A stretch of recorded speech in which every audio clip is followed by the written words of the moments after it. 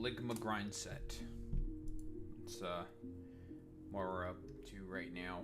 The Ligma.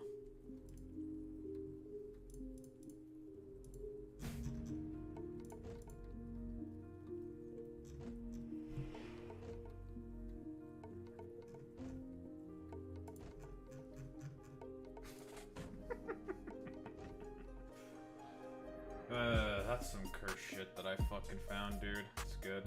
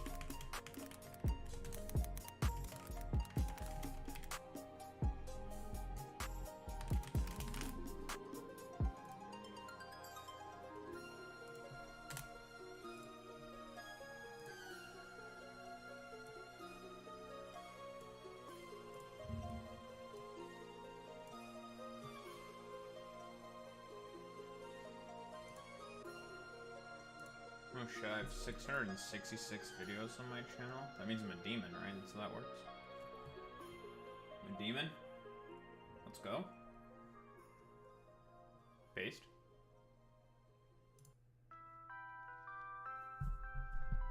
Pretty sure that's how that works. I'm like 95% certain on that one. I'll be honest. Boo. It's me. A humble man of flesh. Ugh.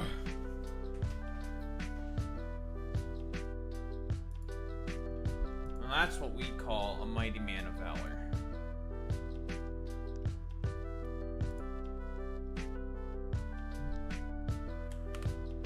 Oh man. Victory Road, huh?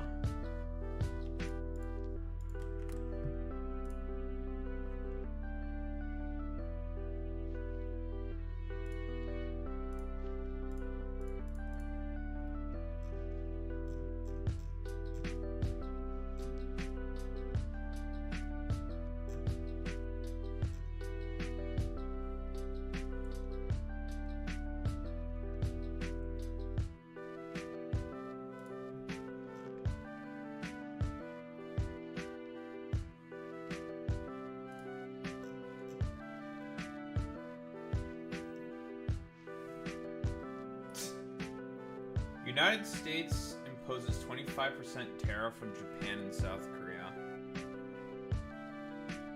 Sure, man.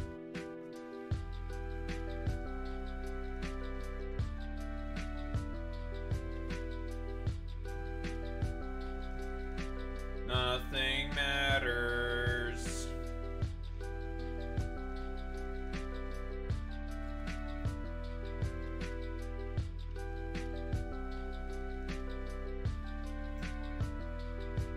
You know, I almost want to, like, change from, like, I don't know, bet on nothing ever happens to always betting on, fell for it again.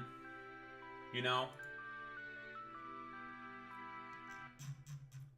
I feel like that like, we are in the environment where that's, like, a really good bet to make. Alright, why the hell does this dumbass volkner have a Maridon? Why does he have that? Oh, what's he doing with that thing? Why you have that? Why you have that thing? Why do you have that? Why do you have that? Dodrio? Zero aura, huh?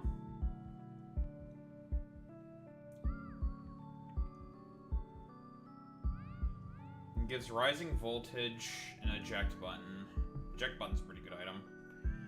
And a zero aura. Okay.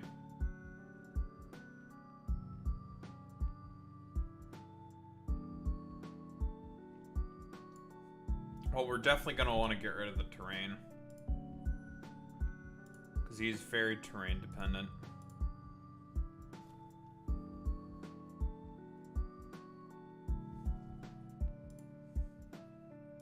Which means we're bringing a Tapu. Yeah, we're bringing a Tapu.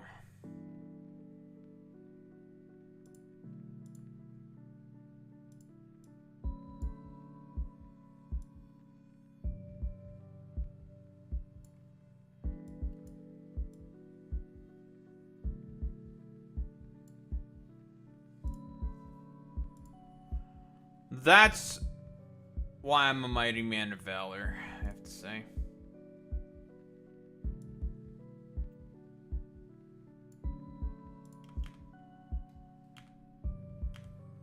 Alright.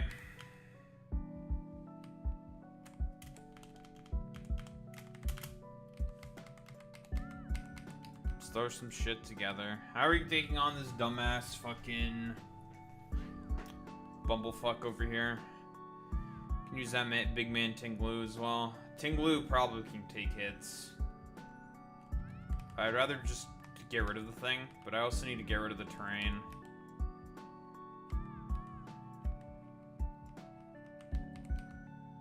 Probably with Grassy.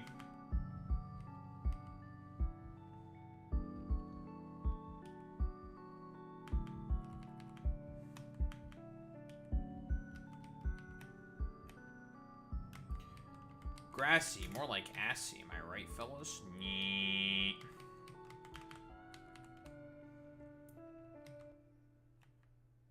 Psychic Rising Voltage Thunderbolt.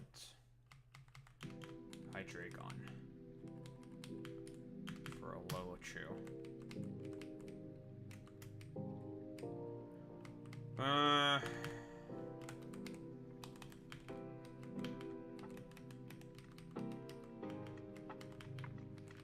I'm not bothering leveling everyone up to level fucking 80, whatever the fuck. Don't wanna.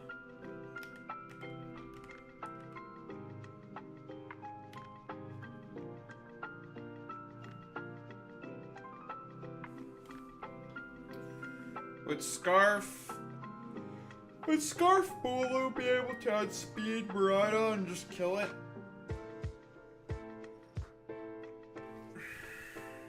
Am I getting a spam caller, dude? Go away.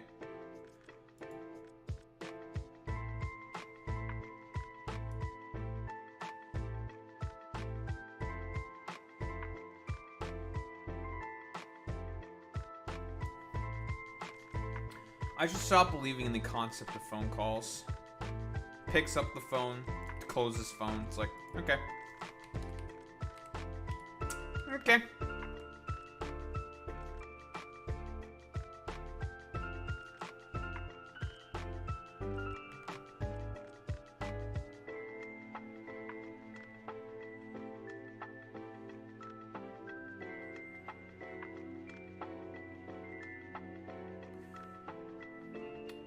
What typing is Dodrio in this game?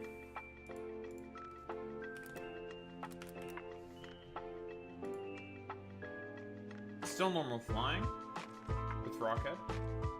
Okay.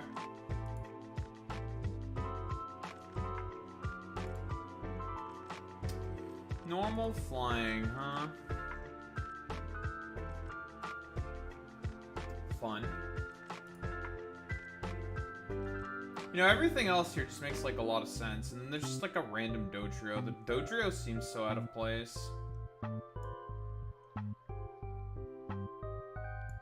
Toxtricity. Electric boom burst and power grass overdrive.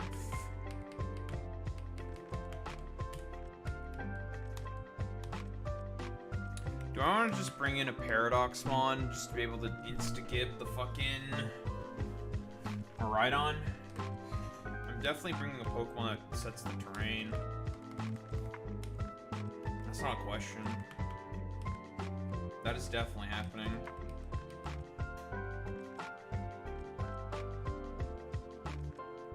Do I just get something that just instantaneously RKOs the Miraidon? And is that Iron Valiant?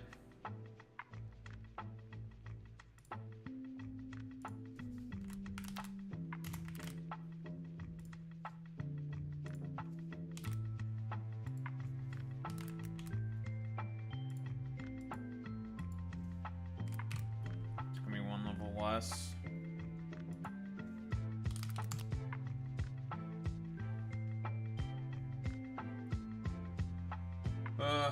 So Corp Drive will be active for speed.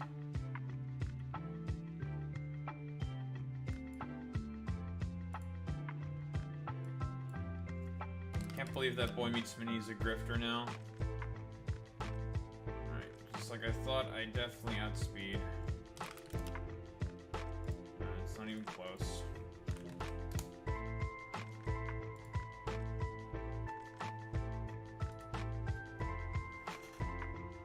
It's just one of those things, or it's just like, language? That doesn't exist. Who the fuck cares about language? Nothing ever matters, bros. Damn. No KO on that shit. Insane.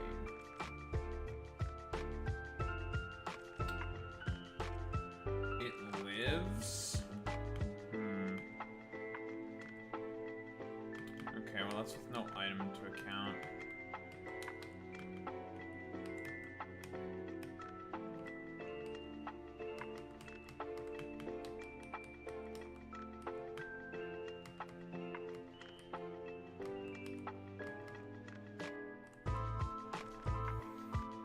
Okay, so that's no item. If I go Life Orb.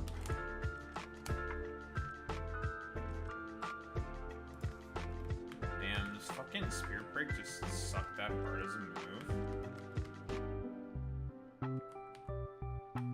I have Move Blast on this thing.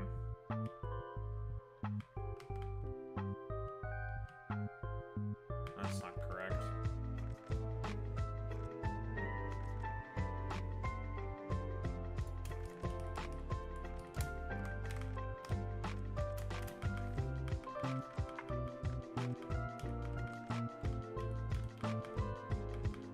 There's Spirit Break. This Valiant does not get Play Rough. There's no way they gave this thing Play Rough in this game.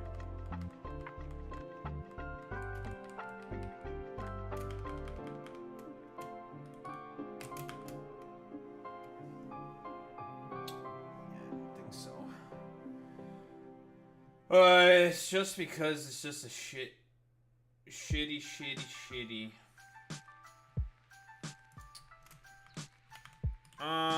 Okay. So, not even with a Life Orb. If I would go Adamant. Okay, Adamant Nature. Corp Drive is attack. Then I can grab the KO. I'd have to get a Scarf.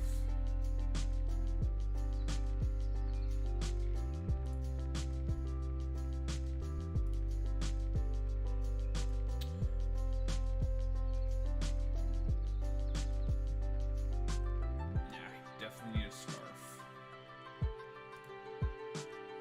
Okay, so Scarf Valiant.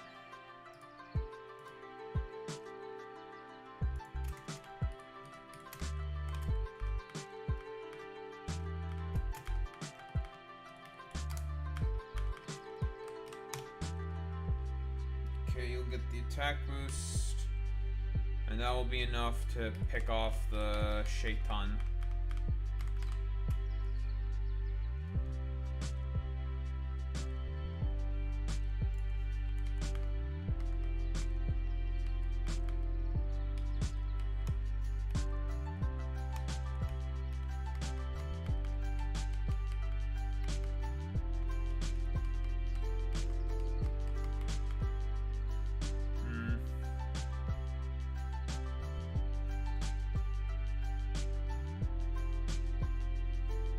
Sniper, double-edged quick attack, jump kick. That looks like a moveset that can't do anything to Joseph. So Joseph it is. You know, I don't necessarily have to get rid of the terrain. I can just use the terrain against Volkner and just benefit from it. I can always do that. That is an option that is available to me. Plasma Fist's Aerial Ace Facade Fake Out on the Zero Aura. That is like one of the worst movesets I've ever seen in my fucking life. God, that is a wretched moveset. Holy fuck, man.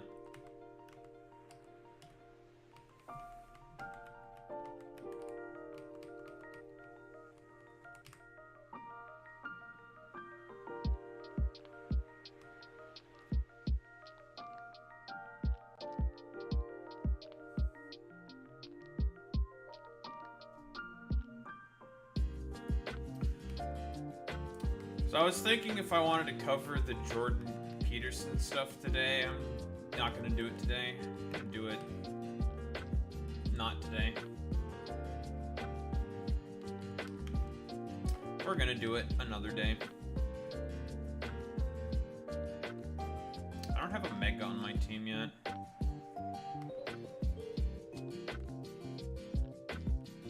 What Mega do I want?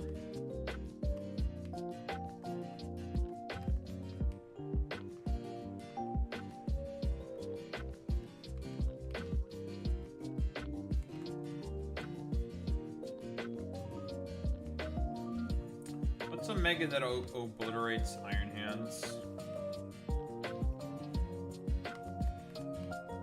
That large man.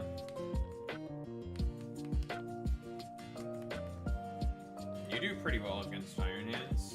Mr. Hands can't really do anything to you. Same with this thing. But you can't really do anything back. I need a large man. I need large men.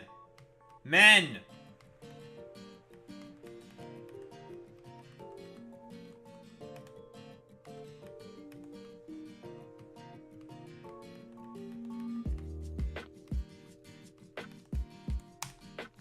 I mean, you would obliterate Iron Hands. It's just getting you in somehow. Like Zen Headbutt. Dead. Just how do I get you in? Oh, that's another question.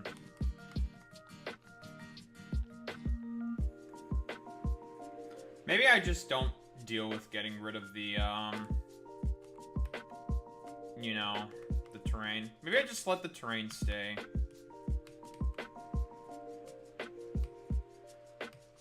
And just be like, okay, I'll just benefit from your terrain as well. Just be like, okay, smile. Terrain. Smile. Might just say like, yeah, whatever. Gives me an extra slot to play with.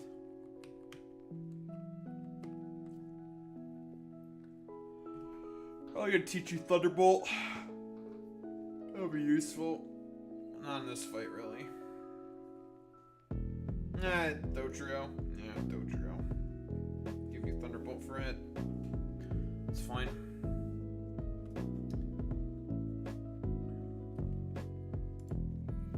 I do have to say, that cinema emote that fucking Zane made is very, very good. It's absolute cinema. Some might say.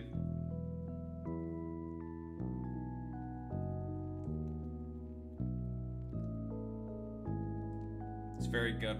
Very well done. Cinema. What the fuck else am I gonna take here? Honestly, I still probably should bring something that gets rid of the fucking terrain, like... The electric moves are gonna hurt a lot, even though I have like a bunch of resists and immunities and shit like that.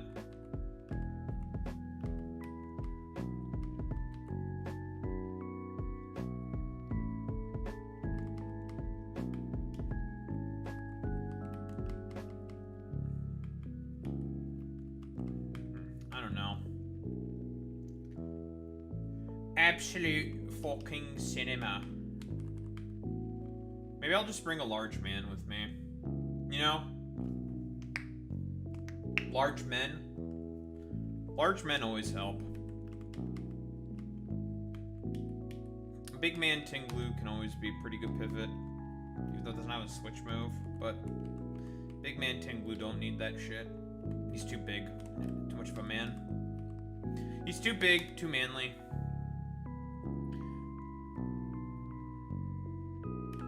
I don't know, there's not really any useful megas I can really bring to this fight. Let's bring, like, something.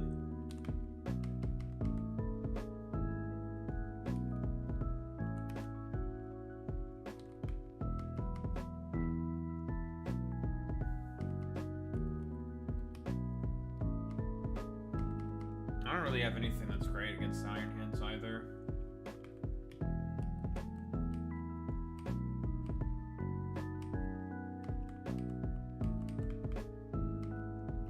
That's true. There is no such thing as too manly. That is true.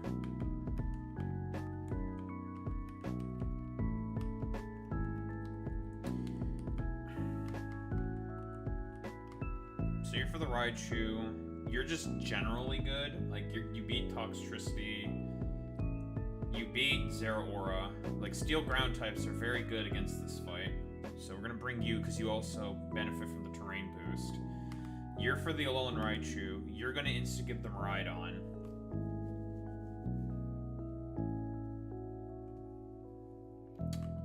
You're for the Dodrio, because Dodrio can't do shit to this thing.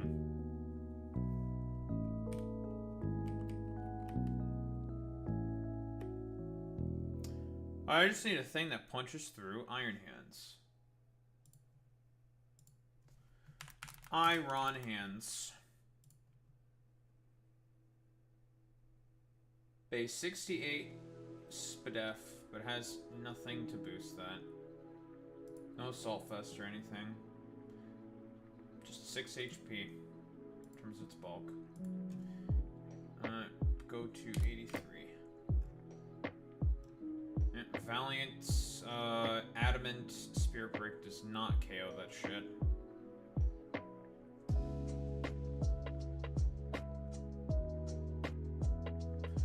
Iron Hands has very good defense, which means you need a special attacker. Because it is weak on that side of the spectrum.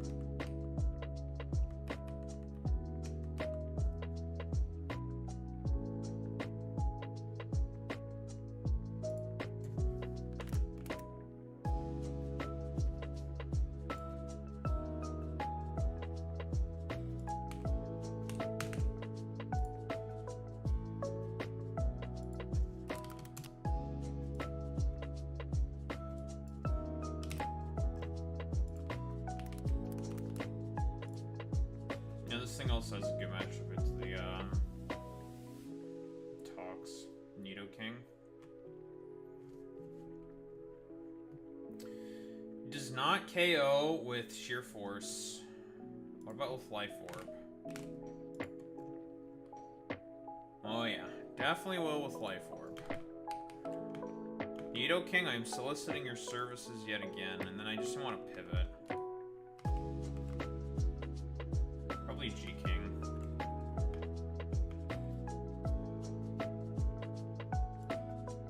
Maybe Lantern. I'm gonna drag out the Lantern.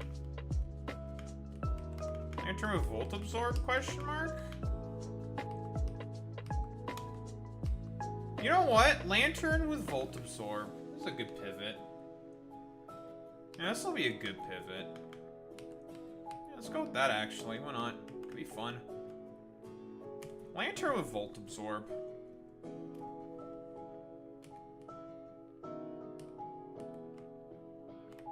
Alright. I don't have a Mega. Don't really need a Mega for this fight, to be honest. Like, what Mega helps me? Like, I could bring something that insta-gives the fucking goddamn Iron Hands, but... eh. How am I getting it in? Like, This thing can switch in on any one of fucking Iron Hands' moves because it resists or is immune to everything. And he just KOs it with Earth Power.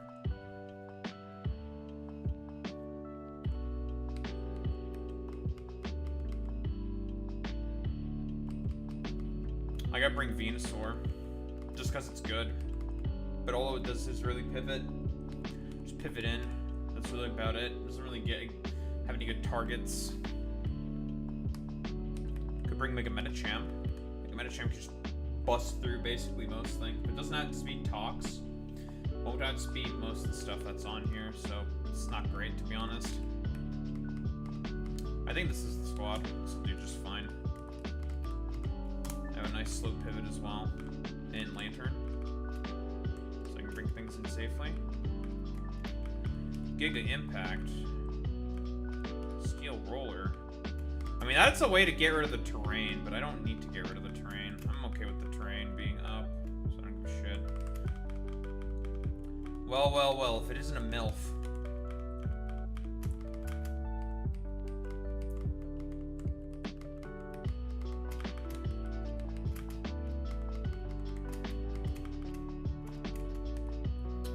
Alright, we've got the Scarf.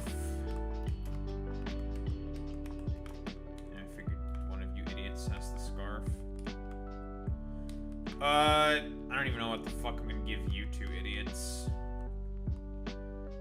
Yeah, Joseph can hold the expert belt. Oh yeah, we have a new emote now. Sacrificial MILF. Made very well by Zane. We have a cinema emote now. Yeah, it's very good.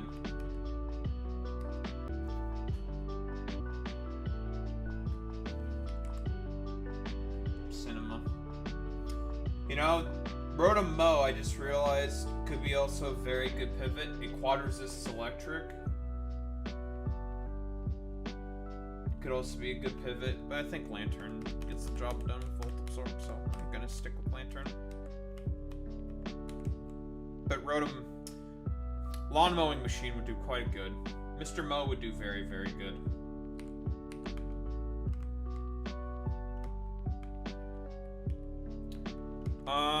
I don't know what to give Hydreigon. I don't know.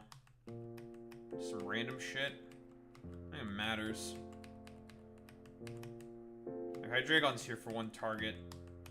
And that's, you know, a low... That's our fucking Pancake Eater. Mr. Treadington. Just give the Assault Vest. I don't think I need those. I need the Assault Vest. I could just give it the Assault Vest, just make it tanky. I have nothing but attacking moves on it. Yeah, sure, why not? Mr. Vestington for you. And for you, I don't know. Fucking... I don't know. I'll just give you Black Glasses. You're just collecting Dark Pulse anyways, so... You have some glasses. I either bring that or Jug. Jug also gets the job done. Jug would also outspeed with the, No, Jug wouldn't outspeed. I'm just gonna have to accept the fact that I'm just not gonna get rid of the terrain. I'm just going to co-sign myself to the fact that I'll let the terrain stay up. Yeah, sure, the Alolan Raichu becomes, like, the fastest thing on the fucking planet ever. And can just basically click Rising Voltage. But I have a Lantern. Lantern can just switch into any of those moves. Lantern will just be like, okay. Okay. So, I'm just gonna accept I'm just gonna be like, you can have the terrain. I don't care. No, I don't care. Don't care. You can have it. You can have it. I'm gonna accept that fact. And just deal with it as is. But yeah, absolute cinema. I don't care, folks. Listen, folks, I could give less of a shit about the fact that Volkner's just gonna have the terrain, folks. He's gonna have it for a full 8 turns, but that's okay. We have Pokemon that also benefit from the electric terrain being up, folks. Let me tell you. Let me tell you, folks. Let me tell you, folks. Also, I'm really curious, I'll be quite honest. How long do TikTok does anyone know how long, like, warnings on TikTok, like, last? Like, those, like, is it the same 90 days, like, on TikTok as it is with, like, YouTube and shit? With community guideline warnings? Is it the same shit? It's the same thing. I have no idea, I'll be honest. And also, as soon as we defeat Volkner, he's the last of the Hoenn, not Hoenn, but Sinnoh leaders, so after we beat him, we'll be done with him. How fast are you, buddy? Okay, you'll get a speed boost when you switch in with Quark. Not all the speed talks, because otherwise you don't have speed talks. I think your speed is base 106. You'll have speed talks if talks comes in for the Valiant. This is the thing I'm gonna switch into. That's because that was a very good matchup. Actually, I could teach you Volt Switch? I'm pretty sure I kind of want to teach you Volt Switch. I don't need Rapid Spin. I'd rather have this thing have Volt Switch. I'm like 95% certain that you learn Volt Switch.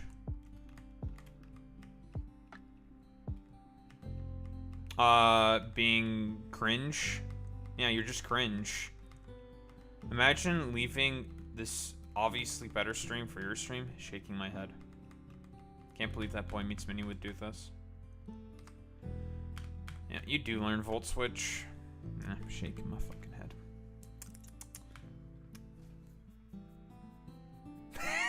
Who remembers this shit, you know? This dumbass fucking trend of, like... Shame. So stupid, man. Yeah. You getting Volt Switch makes sense. I think we're more or less good to go. We just gotta level up our stuff. I don't want to bother with, like, leveling everyone up to the cap. We're just doing fights. Just go. Just fucking go. He's like, just fucking get in there, bud. Finish up the damn game.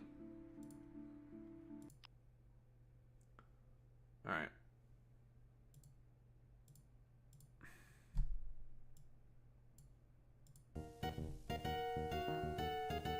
Let's get her started.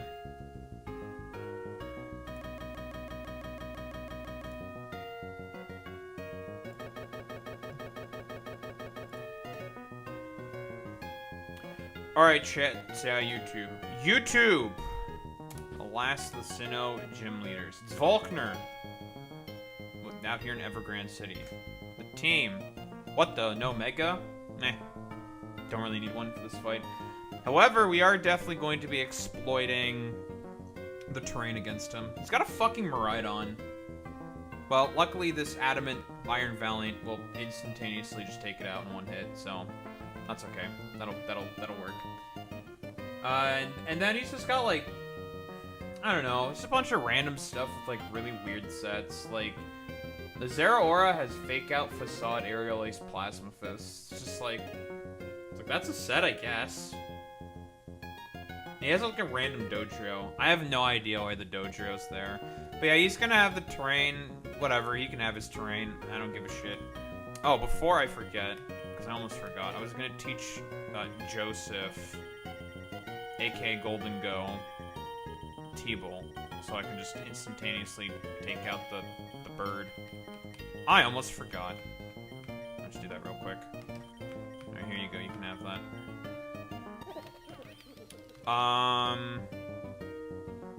Get rid of this for now. I'd rather keep Recover. Alright, cool. Should be good to go. Alright. Hey, big guy. Yeah, what's up? What's up, Volkner?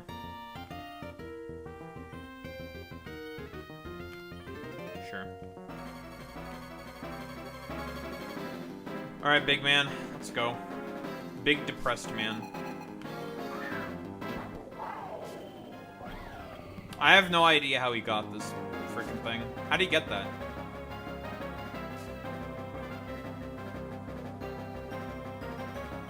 Alright, well, you're gonna die.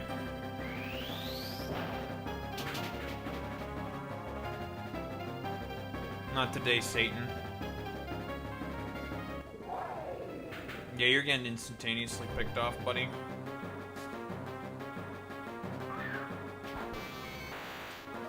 Psychic.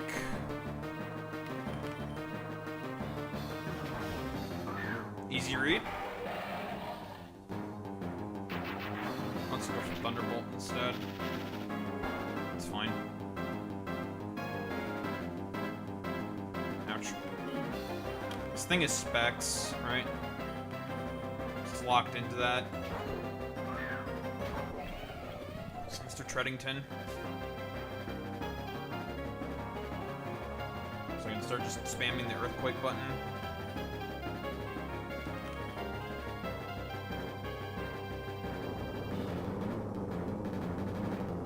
Bye-bye.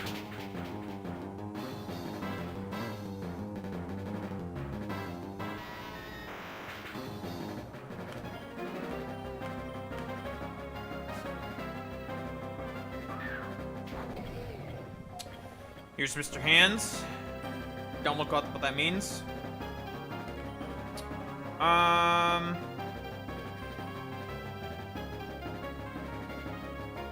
It's either just gonna go for fake out or we'll just go directly for the close combat, right? Let's come in with the Nidoking. I should just survive any hit, doesn't matter. I'm just gonna take it out instantaneously. No. I mean, this is gonna hurt still. Because that's one strong man right there. You're very slow and you're gonna die to Earth Power. Goodbye. Spell strength -1. You're cooked, son.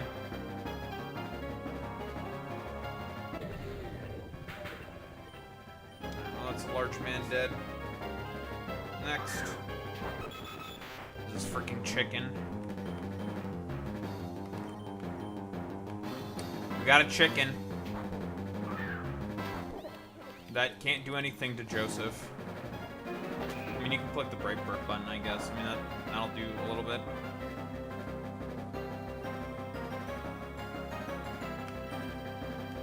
I don't know. Bye-bye.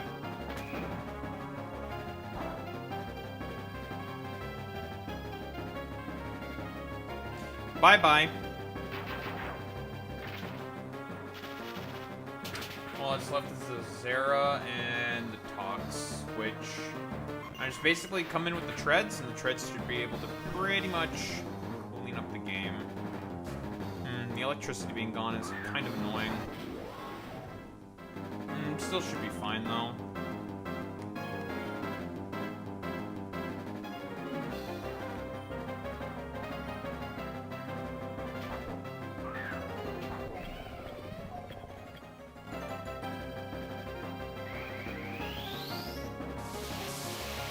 I would have liked to have had my speed boost. It's not the end of the world, to be honest. Nice.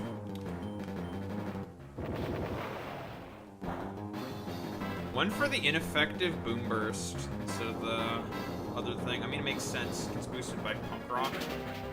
Probably would have done more damage than Hidden Power Grass, but it's okay. We're vested, so meh. Bye-bye. And then he's got like a ferret. I don't know what to call Zero Aura, but for some reason this thing doesn't have a fighting move. Sure, man. Like, this thing's moveset is so whack. Why do you have Fake Out Facade? Why do you have those moves? Why do you have Aerial Ace? I mean, you can hit flying types with that, but there's no close combat? Like, okay. I guess you're just gonna die then. Alright, well. Goodbye, Volkner. Oh, it's not very hard. Alright, goodbye, big man. I'll take a Zero Aura and Rising Voltage, I suppose. Oh, I guess also Supercell Slam. That'll count for something. Jick Bun's pretty good item though.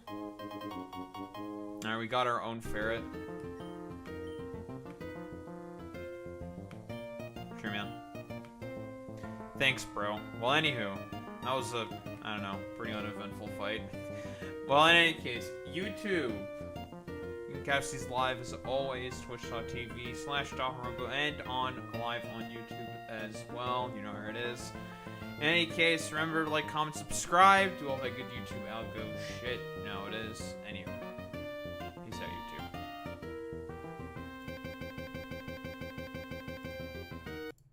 Alright, well. From one fight to another. That is all the Sinnoh leaders done. It's time for the rival fight. Final rival fight in Evergrande. Which is just gonna be a...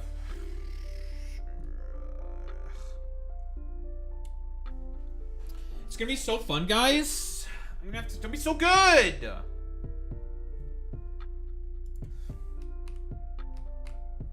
A back-to-back rival fight. Just like...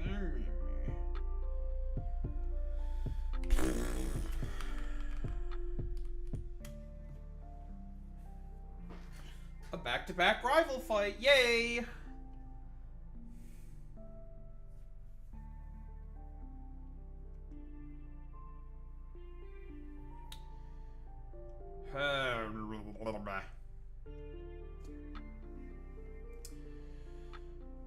Dawn leads off with Mosa Lo Samosa with a fucking focus sash.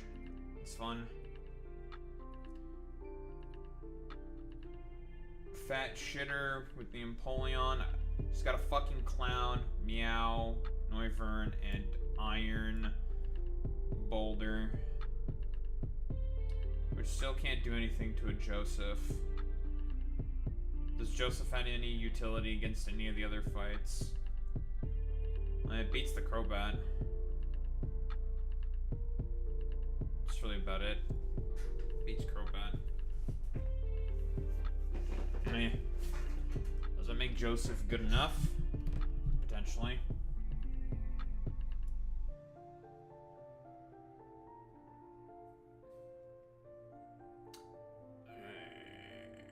I need something that can kill a clown and the Volk.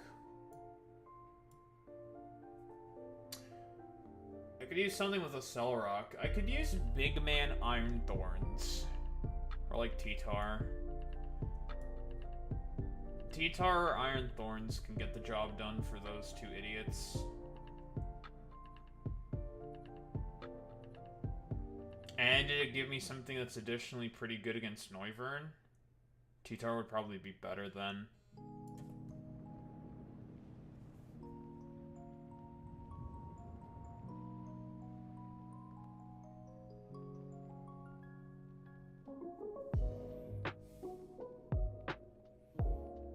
And it'd have a pretty good matchup into the fucking Crobat as well. Not really the Dragonite.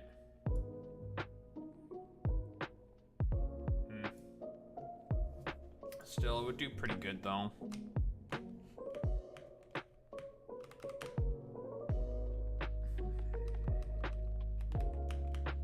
Alright, we have this little guy now. I don't know, you can stay there for now.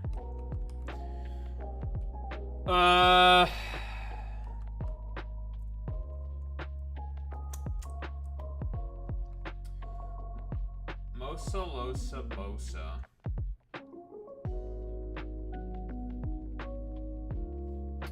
Mosa Losa Vosa.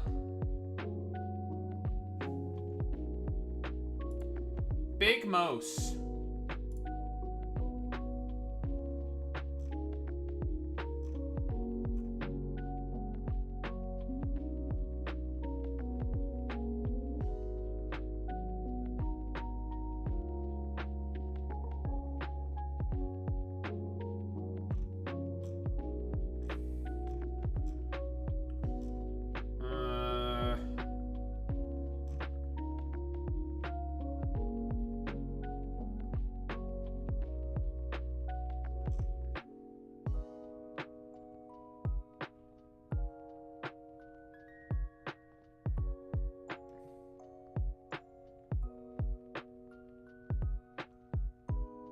Okay, wait a minute. What the fuck is this, like, mentally ill fucking bull? Hold on. Hold on, we have some concentrated mental illness. Concentrated mental illness alert. Hold on, we got some schizo shit here. Bro, what the fuck is this shit? War on terrorist propaganda. Bro, what the fuck is this shit?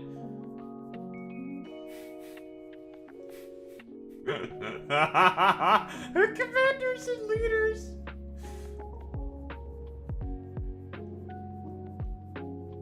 Bro. Item's career permanently over. I don't think his career is permanently over. His views are still doing pretty well, and he has this still massive fucking channel. And there's this retarded fucking anti-race mixing Nazi agreeing with this, so whatever.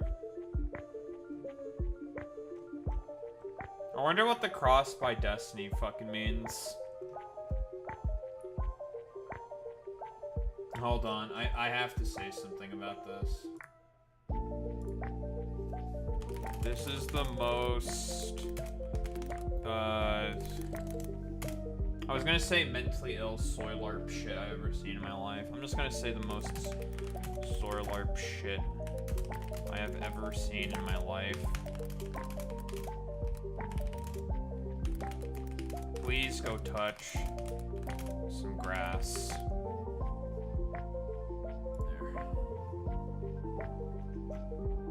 The fuck is more Pegasus? The fuck is... Who are even half of these something like fucking dumbasses? Like... WestJet, Sensitive Society, more Pegasus. Are these just 3 IQ Destiny Orbiters or something?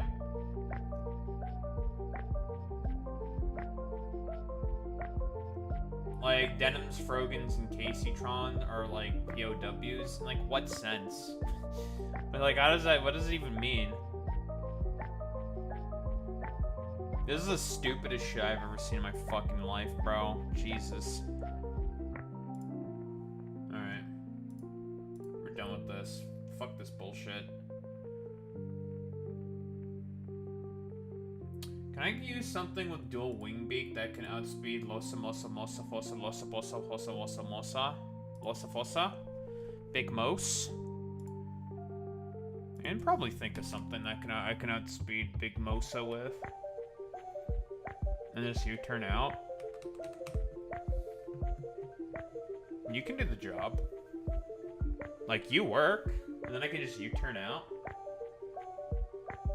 You have some other pretty decent targets as well.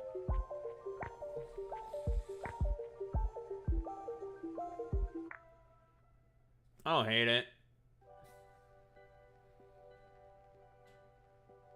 You can do pretty decent damage against the Tapu Fini.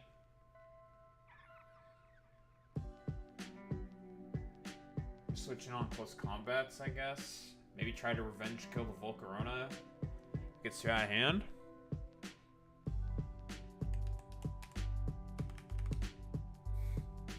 It's not a bad idea, honestly. I don't hate it.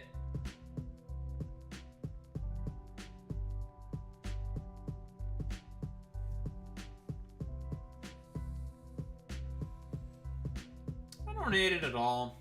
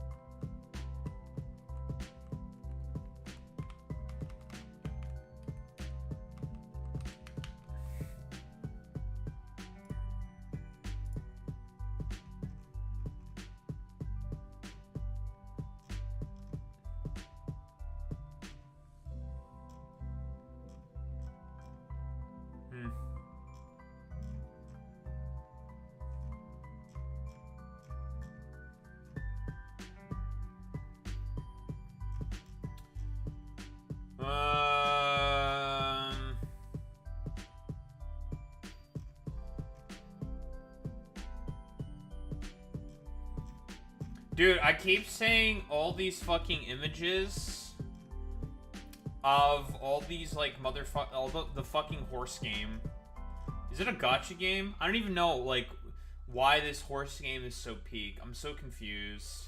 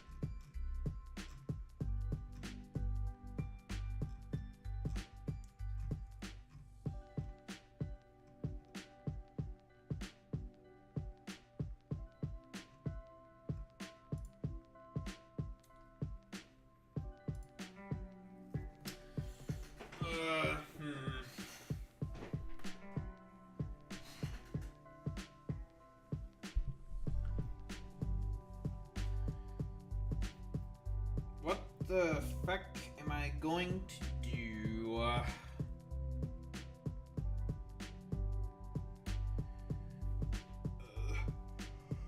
Losa bosa fosa. I ain't shot for that losa bosa. I hear how fast you are. Why are you so fucking fast, dude? Base 151 speed. Can't even outspeed with like Mega Zam. Even if I could outspeed with Mega Zam, it would live because of the focus sash. It's just kind of annoying.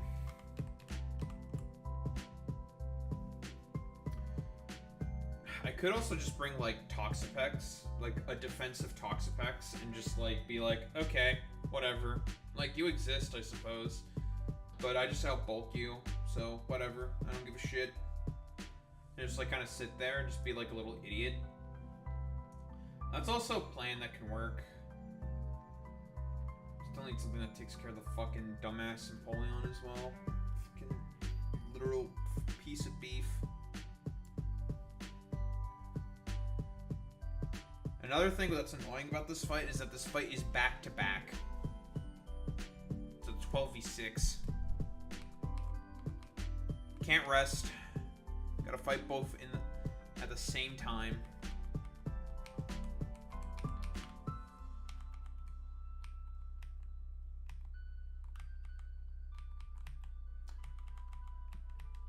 So you need a team that is all about longevity. Can also dish out big dick damage.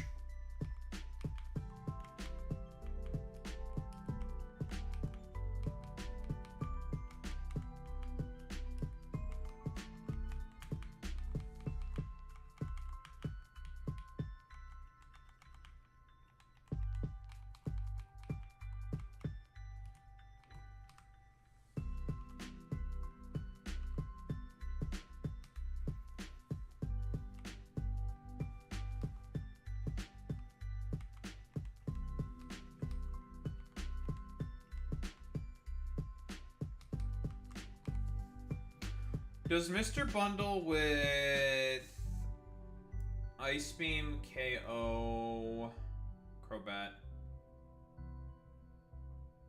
There's a lot of other good targets for it as well, which is why I'm interested in potentially bringing it.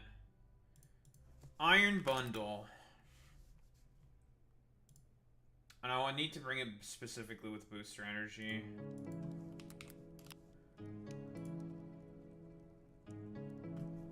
What do you have for me, Mr. Bundle? I do think I still want to bring the Iron Thorns, because I think a Celerock is just good.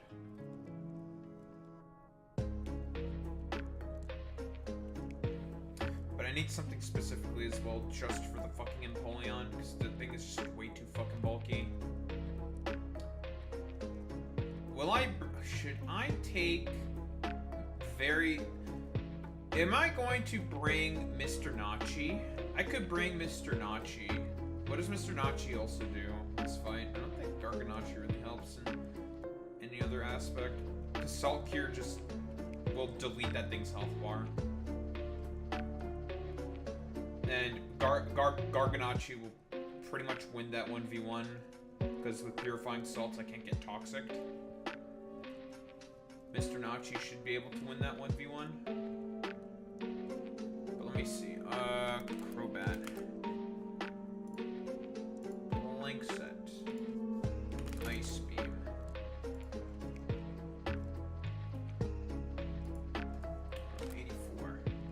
It's a roll. Doesn't kill. But I need the speed boost. Let's see. If I were to go modest.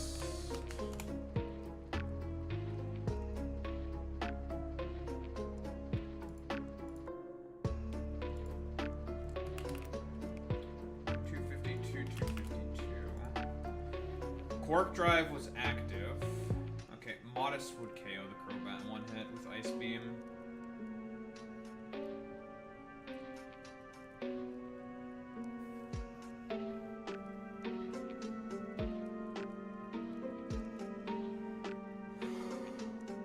So I could just run Modest Scarf. Modest Scarf should outspeed Los Samosafosa. Right. Pharaoh Musa. Max speed. Yes, I do. I can just flip turn out, break the sash. Bring in Toxapex to 1v1 the thing. That works.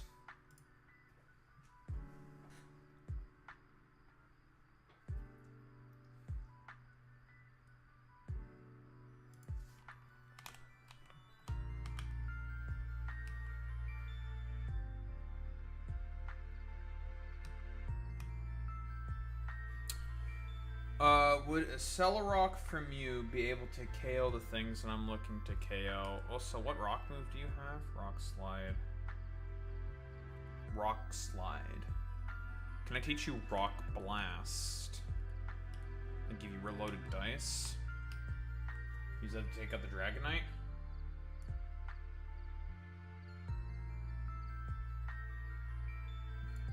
Yeah, it's a pretty large man.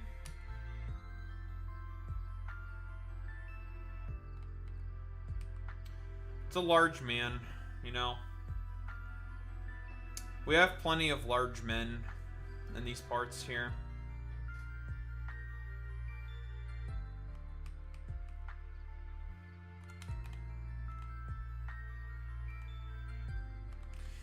Men!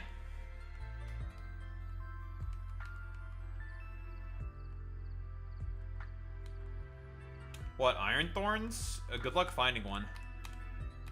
You can get its present-day cousin, and that is Tyranitar.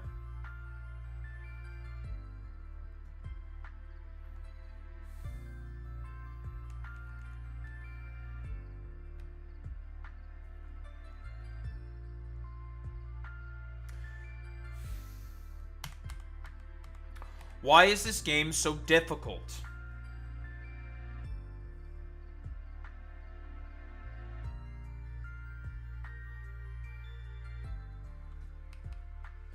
Why are there so many big men?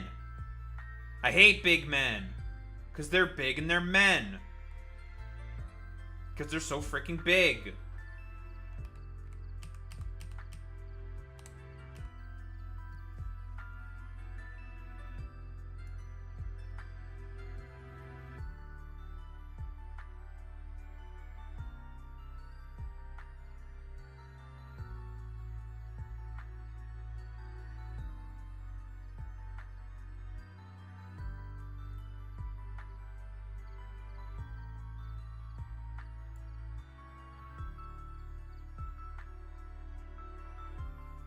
I don't remember how fast Mega Sceptile is.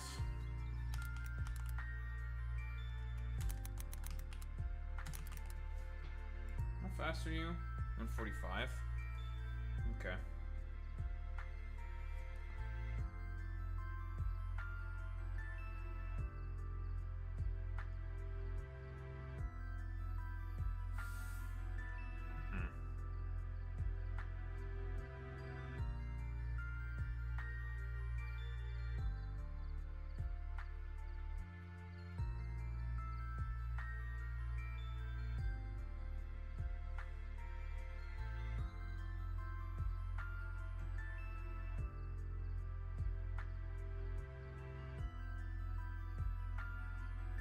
Corviknight pretty much walls the fucking Mega Subtile.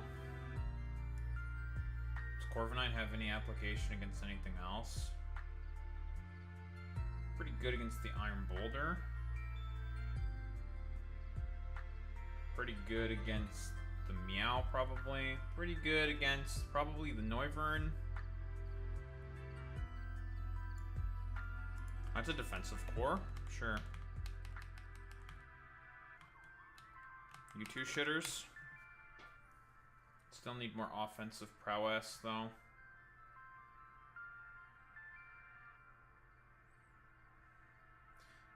Gonna be tough to lead with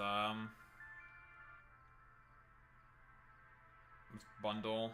Problem with leading with Bundle is that it would consume its fucking booster energy immediately, and I don't really want it to consume its booster energy immediately. But I'm probably gonna bring the Bundle. Ugh.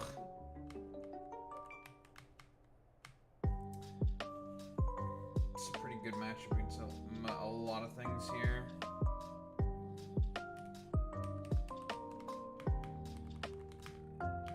Bring Mr. Thorns. Just for the Accelerock, right? Like if we just do some calcs. Mr. Thorns.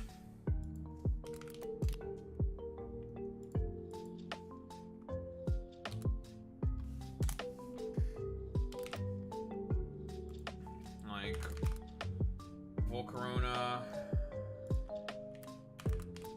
There is no way you live a fucking Accelerock. Yeah, it's not even with any investment. That's just with 252 in attack. Doesn't KO. That's crazy that it doesn't KO. That's quad super effective. A quad super effective Accelerock does not KO.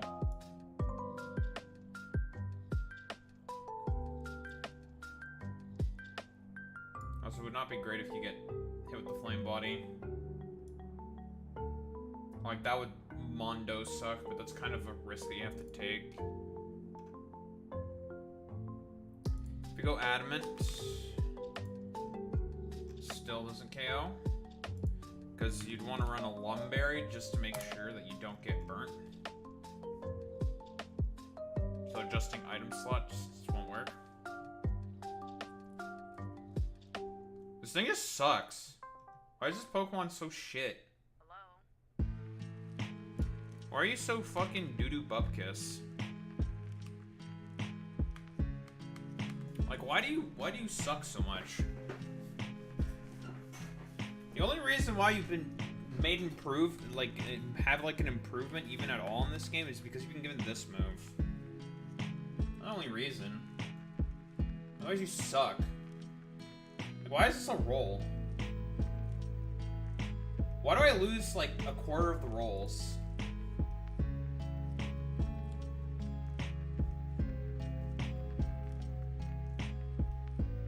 Why? Why is this a potential outcome? Volcarona doesn't even have any investment in bulk. None. It's just 252, 252 with 4 in HP. Stupid. Stupid! Actually, El Krungus Bungus McChungus. Like, do you kill the clown? Like, do you kill clown? You have to kill the Blaze, right? You don't even kill Blaze. How the fuck do you not get a kill on Blaze? I think it's a fucking piece of, like, a paper mache. Why does this Pokemon suck? Like, why is Ironthorn so bad? How do you not even get the kill on Blaze?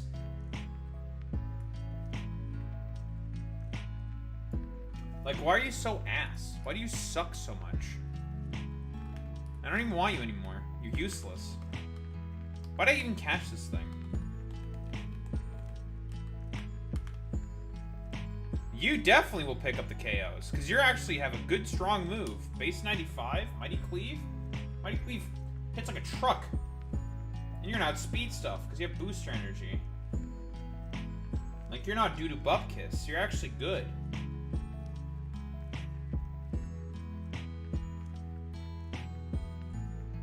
I'd rather bring Mr. Boulder. I'm gonna bring Mr. Boulder. I'm gonna bring my own boulder. Fuck you, Don. Bitch. Like, why is there so much doo-doo bupkis?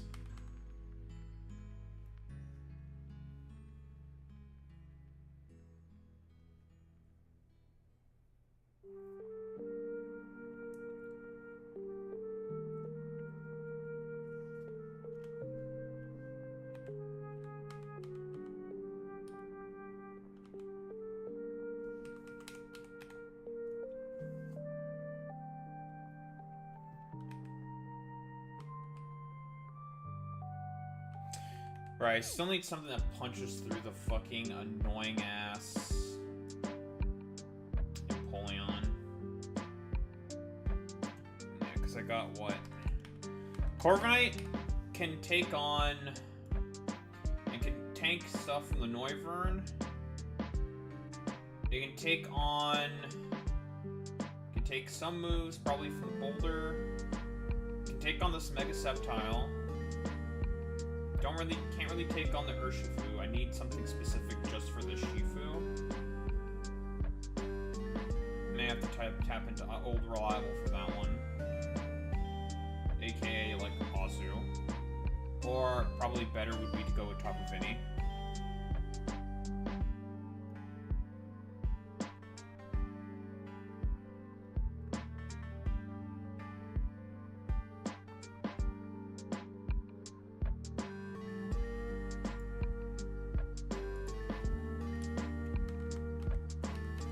The thing with this fight is that this fight has to be hard because they're going to give you pretty crazy rewards. Don't even have a Mega yet.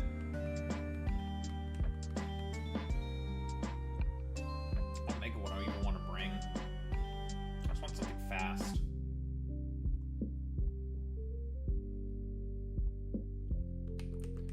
Would Mega Lopunny be able to even take out the thing? I think I may just need Mega Medicham again. What else does Mega Medicham do good here against? Not really much of anything, to be honest. It would just be for the Empoleon. That thing is so fucking damn bulky. Like, it doesn't even die in one high jump kick. That's how ridiculous that damn thing is. It just lives. It's like, alright, man. Cool. I don't know how you live that, but you just managed to live. Alright. You got it, bro. Like, AO might be. Like, AO might be.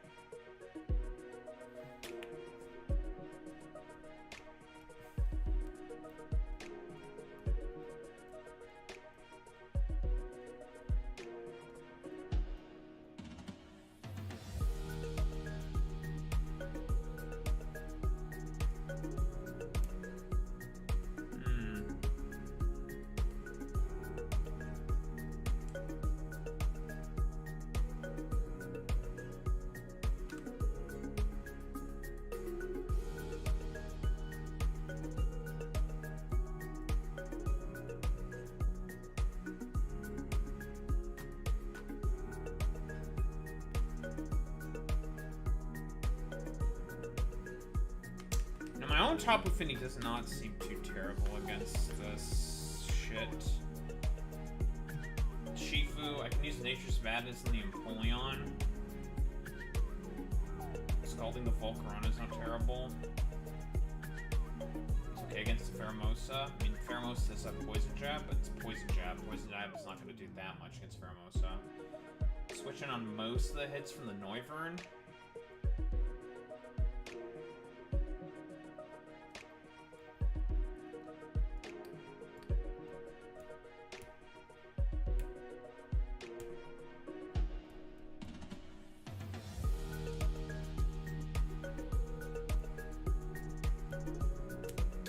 Um, um, um, um, um, um, um, um, um, um, um, um, um, um.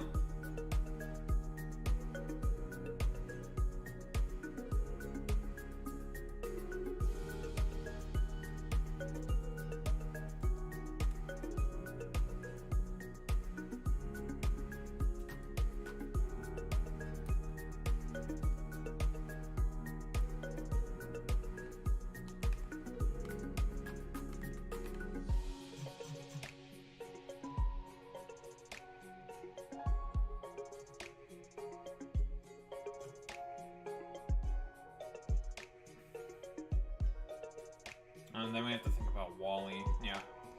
We're not gonna be done here. Next is gonna be fucking Wally. Ollie! And he's got a bunch of fucking nonsense as well. Dude, he's got a fucking long neck. Why does he have long neck? I don't want to deal with long neck. I hate long neck. That's a long fucking neck.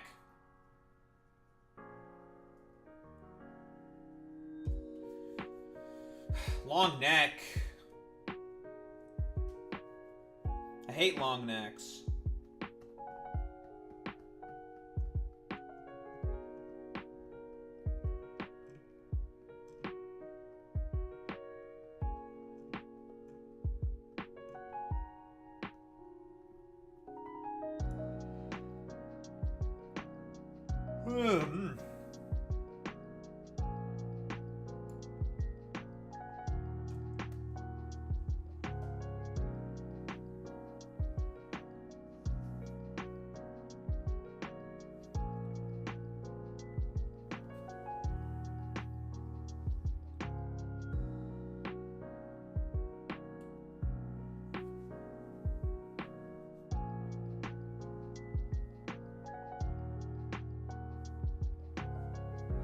There's still a lot of loose hairs.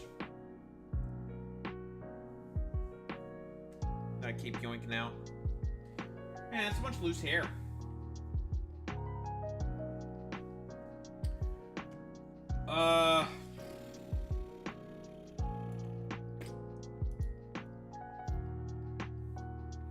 Did I just bring like Megalopunny anyways?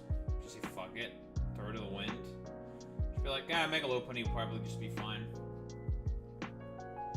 Megalopunny does have a bunch of good targets, right? Urshifu, Dragonite, Crobat, if you hit all the triple axle. Doesn't have speed Mega Sceptile, it's too slow. Can do pretty decently into the Empoleon, but the Empoleon is just gonna have to be a combined effort. Like that thing is just, that thing's not dying in one hit. I don't think Megalopunny can even 1v1 that thing. There's no fucking way. I think it's just too tanky. It's way too bulky. That one is just like, you kind of just have to accept like, okay, whatever. I just have to like, I don't know, force it to roost a bunch, yada yada. Just come up with like some complete fucking shenanigans to try to take that thing out. Because it's just too tanky. Like that thing is an abomination from hell.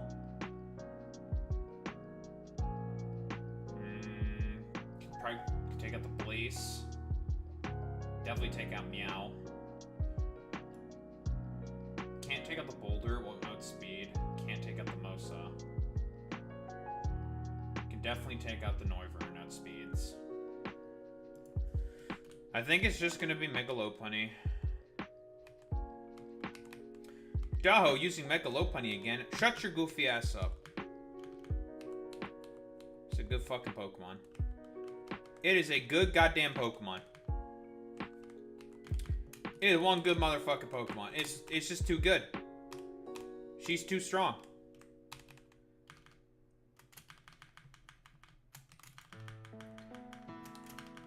Megalopunny's just too good. Why would I teach you Stone Edge when you have Mighty Cleave?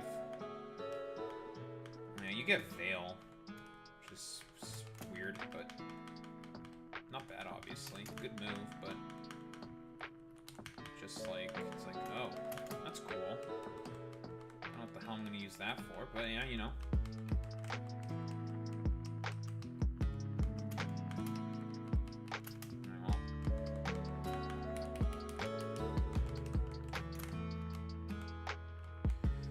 Okay, well.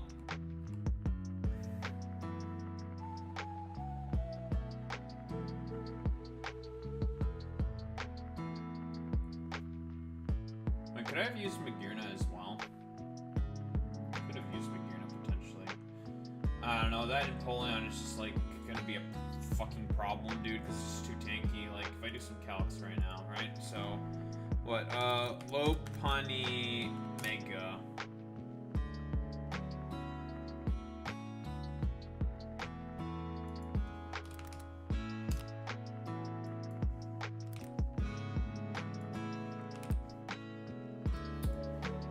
Napoleon. Oh yeah, you're not gonna have Mega Empoleon, so we have to do it this way. We have to change this shit directly. Bold. It's 145 with base 140 HP. What is the stat spread on that thing? Max. So what? 252, 252.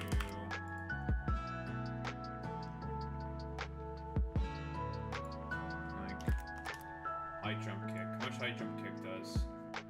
42%.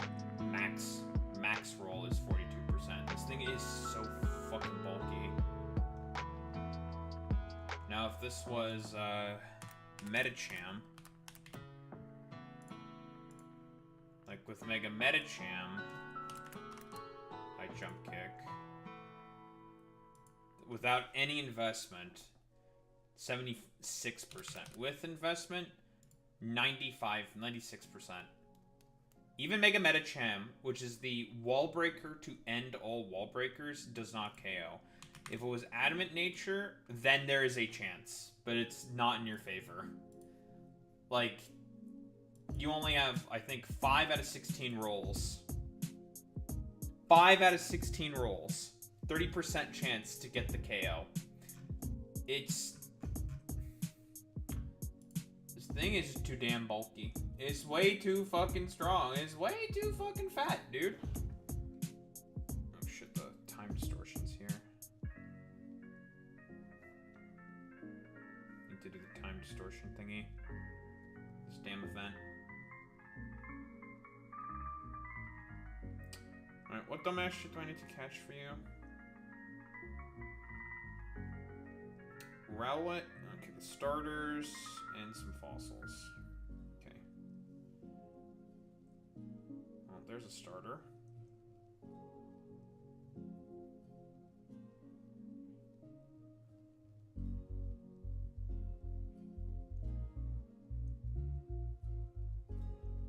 That we did catch. A chicken.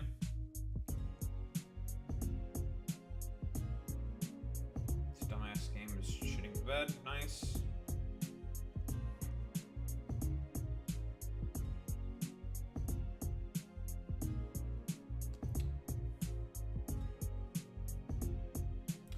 Look at all those chickens.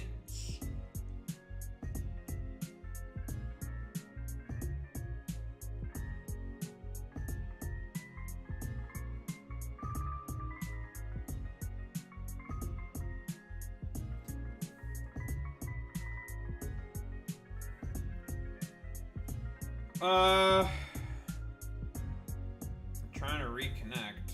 Great.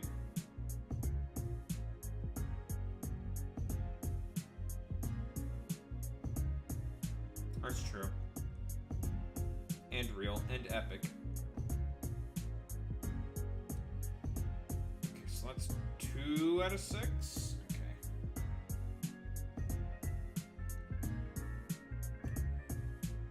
Need to find Totodile, Oshawott, not Totodile.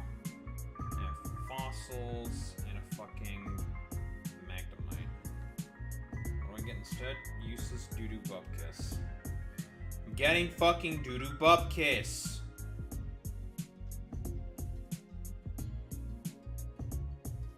I hate getting Doodoo Bupkiss. What do you need to evolve? Oh, you can evolve right away. Okay, well, let me get this out of the way. For my stupid catch metal. Why, sacrificial MILF, do I have to deal with so much doo-doo bupkiss? I hate doo-doo bupkiss. Angry.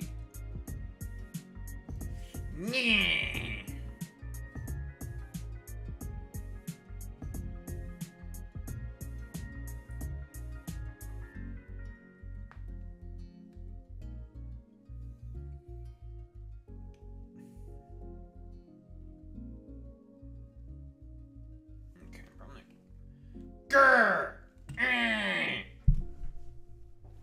Why is this game so freaking hard? I hate this game. Let me even double check. This fight I'm pretty sure is back to back. Alright, Emerald Imperium. Dawn and May. Like, I'm pretty sure it's a back to back fight.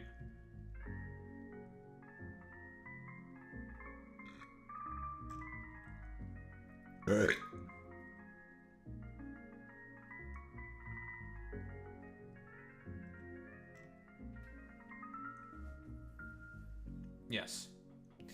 It is back to back.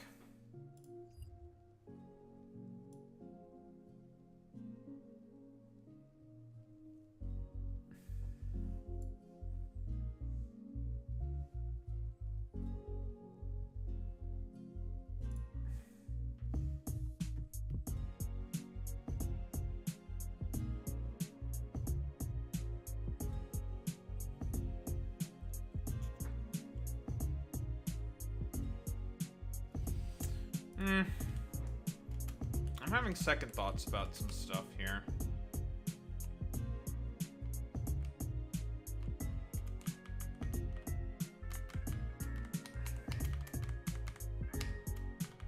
I'll say about you. Do I want you?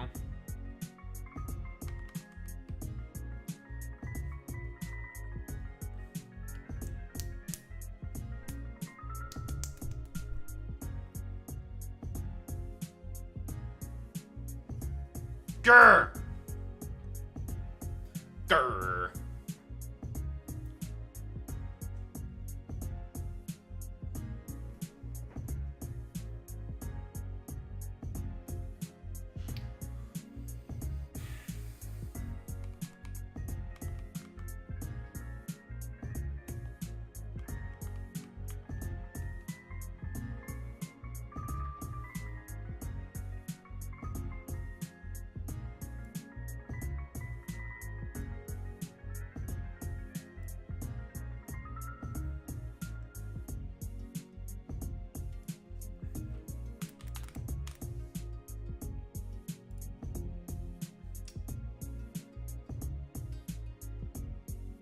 Oh wait, that was at level 100. Wait a minute. I calc this at level 100. That was a mistake. 84.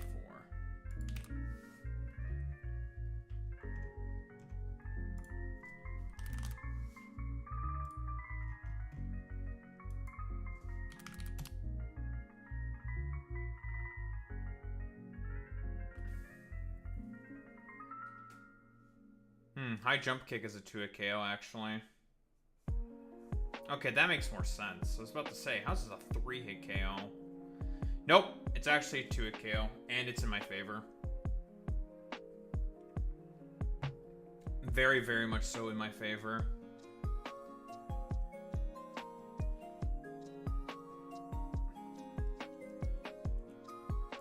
Oh, that makes me think.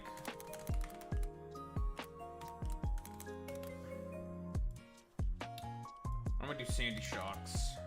Proto boost active on special attack.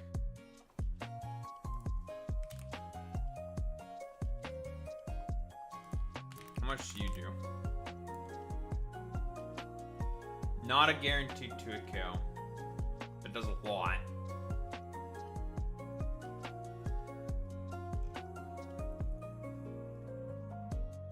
And it does a lot of damage.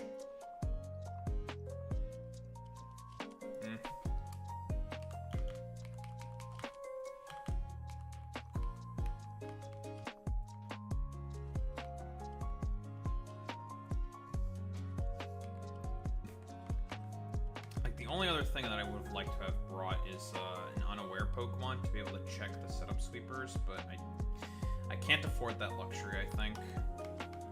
So Mega Lopunny is actually a 2-hit KO on the Empoleon then. I didn't calculate properly. Whoops.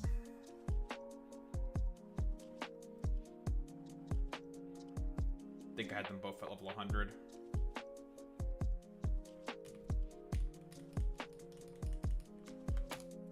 Or I might have only had the Empoleon at level 100. At level 100, definitely would like be able to take 3. Just no bueno. Yeah, we're just gonna go with this. Fuck it.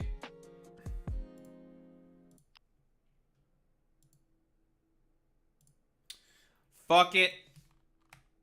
We're just gonna do it. We're just gonna do it big. We're just gonna do it big. We're gonna shit our pants, probably. We're gonna shit and fart and cum everywhere, probably, or something. I don't know.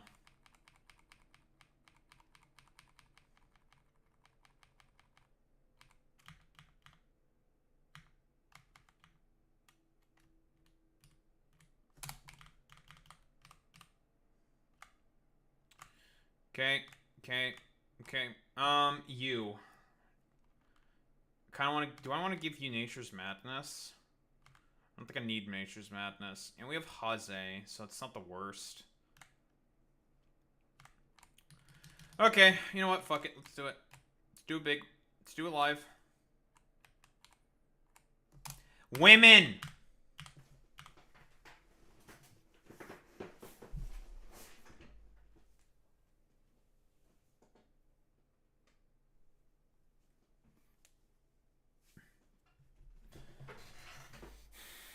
Alright, women. This fight's gonna be rough, though. This is not gonna be an easy fight. What is the speed stat of Blaze? Yeah, I knew it was fast, but I was just like, how fast? You know, they were just women or something. I don't know. Gotta shit on them because they're women. As we all know, I am an ironic misogynist. If you are, you know, a part of the Voshite coalition, that means you have to hate women, but ironically, but you don't actually hate women. That's how that works, right? That's what I heard the rules are. Now, are those, like, strictly adhered to? Not really. But listen, when he did the ironic misogyny bit against J.K. Rowling, I'll say it, and I've said this before. I think I've been consistent on this. He didn't do anything wrong. He did nothing wrong. He didn't do anything wrong. I'm gonna be honest. Because fuck J.K. Rowling. J.K. Rowling fucking name searched herself and came across that fucking dumbass tweet. Like, and now, like, a bunch of, like, dumb fuck Marxist-Leninists want to implicitly defend J.K. Rowling because of the fact that, you know, he did the whole song and dance, the ironic misogyny bit. Even, like, fucking Contra dropped him because of that. And, like, again, like, all these, like, soy larpy dumb fuck dipshits still fucking haters. Like, yeah, that's, like, a good thing, but I still hate Contra. She's kind of a layup, and it's just like, bro, it's nothing. Like, you think everything is fucking liberal to you. Liberal is like an amorphous term that just can mean everything and nothing at the same time. Like fuck off. Nothing matters. Everything is stupid. We're posting cringe.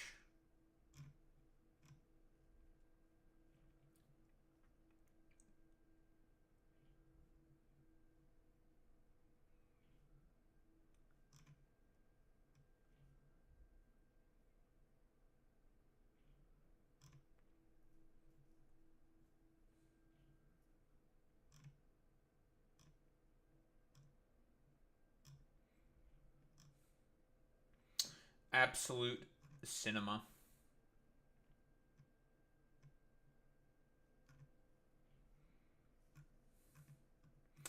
I should probably watch some VODs of Summer Games Done Quick, because that's an event that's going on, and that's a good event. For a bit of positivity in the world. I know, it's the first Pokemon in my party, so that means I have a bunny behind me. That's how that works. Actually, no, it's the Snow Bunny mind control, actually. It's actually a white woman disguised as a bunny in order to, I don't know, make me sexually attracted to white women. Ah, curses! I'm attracted to white women! Urgh!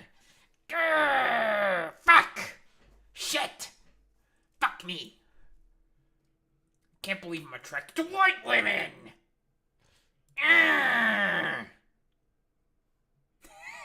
This is so stupid. Yeah, how dare I? Cringe. Posting cringe as always. Clip it and ship it. God.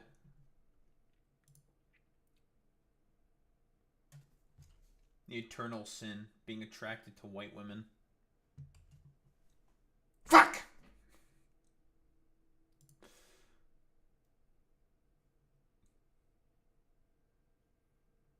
A blurb. I can't believe that I would be such a blurb. I don't know what that means, I'll be honest. Clueless.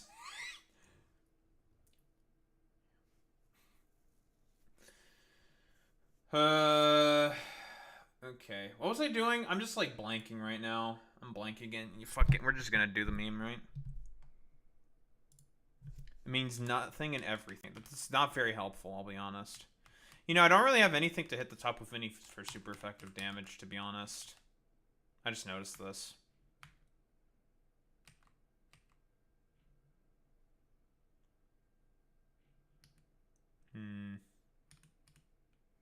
Teach Toxapex Sludge Bomb just to be able to hit Tapu Fini? That's a play. That works. But otherwise, I have nothing for the Fini. Oh, it's gonna have Misty Seeds, so it's just gonna be like really dumb and tanky and annoying. Well, you have to get rid of Toxic. Other two are mandatory. Can't be gotten rid of.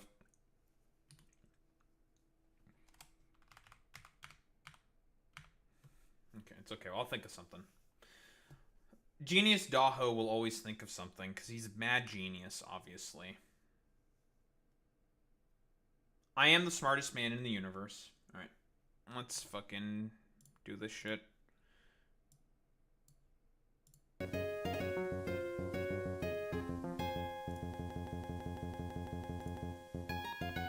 Alright, chat, say hi, YouTube. YouTube!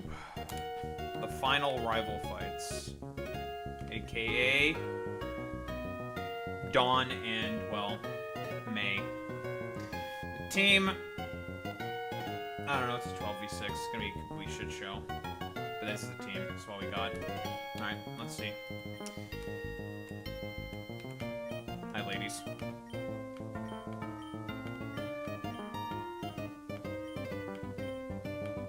One last battle.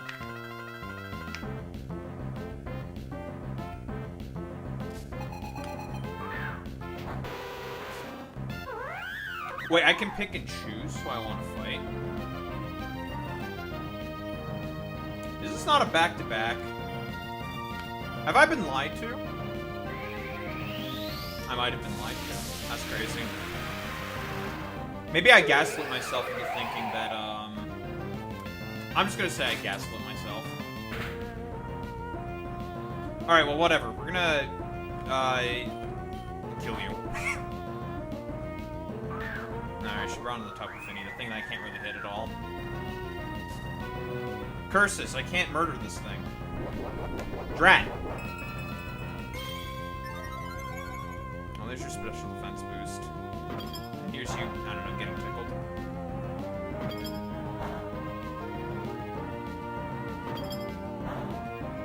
Listen, every little bit of chip damage is good damage, okay?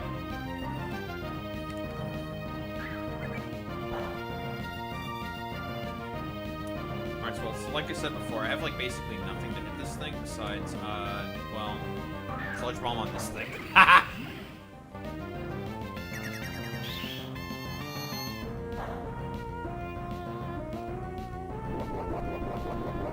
I can't get rid of the seed boost because I do have haze, so that'll work.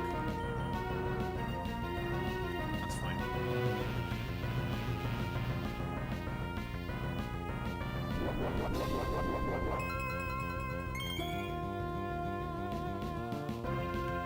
Alright, well, time to slowly take you down with sludge bombs. You'll die eventually.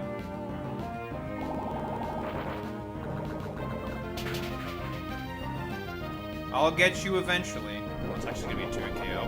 Huh! Does this thing have no bulk? Nah, that's why. It's got, like, no bulk investment. Nah, that's why. Okay, that makes sense. For a top infinity, you are pretty frail, my dude.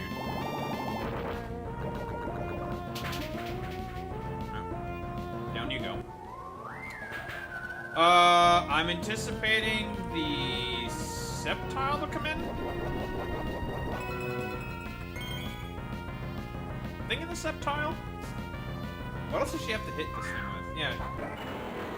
But I have like a pretty clean counter to this thing. This thing cannot hit Corviknight at all. Like, what do you do to Corviknight? Oh no, you can click Sword Speed. So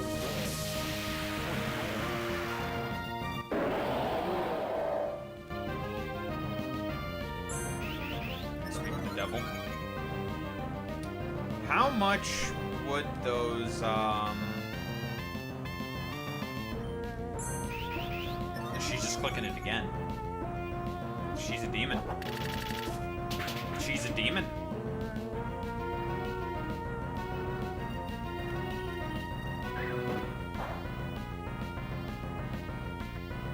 Ooh, that's a lot of damage. But I'm living.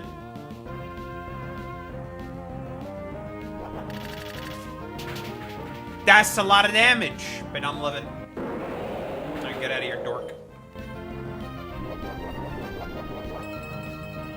I'm gonna heal on something. She's gonna bring the Volk. Speak of another demon. Speak of another devil. Alright. The only bad outcome here is if I get burnt by flame. I think Mighty Cleave makes contact. I'm pretty sure Mighty Cleave makes contact. No, this is not gonna do much. She crit me. Rude. That's kind of rude. But you're gonna die now. Alright, who's eating this?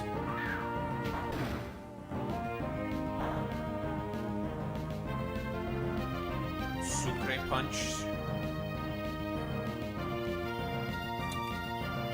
Sucre Punch is coming.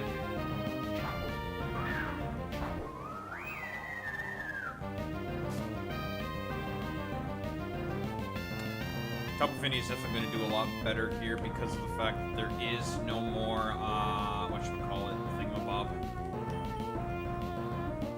It's going to be kind of problematic because she still does have the Crobat.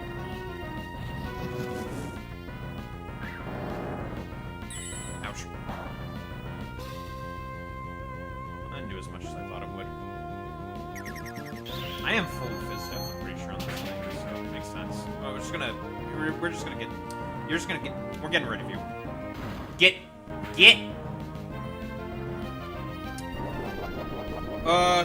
Crobat, I would guess, comes in. That may be able to give me an opportunity to be able to heal. Cross Poison. Probably get a Roost off here with Corviknight, which is what I really want.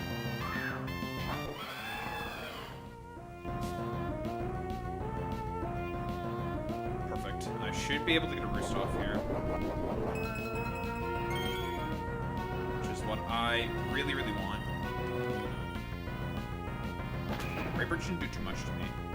Unless you crit. Even with a crit, that doesn't do too much. Alright, good. Nice. Nice in HP. Love that, folks. I could afford to just kind of like stay here a little bit and just get some health back. Which is kind of what I want to do. Get my health does she have left in the back? There's the Volk. There's the Volk.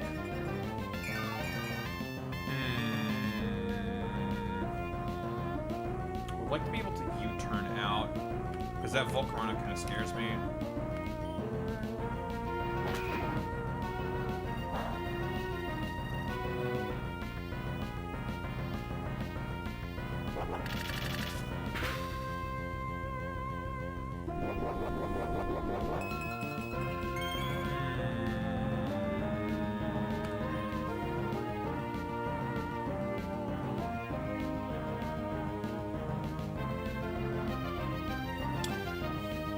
Trying to think, how much damage can I do with a U-turn?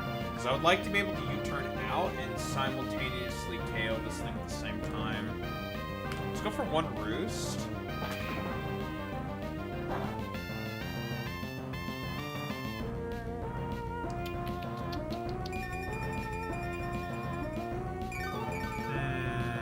This thing might KO itself, and I might not be able to get the U-turn out, which would kind of suck.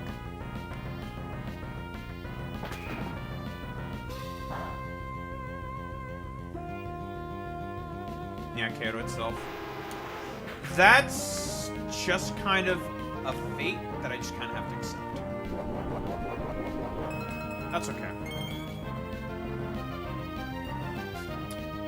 Volcarona returns.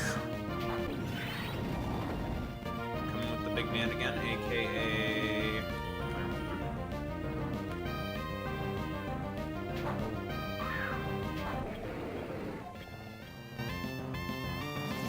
Okay, that is bad. This is very bad, actually. Because this thing outspeeds me now.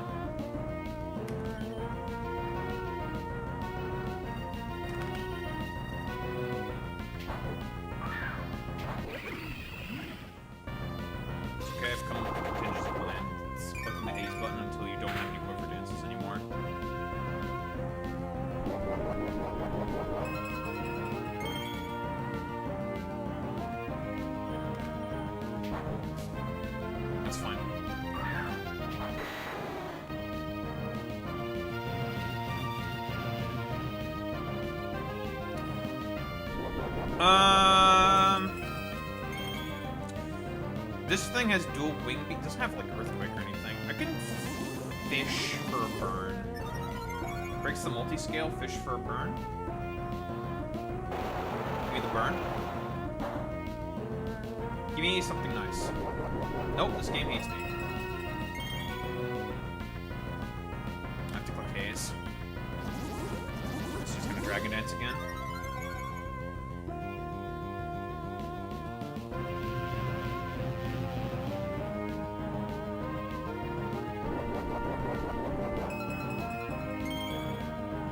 I really need that burn.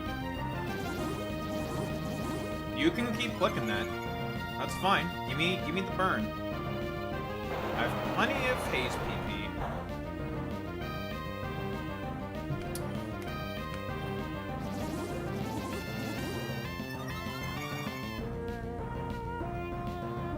You're gonna get burnt eventually, bastard. This game will eventually not be cringe, even though I have, like, really bad skull burn RNG for some reason.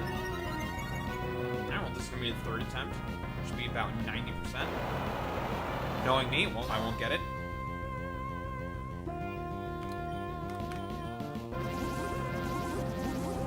Alright. It's great. Very good. I love this. Just give me the burn. Stop being cringe. Like, you don't win this 1v1. I win this 1v1. Just give me the burn. Just give me the burn. Just give me the burn. Then I can just start clicking the sludge bomb instead. Just burn.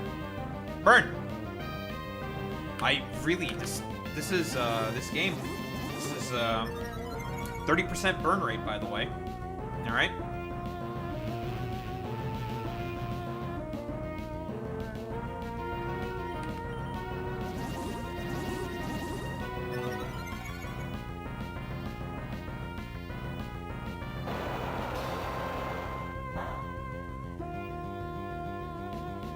Holy shit, dude. That's 5 scalds in a row. What is... Jesus Christ, my RNG is so bad.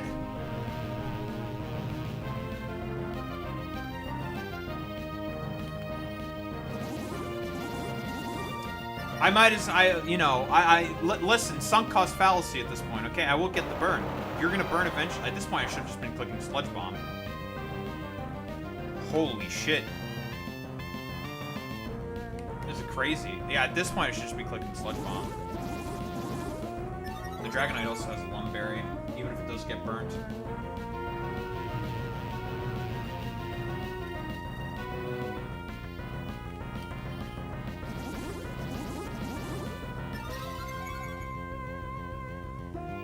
Alright, at this point, I'm just gonna click the murder you button. I've had enough of this trying to fish for a burn.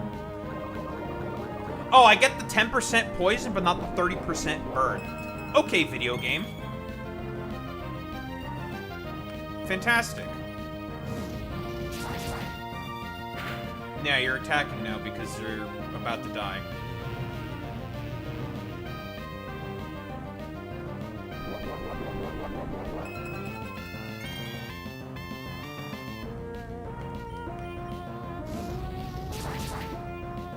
This game is so troll sometimes, dude. Go away. Did I get the poison again? Oh, this game is so goofy, man. Oh, man, dude. I don't die to... Yeah, you have to go for Clipper Dance. I hate this game, man. Oh, man, dude.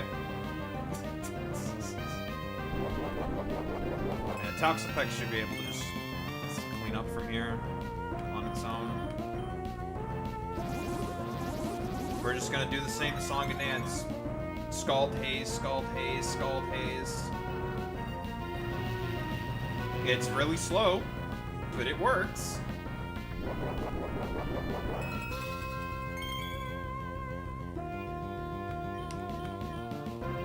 Six freaking Scalds in a row, no burn. I do 2 back-to-back Sludge Bombs, I get 2 poisons. Pokemon, ladies and gentlemen, and those in between. Now, the problem is here is that I might run a little low on Scald PP. Which is a bit of a problem. But if I switch out, this thing's gonna be at +1. I can't let it stay at +1. So I'm gonna start using Sludge Bombs instead. I'd rather preserve Scald PP.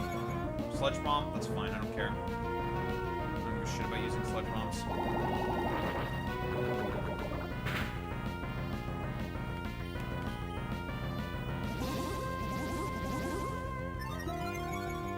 Also, the AI has to consider the fact that it itself is going to run out of PP.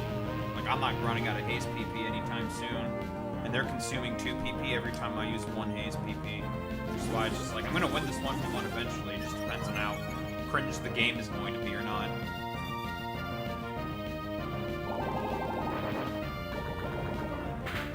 Now, this is a 1v1 that you do not win.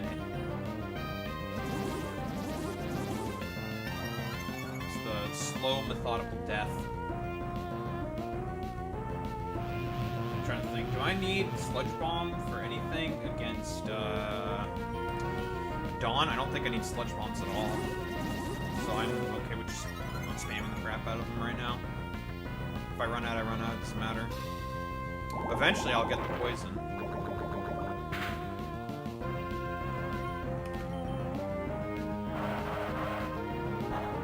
Desperate now. Has to click the bug buzz button.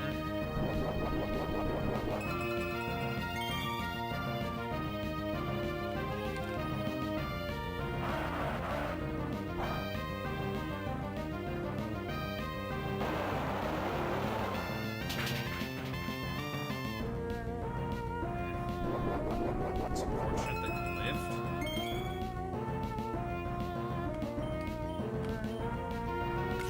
I need to make sure that I always stay at much as healthy as possible. Because again, it's a back-to-back fight, so I want to make sure I stay peak health. Or as peak of health as possible. Because I'm pretty sure this is a back-to-back fight. That's less damage than you drain, so that's fine. Alright, well that's May. Final May. Bye-bye, May. Well, that was arduous.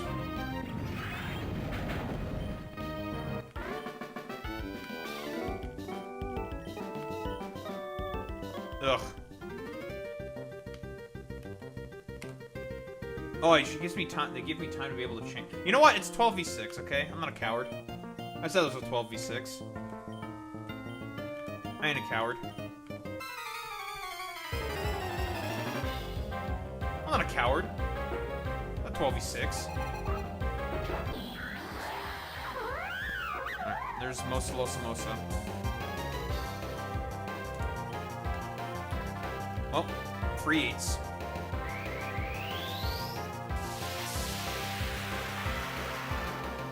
You know, I could have healed with the Poke Vial, but nah. Nah. I'm making this more challenging. Alright, someone's about to click HJK. Or triple kick. Same thing.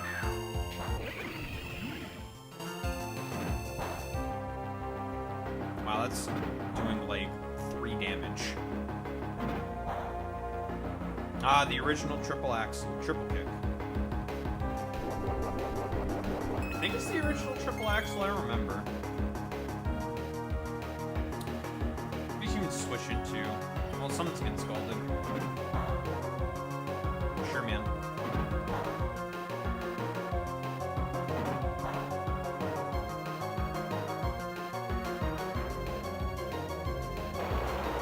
What if he comes in here? By Losa.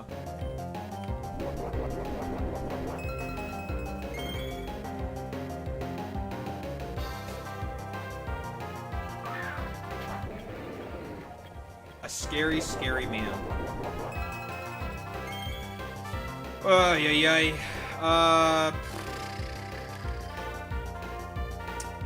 You're gonna click a button that I don't like, probably, and that is probably Psycho Cut.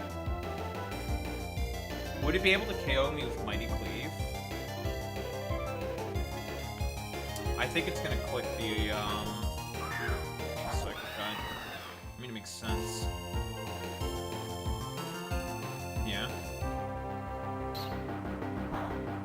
Problem is this thing's at +1 speed. Trippy. Barely noticed.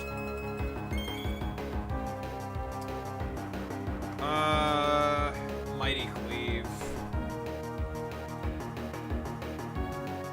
Problem is I don't outspeed this thing. Oh well, there is one thing that outspeeds this thing. That's Mr. Bundle. Mr. Bundle outspeeds this thing.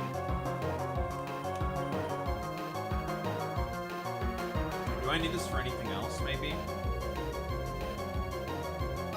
Come with low putty. If I U-turn out, but I need to get damage from this thing for the Hydro Pump to potentially KO. Okay. The U-turn should be able to give me enough damage for the Hydro Pump to KO. Well, here, hopefully I don't miss. That's another problem. Missing.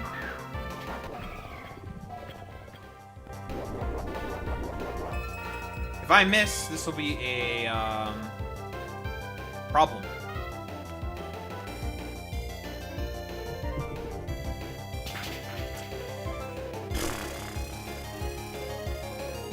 Of course.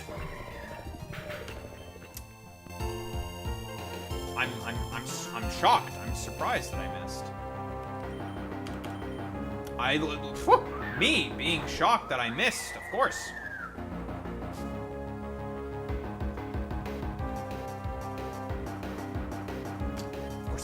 I hate this game.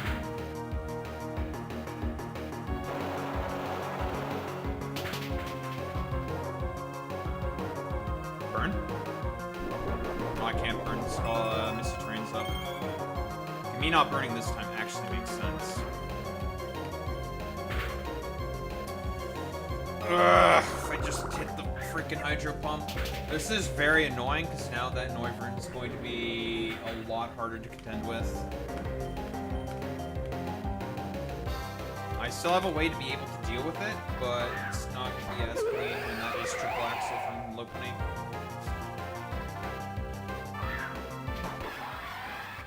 We have the demon, the Empoleon. This thing is just way too belt bulky, but it can't. So it can't toxic me because the terrain is up, but I have to hit 2 high jump kicks in a row. I think either way. I have to click fake out, although it is a KO. It is a guaranteed 2-hit KO. This thing will go down in 2 high jump kicks. I did calc this.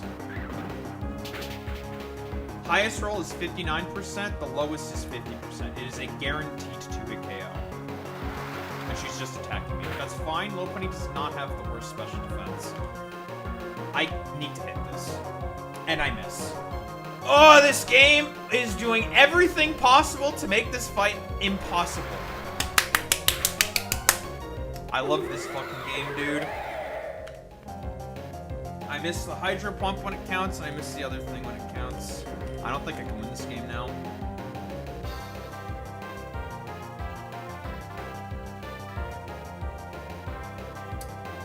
Meowscarada is left. Noivern's left. Of course I fucking missed the HJK. I missed the Hydro Pump and I missed the HJK. This game is actually cringe, dude.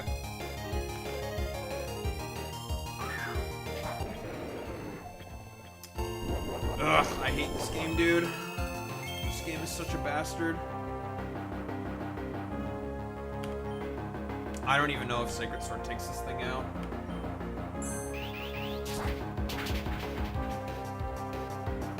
No, it doesn't. It's fine.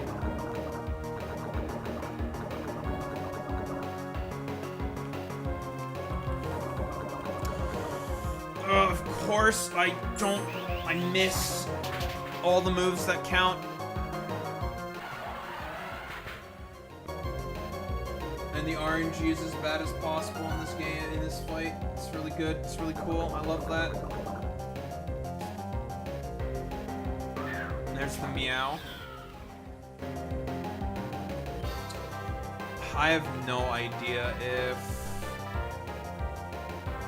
Look, she's always clicking knockoff.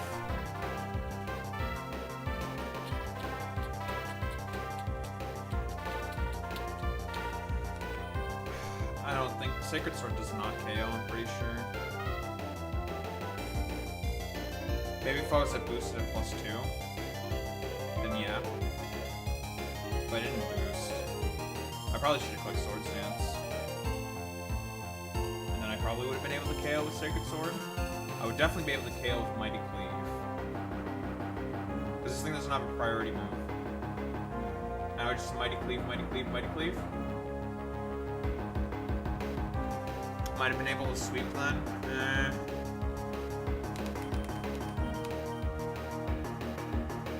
She always clicks knockoff here.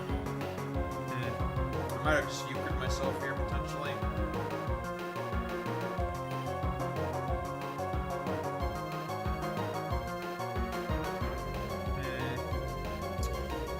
You know what? I'm gonna restart that fight. I'm just gonna restart that shit. The 2 misses there, I think, just basically fucked me. Like, just irrecoverable positions. It's just like, alright, cool.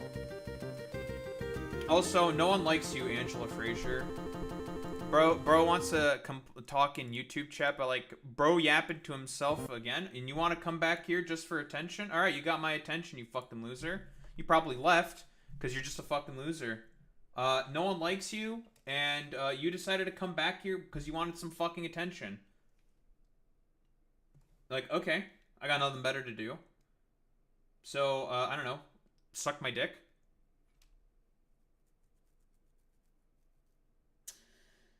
It's so annoying that I don't fucking...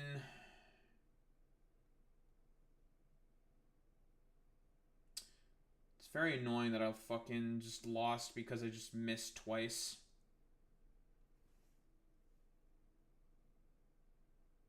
And of course I fucking missed twice.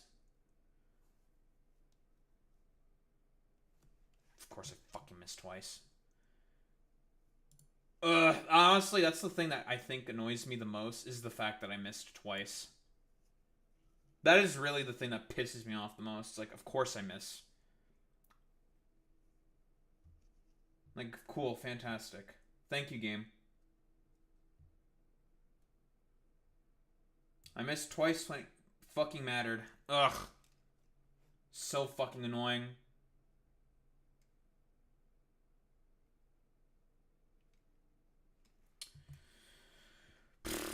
But this team can do it. It can. It can beat this. It's just 2 misses when it mattered. When it really mattered. So it's just like, alright, man. Sure. Thank you for those misses. Thank you!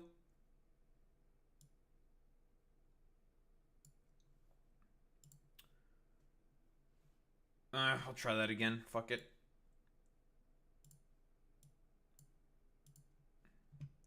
Just annoyed. I'm just very fucking annoyed about that shit. I'm not gonna lie.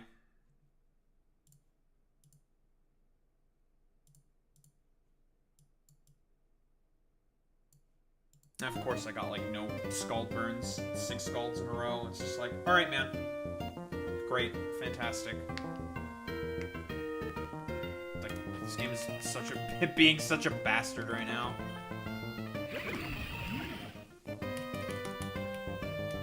Alright, I'll just do the same thing again. Fuck it.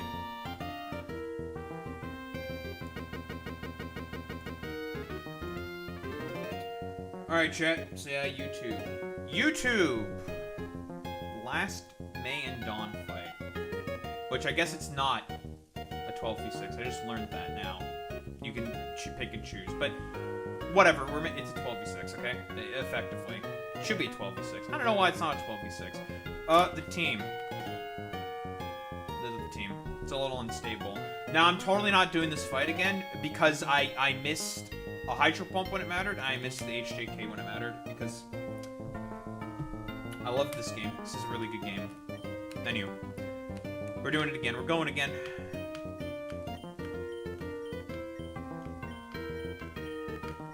Alright, one final battle. Will I miss my moves this time?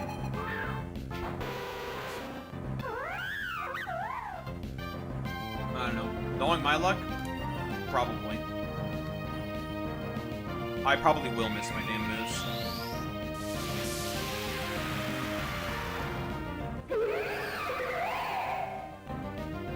Oh, we get free ease here.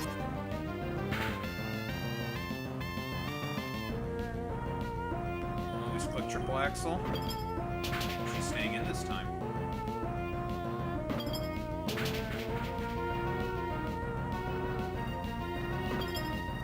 I'll take my free KO. Thank you.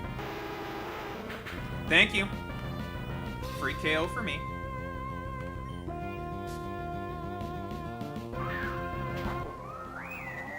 She didn't switch into Finny this time. But, you know.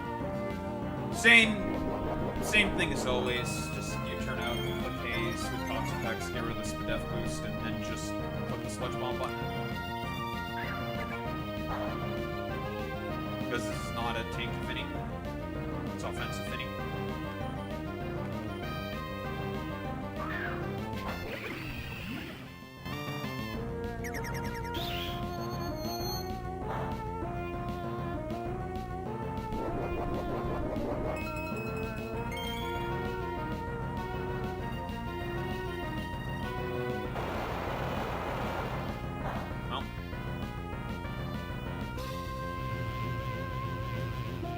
Time to do the whole same song and dance I did before. I'll click recover around 50%. Nice.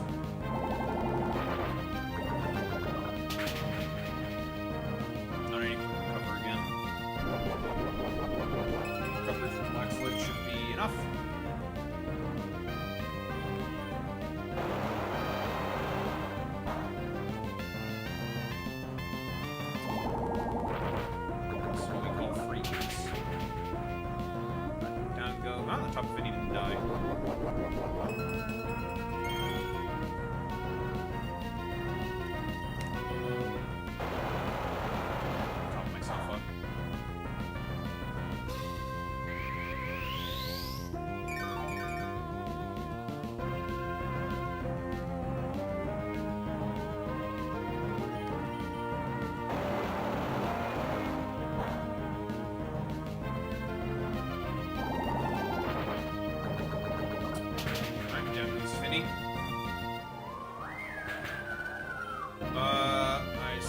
probably the Septile comes in, because the Septile is the only thing that can hit me.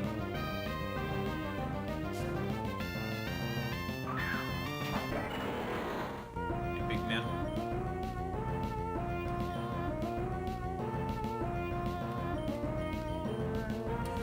Or I could come in with Iron Bundle here. Okay, I can make a slightly aggressive play here, you know? Because I think she's going to put Sword Stance. She's not clicking Earthquake here, and if she does click Earthquake, there's no way she's clicking Bullet Seed. I'm going to make an aggressive play.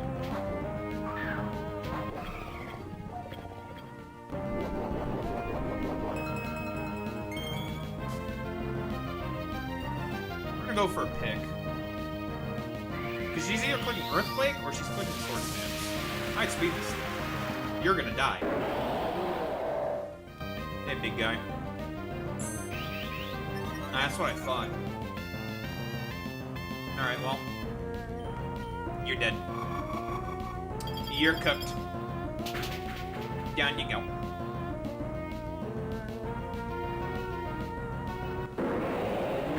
And that's what we call free pick.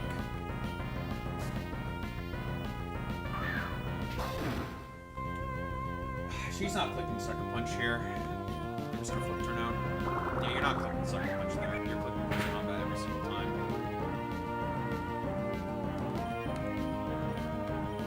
Switching to low money for some reason. I'm like, that's not correct. That's not who I should be switching into.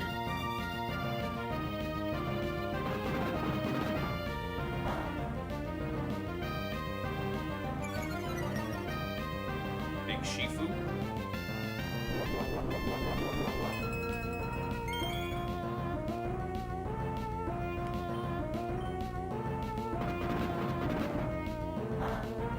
Sure, man.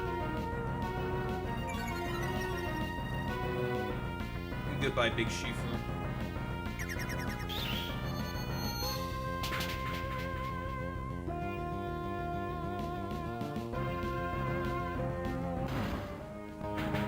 So long, big guy.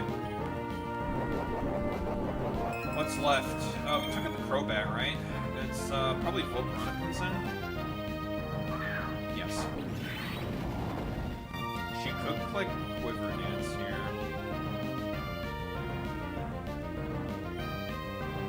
Speak of the devil. Flip turning out is fine here. I can't get burnt because of the terrain.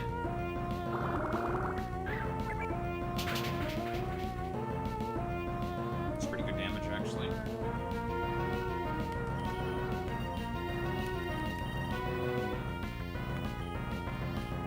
Click the Mighty Cleave button. I still outspeed this thing because of the +1 from the Quark Drive, right? And even if she switches in with the Dragonite, it's fine. We just keep clicking Mighty Cleave. Because this is definitely 2 to KO. Even, like, because that breaks multi-scale, I outspeed everything. This is just a cleanup here from Iron Boulder. You dead. And then there's the Volk. Dead. That's me. Easy clap. Of course. Well, this ain't a back-to-back, so ha-ha! I can just heal. Because fuck you.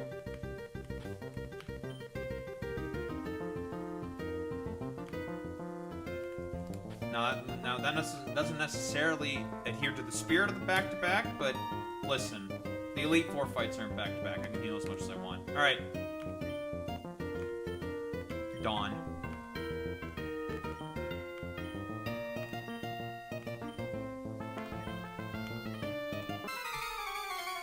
Alright, Dawn. What you got for me, bud?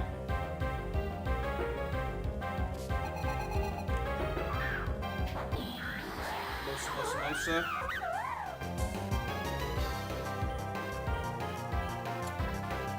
Getting faked out. Alright, now hopefully this time I don't miss the HJKs. Ooh.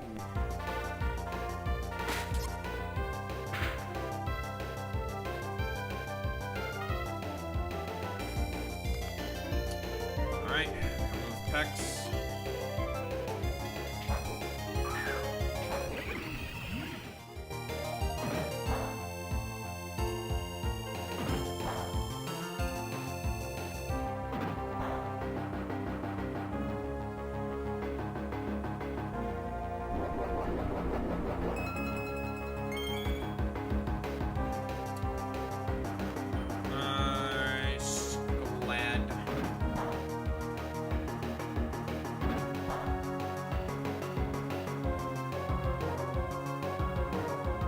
She missed the last one. Nice.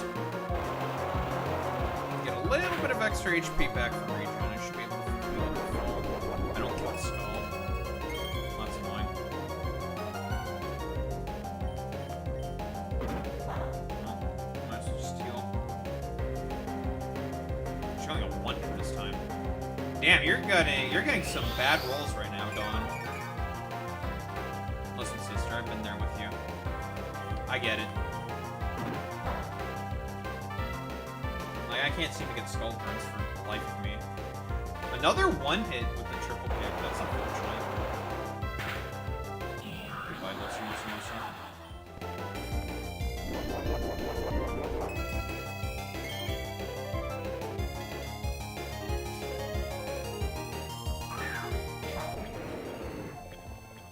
Hello, Mr. Boulder. What's up, big man?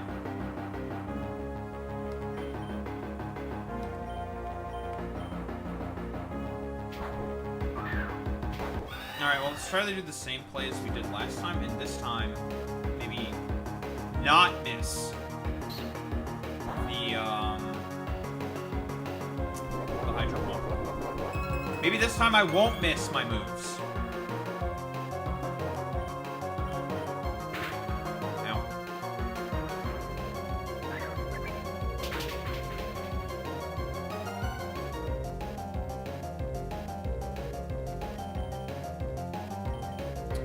Well, hopefully we don't miss.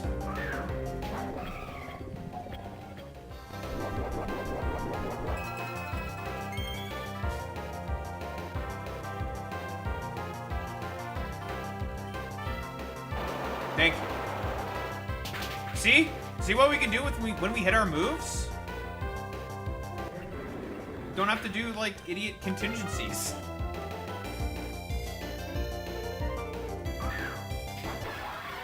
Well, here's a demon. How much does a freeze stride do this thing? It's neutral. Flash cannon probably doesn't do that much. Probably gonna be toxic. I'm gonna go for some damage here, because I think you're gonna probably click toxic, and I don't care about an initial tick of toxic here. I want to get some damage. Like, this is gonna hurt.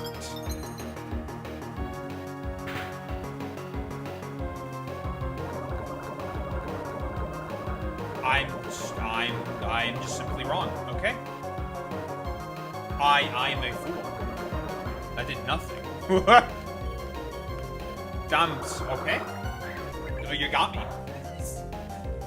I forgot you're a tanky demon. I can get a roost off on this thing, though. And that's gonna be my goal. I'm especially defensive. I don't die to anything with this thing. And I want the roost. She's not likely to roost here because of the fact that, she's still green HP, right? Probably not gonna roost. So I'm going to get a roost off here.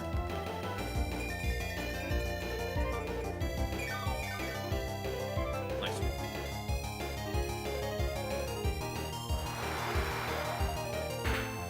Well, luckily Empoleon is, well, this version of Empoleon is pretty weak. Base 75 special attack. It's very low. So, like, we can take those moves pretty much all day. In fact, I probably could just PP stall that thing out pretty easily, but that's gonna take way too long, be way too boring. I'm just gonna high jump into Oblivion instead.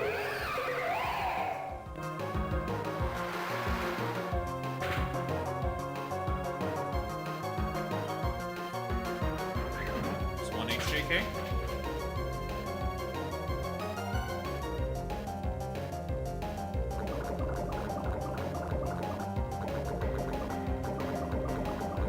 Alright, will we hit our second HJK? Yes, we will. Well, didn't have the 2 crucial misses this time.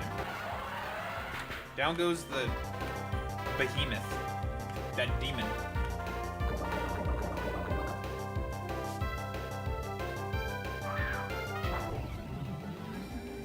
Blaze. Reason the Blaze because she wants to click Psychic? I outspeed Blaze. Alright, I guess U-turn out. She's definitely clicking Psychic here.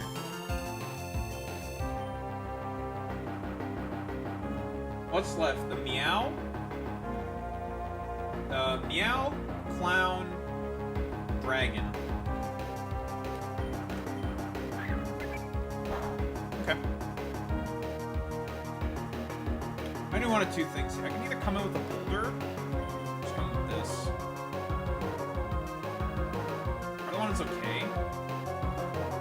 The thing is with the boulder is that if I was able to get a sword stance off, I could just probably clean her up here, but I don't think I can. I don't think it's happening.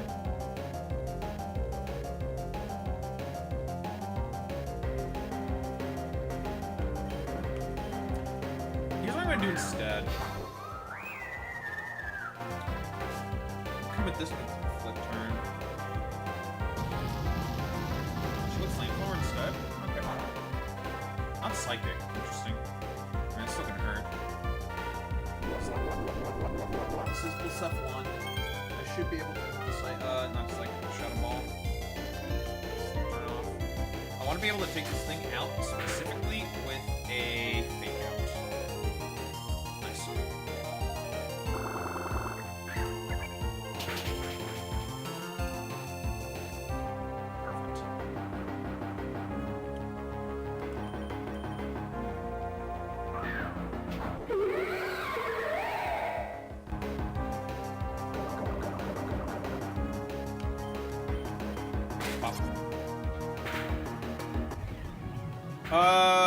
What's Noivern's speed stat? I do believe Megalopunny outspeeds Noivern, and then Noivern is Specs. Check that, actually. Sends in the Meow instead. Then I'm gonna click U-turn. You don't have any priority moves. You should die to U-turn. So then I don't have to do the speed check. It doesn't matter. Actually does. This bundle at speed? I know Noivern is fast, I just don't know how fast. It's like 120 something, isn't it? 123? Oh, okay. So bundle just naturally outspeeds it. This game's over then.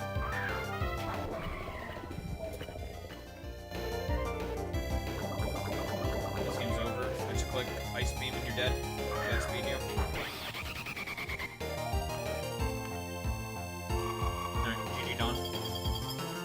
Now see, if I don't miss my moves, this fight's actually pretty easy. Or fights, whatever.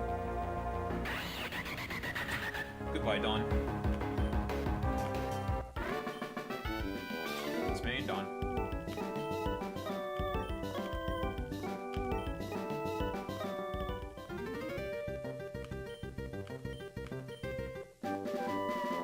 That's Draco.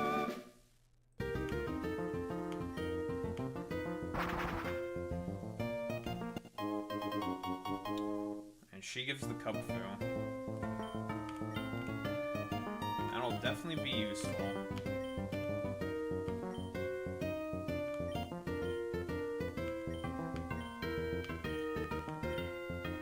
Yeah, well, you know, Wally, he's next, right? Lovely, fantastic. Well, you know, if I hit my moves that time, I'm able to win really easily. Whoa, who would have thought? It's a shocker. I hit the Hydro Pump I need to hit, and I hit the HJKs I need to hit. Oh, crazy. Then the fight's not that hard. Oh, crazy. Well, anywho, YouTube. You know where to catch these lives as always, both on YouTube and on twitch.tv/DotRumble. You know where it is. Anywho, remember, you can always like, comment, subscribe to all that good YouTube algo shit. In any case, peace out, YouTube.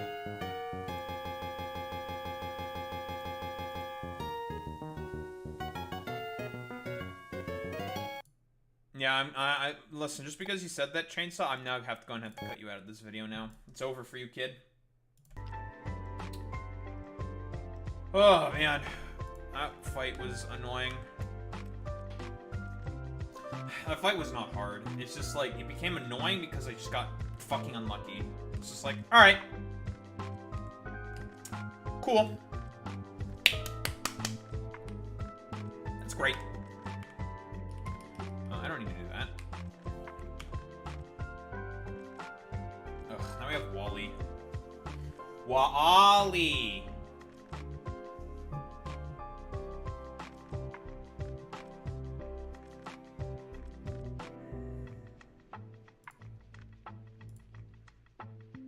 It's only been like 2 hours. God damn it.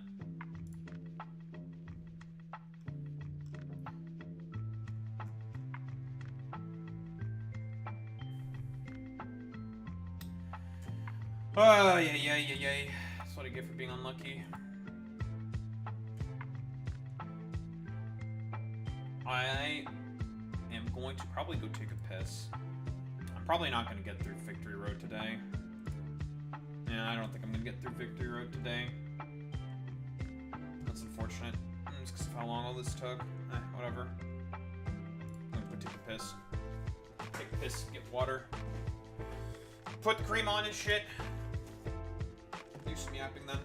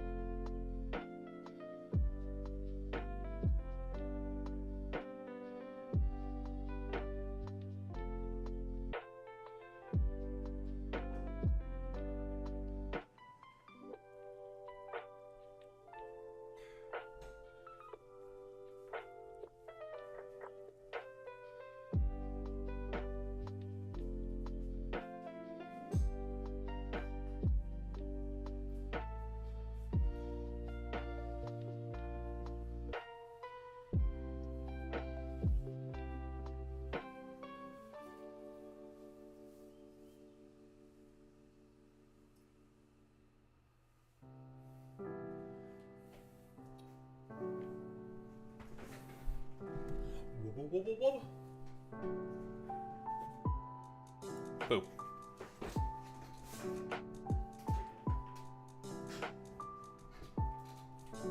Whoop, whoop, whoop, whoop, whoop.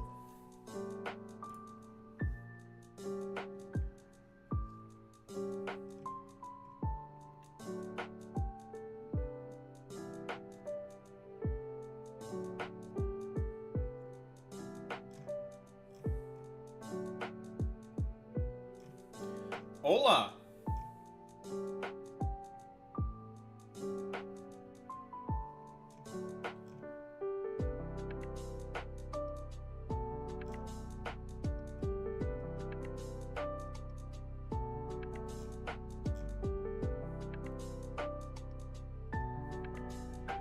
Still doesn't understand the purpose of blurb.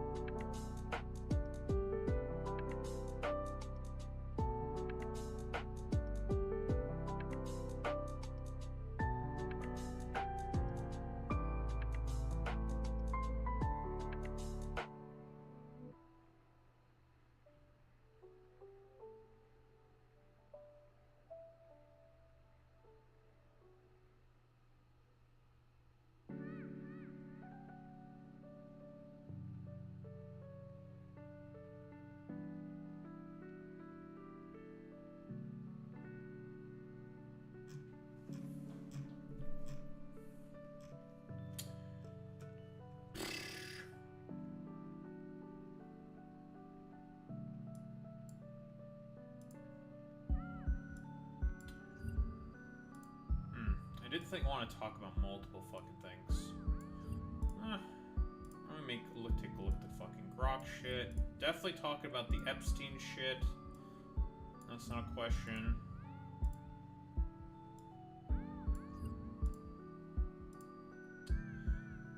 Jeffrey Epstein, folks, let me tell you.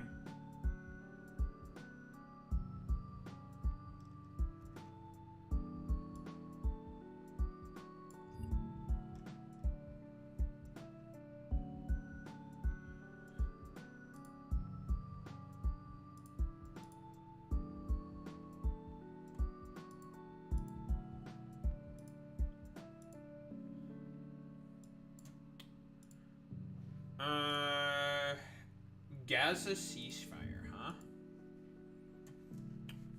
Big if true, by the way. If there is a Gaza ceasefire. Big if true.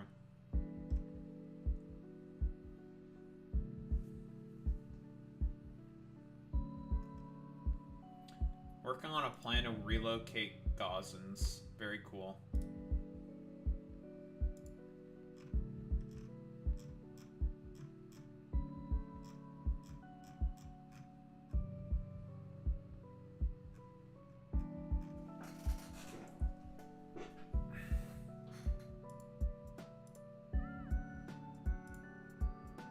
Very cool, very good, folks, let me tell you.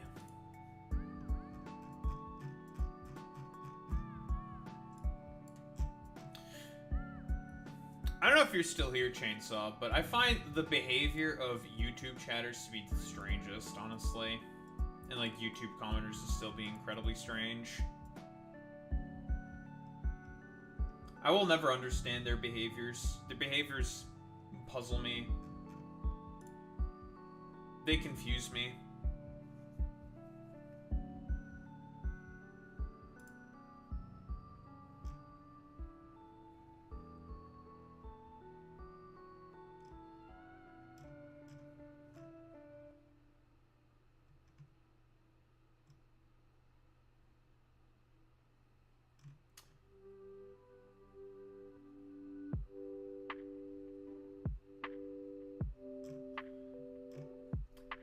very, very silly.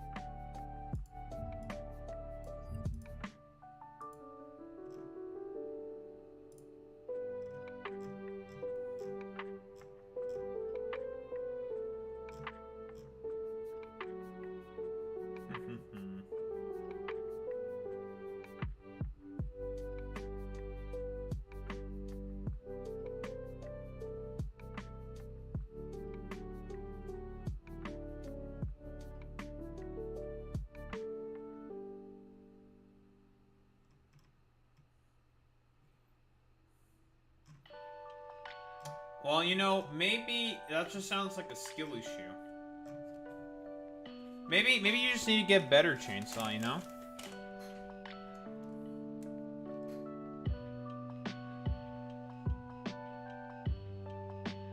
Have you ever considered a skill issue, you know?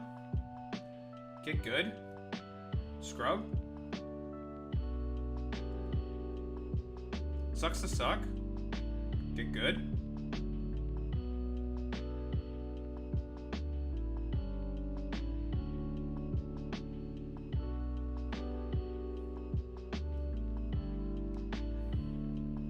Yeah, you need to like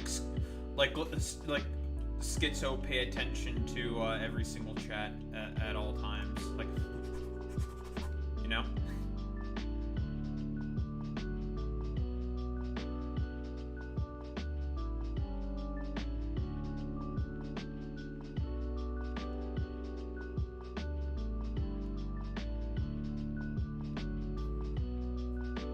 You have to have eyes like a hawk.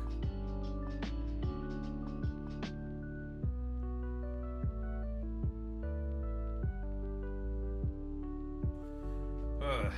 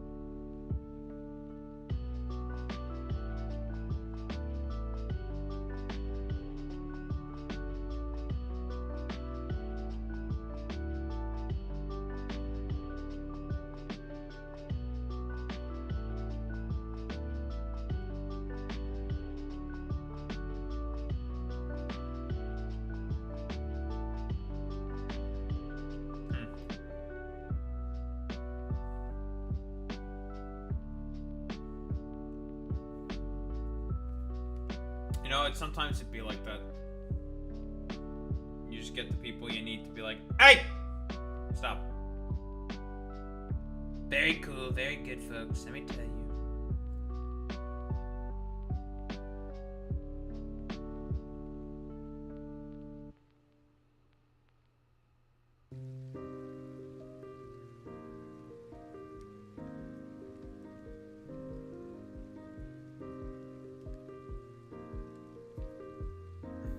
That's crazy.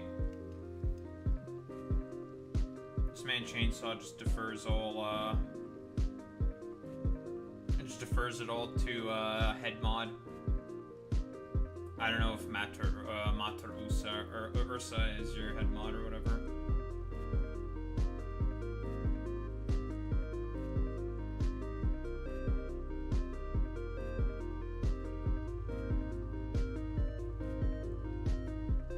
Okay, I was right. Big brain.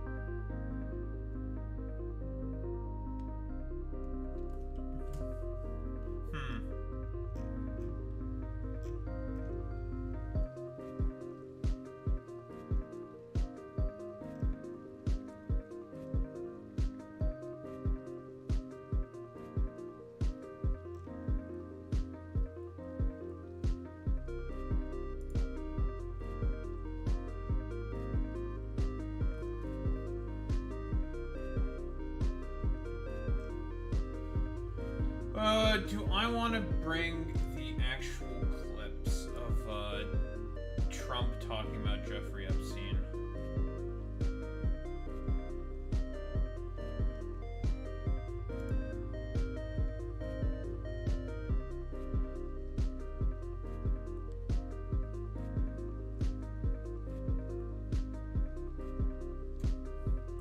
Holy shit, this guy is actually incredible.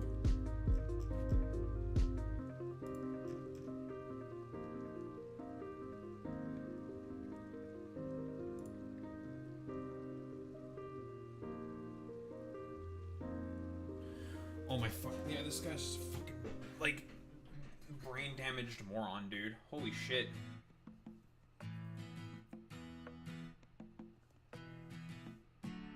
That's not what I'm not saying that I'm surprised. I'm just like, why do you, it's like, why do you keep replying in this fucking thread? Like, Jesus. Like,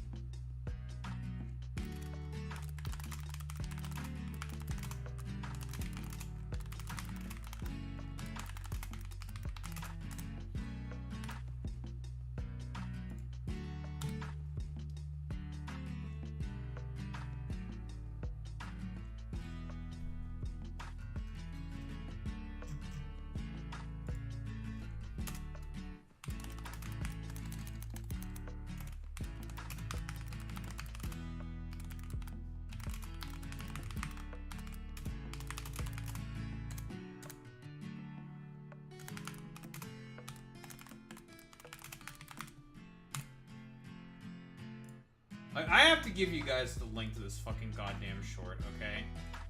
Because the individual that keeps, like, arguing with me for some fucking reason is, like, so annoyingly pedantic, and it's just being so fucking annoying for no reason, okay?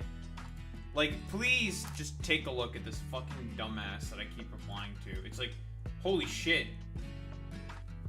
Why are you such a pedant? Why are you so annoying for no reason? I'm just like, okay, you're just being annoying. And so it's like, yeah, I'm just being annoying because I want to be annoying, and I'm going to keep being annoying. It's like, okay, you're fucking annoying.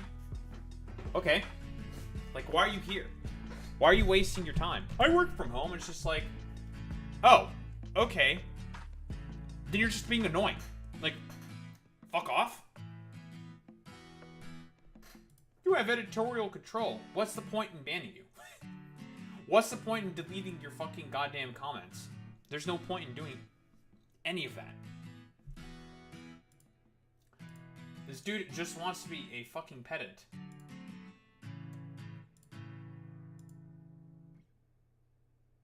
It's, pretty epic. Bro just does not want to stop yapping and being annoying. It's, kind of insane.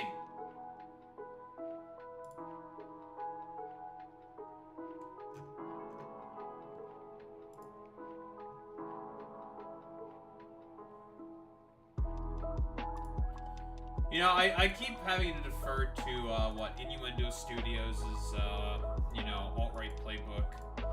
Because the dude in that comment thread is, like, a perfect encapsulation in one of the lessons of that video. It's just, like, the right fundamentally does not care about debate. They just want to waste your time. It's like, that dude is a perfect encapsulation of that. Why am I wasting my time? I don't know why I'm wasting my time. It's not like I have anything better to do with my life currently.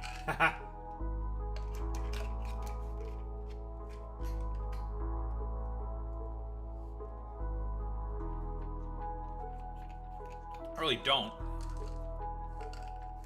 Right.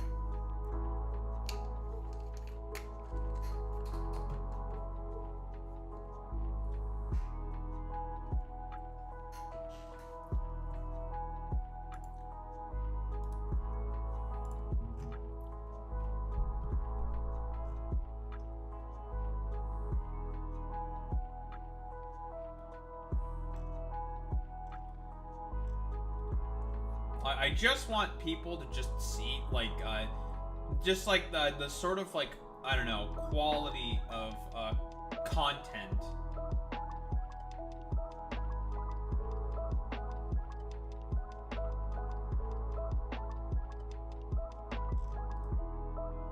That I sort of, I don't know, engage with. Like, the quality of person that seemingly shows up in my comments section is,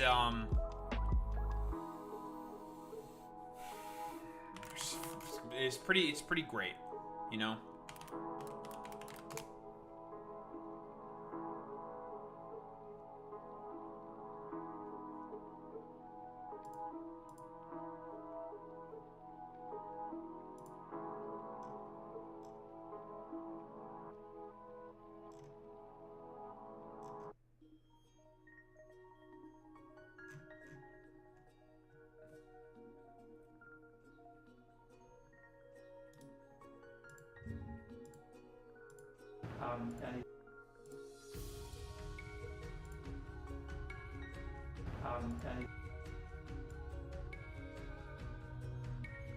You know, I heard you guys like pedantry, you know?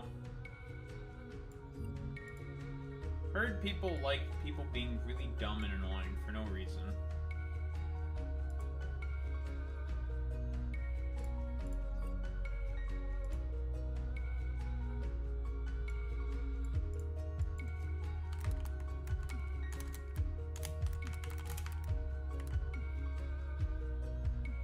Look at that link that I posted, Sacrificial Mouth, and just look at the dumbass that's like just basically that I'm arguing with, and it's just like, holy shit, just annoying. It's like, okay.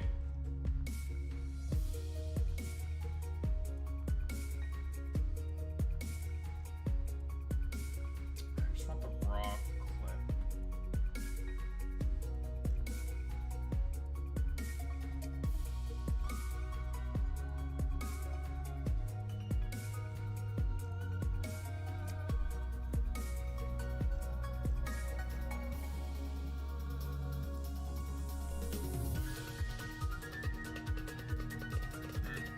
Think of what I needed.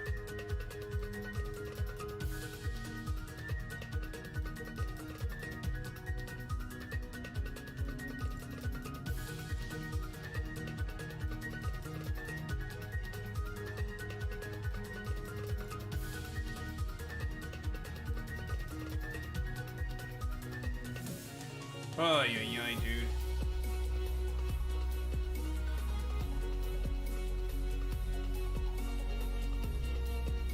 Just annoying.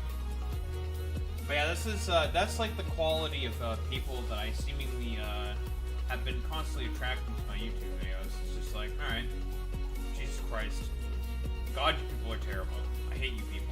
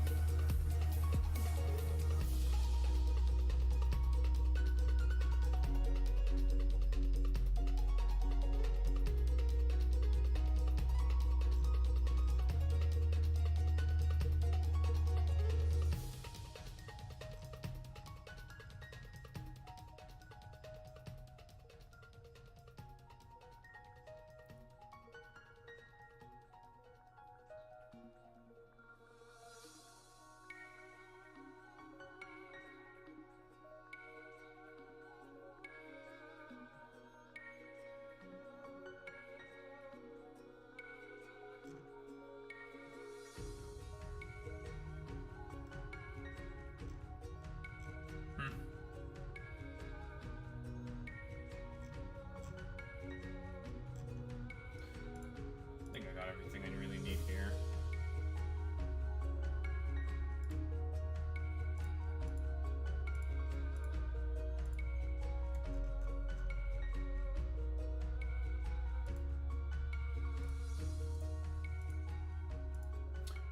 About to say, what am I exactly also looking for? Gaza ceasefire stuff.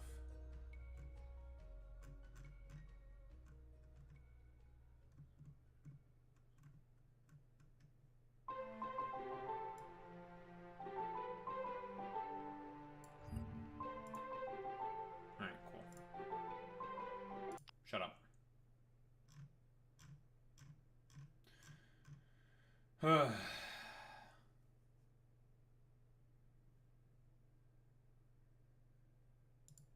Yeah, you read through that thread? Yeah, I agree. It was fucking terrible. Like, okay. That individual is extremely just fucking annoying.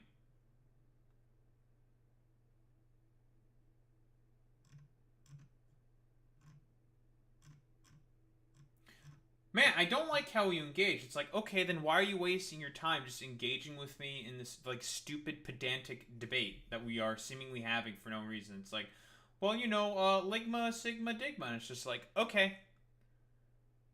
You just want to be, like, just like an annoying pedant? You just want to be annoying? You just want to be a nuisance?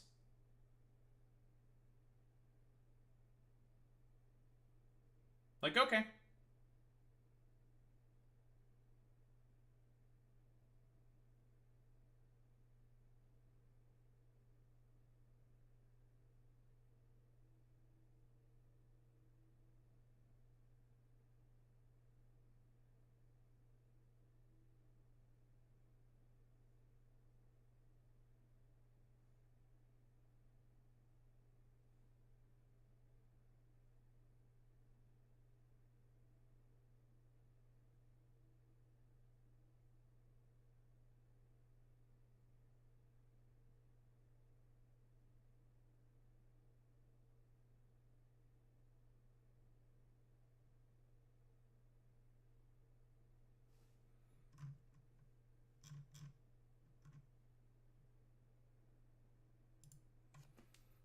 I think I'm finally waking up from feeling drowsy. Well, that's good.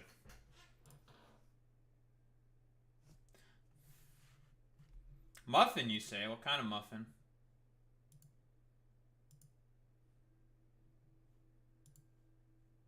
Yeah? It's a nice muffin? That's what they all say, huh?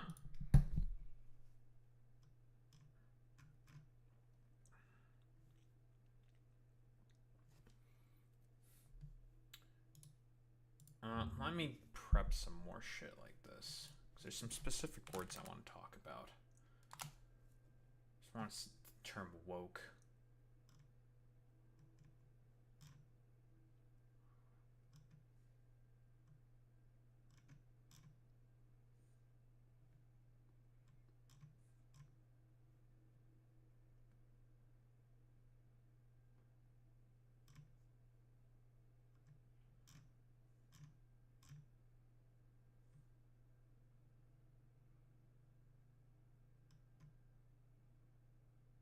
Where marked?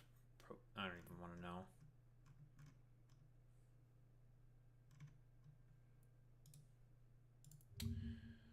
I also want the term simp.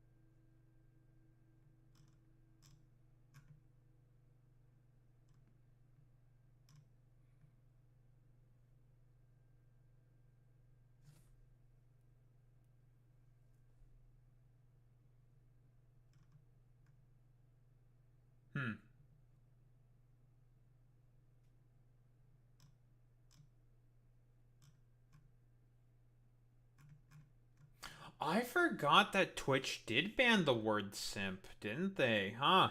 I forgot about that. That was 4 years ago. Jesus Christ. Wonder if it's still a banned term. Gets banned because it says the word simp.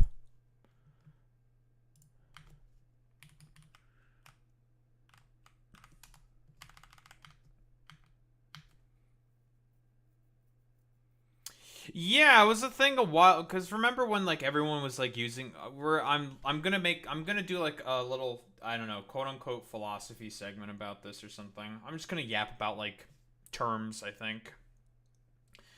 But a lot of like words lose meaning constantly, and I have some thoughts for as to why words seemingly all the time just have no meaning now. Because let's be honest here, like certain words don't mean anything anymore, right? Like what I want to specifically focus on is like the term grifter. And honestly, that comment thread right there is like what inspired me mostly to make this fucking goddamn segment, because it's just like the dude started it initially by saying I'm a grifter. It's just like, but I'm categorically not a grifter. I don't make money from doing this. I don't have ad revenue. Don't gain anything monetarily from streaming or like making YouTube videos. So it's just like, what do you mean by the term grifter? That has a very specific meaning. And then, you know, the dude just goes through like a dumb fuck diatribe, and it's just like, okay, you still haven't even answered the original fucking question. You know, I should now every single time that dude keeps fucking replying, I'm just gonna be like, you still haven't answered my original question. Yeah, like it's like a really bad troll, because it doesn't even make any sense what they're saying. Like, at least with trolls, they have a point.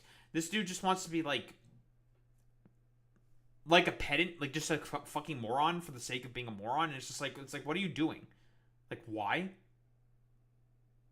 Like, you're not doing anything. It's like, I don't understand. I'm trying to be like, I tried to be initially reasonable, then it's just like, okay, now I'm just gonna get like annoyed, because it's just like, bro, you're just not even doing anything. You're not even saying anything. It's like, eh? Eh? Like, you just want to be annoying. It's like, okay.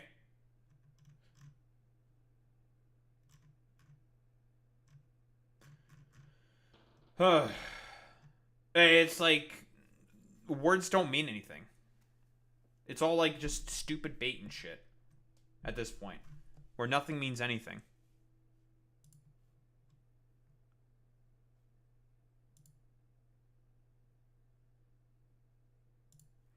Just be like 3 IQ and annoying, but you know, we'll talk about all this shit. Okay, just gonna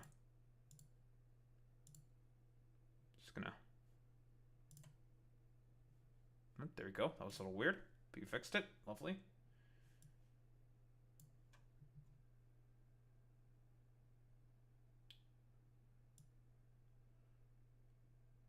Most of the world is a bunch of toddlers yelling whatever their parents said. Honestly, I think that's like just so fucking pathetic and explains so much of like about conservative fucking behavior. Let's be honest here, because it's just like learn how to think for yourselves. Learn how to engage in some like critical thinking, but they can't do it. It's like categorically, it's just they can't do it. It's impossible for them. Like, it's just not possible.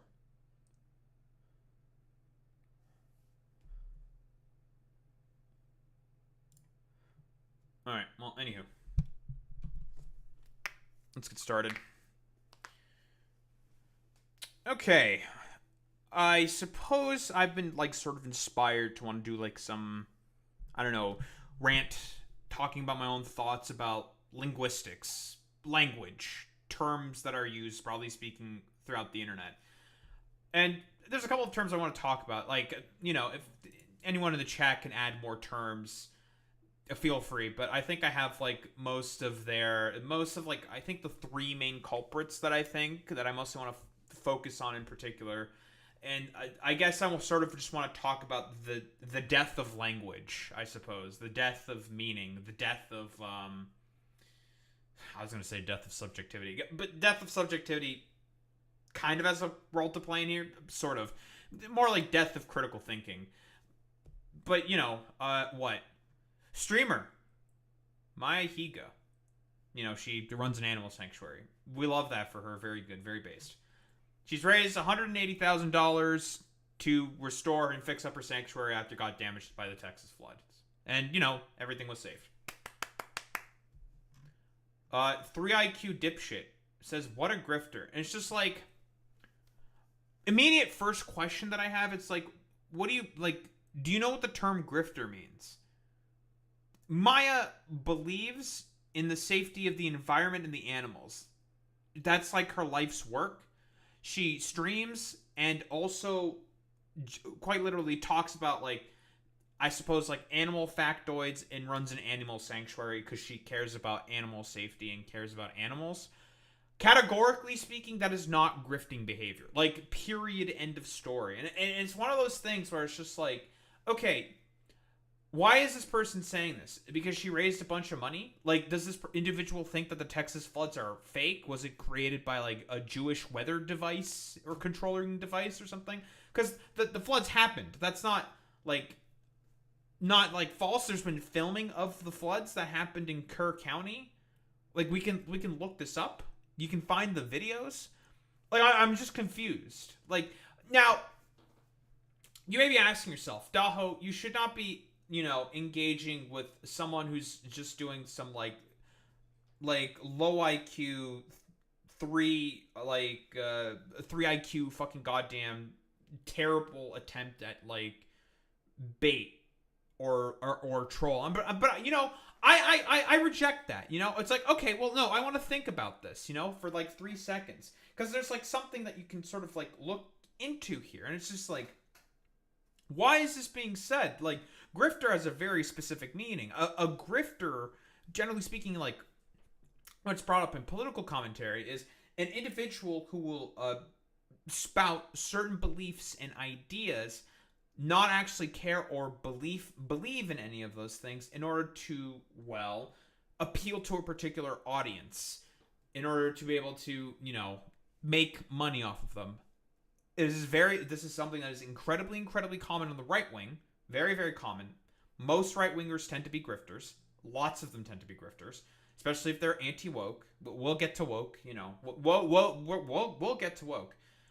If they're anti-woke, they're always grifters. They don't believe in anything, and they hardly understand about any of the topics that they talk about. Like, for example, like a very good series that often exposes, like, anti-woke grifters, I would say, is the Exposing the Grift by the Birdman. Would highly recommend. He does a very, very good job as, like, a just sort of, like, well,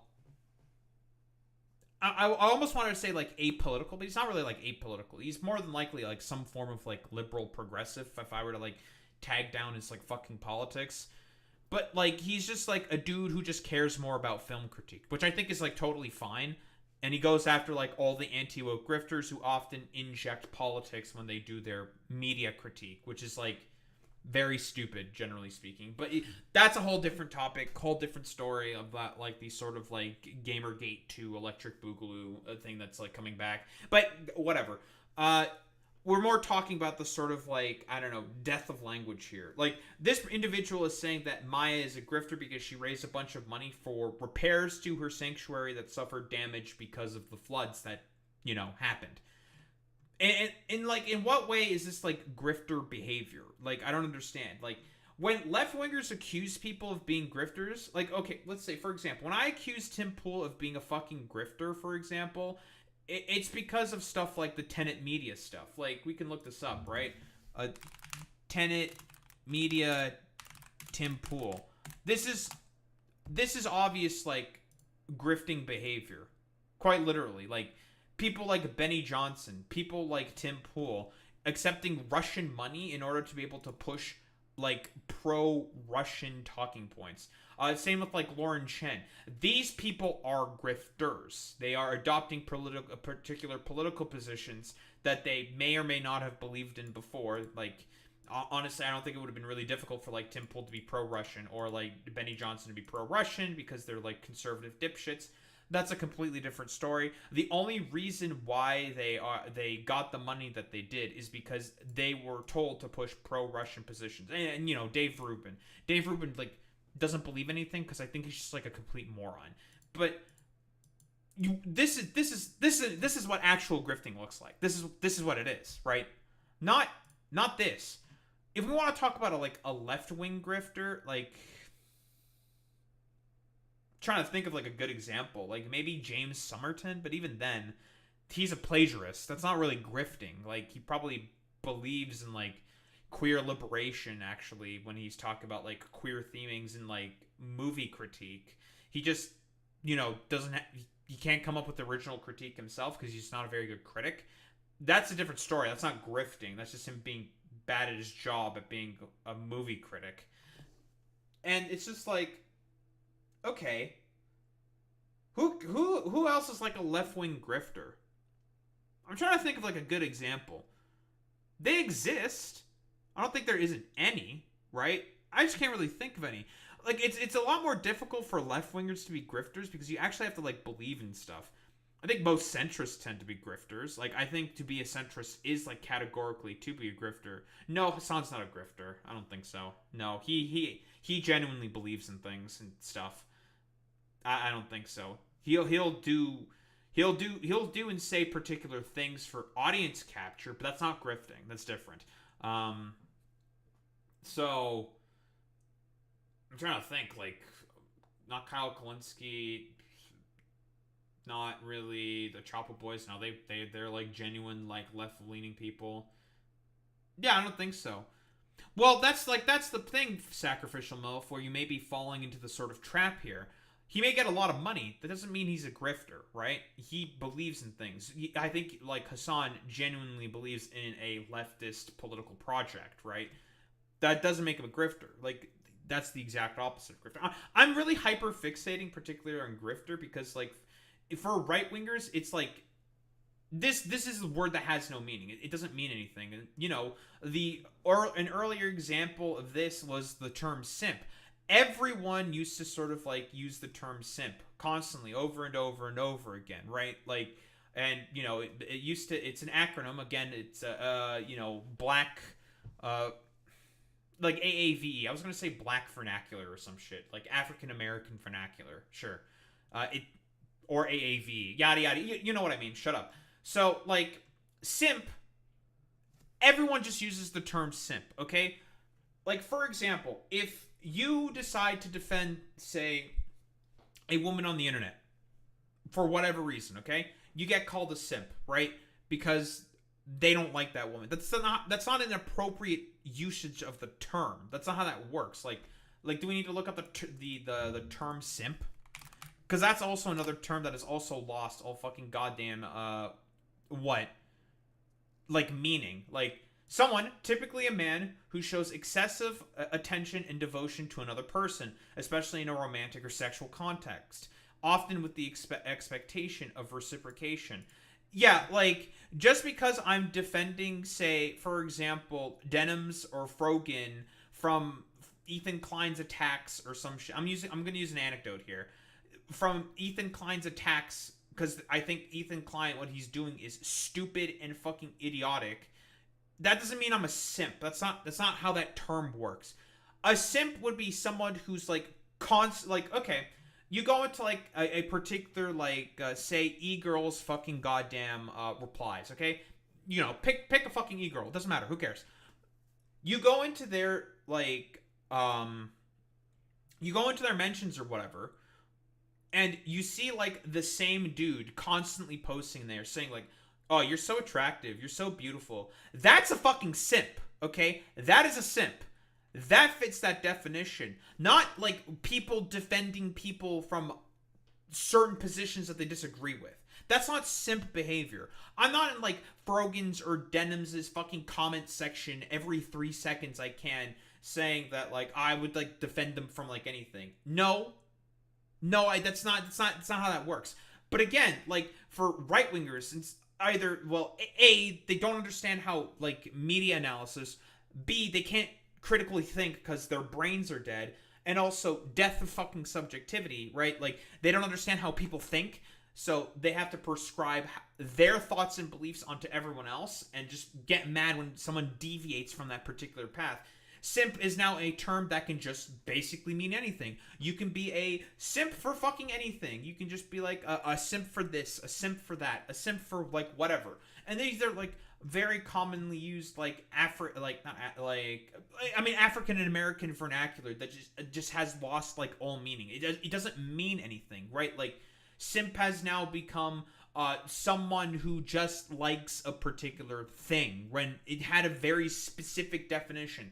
This is how language often gets killed, because it very often gets co-opted by a lot of like far right-wing sort of sources and forces, and maybe not even necessarily like, I mean, very often it gets co-opted by like far right-wing sources in order to be able to push particular political agendas, right? This is how language, broadly speaking, dies. I was gonna say, like, the thing that mostly killed simp was what? It was PewDiePie, right? PewDiePie is probably the main guy who, I would say, killed the term simp, I think. Like it is a term that doesn't mean anything, right? A simp. Although, honestly, this is a very good... I'll give you this, PewDiePie. This is a very good example of simp behavior. Was when Mike from PA was trying to simp hardcore for Bad Bunny. That is fucking simp behavior. But... you know, this for example, what this person's saying here, this isn't simp behavior. For treating women bad. You're all weird. For treating women right? What the f does that mean? Beta? Pathetic? Yeah, look at this. Take anyone pointing and yeah, they're your simp. If you have this hair... See, like, here's the thing. Like, I don't think PewDiePie really disagrees with this sentiment. Right? Because I think he's a little bit of a dipshit. But his audience is filled with a lot of fucking goddamn dipshits. And this is something that kills the meaning of the term. It's just like, yeah, this means you're a simp. It's like, I don't think, like, this doesn't mean you're a simp. People will just say, like, yeah, you're a simp now because, you know, you don't treat women like complete fucking dog shit. And PewDiePie, I don't think, is necessarily sort of, like, going along with the sort of definition that it's just, like, yeah, simp means that you just, like, defend women. I think he's mostly, like, criticizing this sort of, like, thing, saying, like, yeah, this is kind of silly. Which I do agree with. It is fucking silly. But, unfortunately, people are really stupid. And they didn't see it that way. People would unironically call this dude a fucking simp just because he doesn't want to treat women poorly. Although, again, I will give you this one, PewDiePie. You were right on calling Mike from PA a simp. Because this was fucking simp behavior. Categorically speaking. But, again, with, like, the memes that he probably, like, goes through here, a lot of them just, like, do not use the appropriate sort of, like, meaning for fucking simp. This, Mike from PA here, is being a fucking simp. This is clear fucking simp behavior. Saying, like, women shouldn't be treated like shit, saying that is fucking simp behavior, that's not simp behavior. That's just saying, like, yeah, women are also human beings, and you should treat them well, right? Like, that's, like, fine. Like, who gives a shit, right? But, again, to a lot of, like, dipshits on the fucking right, and also, a lot of this was, you know, catalyzed by Gamergate, and more sort of, like, incel culture, generally speaking, a lot of these terms got co-opted, used so frequently, and in completely misappropriate sort of, situations, so much so that the term has basically lost all fucking meaning. Simp eventually just transformed into a term that was just used to just kind of like be really annoying and pedantic and just harass people on the internet, like quite literally. And it's just like, God fucking Jesus Christ. And this is how, again, language dies. Words begin to not mean anything because, again, very specific like people in power want to use particular terms, or not even like people in power, but just like people who are dishonest, people who want to just like rabble rouse and troll and just be really stupid and annoying, twist and take terms that have a very specific meaning and just kill it off and make it lose all meaning when it's used in like a particular way that where it's like wholeheartedly inappropriate, right? And the greatest example of this is probably woke. We all know the thing with like the term woke. Woke means fucking nothing nowadays. Like woke can mean like what? Like the actual definition of woke, of basically people being aware of like civil liberties struggles, of being aware of the positions that minorities have in like society and stuff like that, to now it means like you're black, so therefore you're woke. We know like all the anti-woke like grifter types who talk about like woke, like you know, even like Elon Musk. You know, let's just pull up Elon Musk. He's a perfect example. He doesn't understand, like, the term woke to him basically means fucking nothing.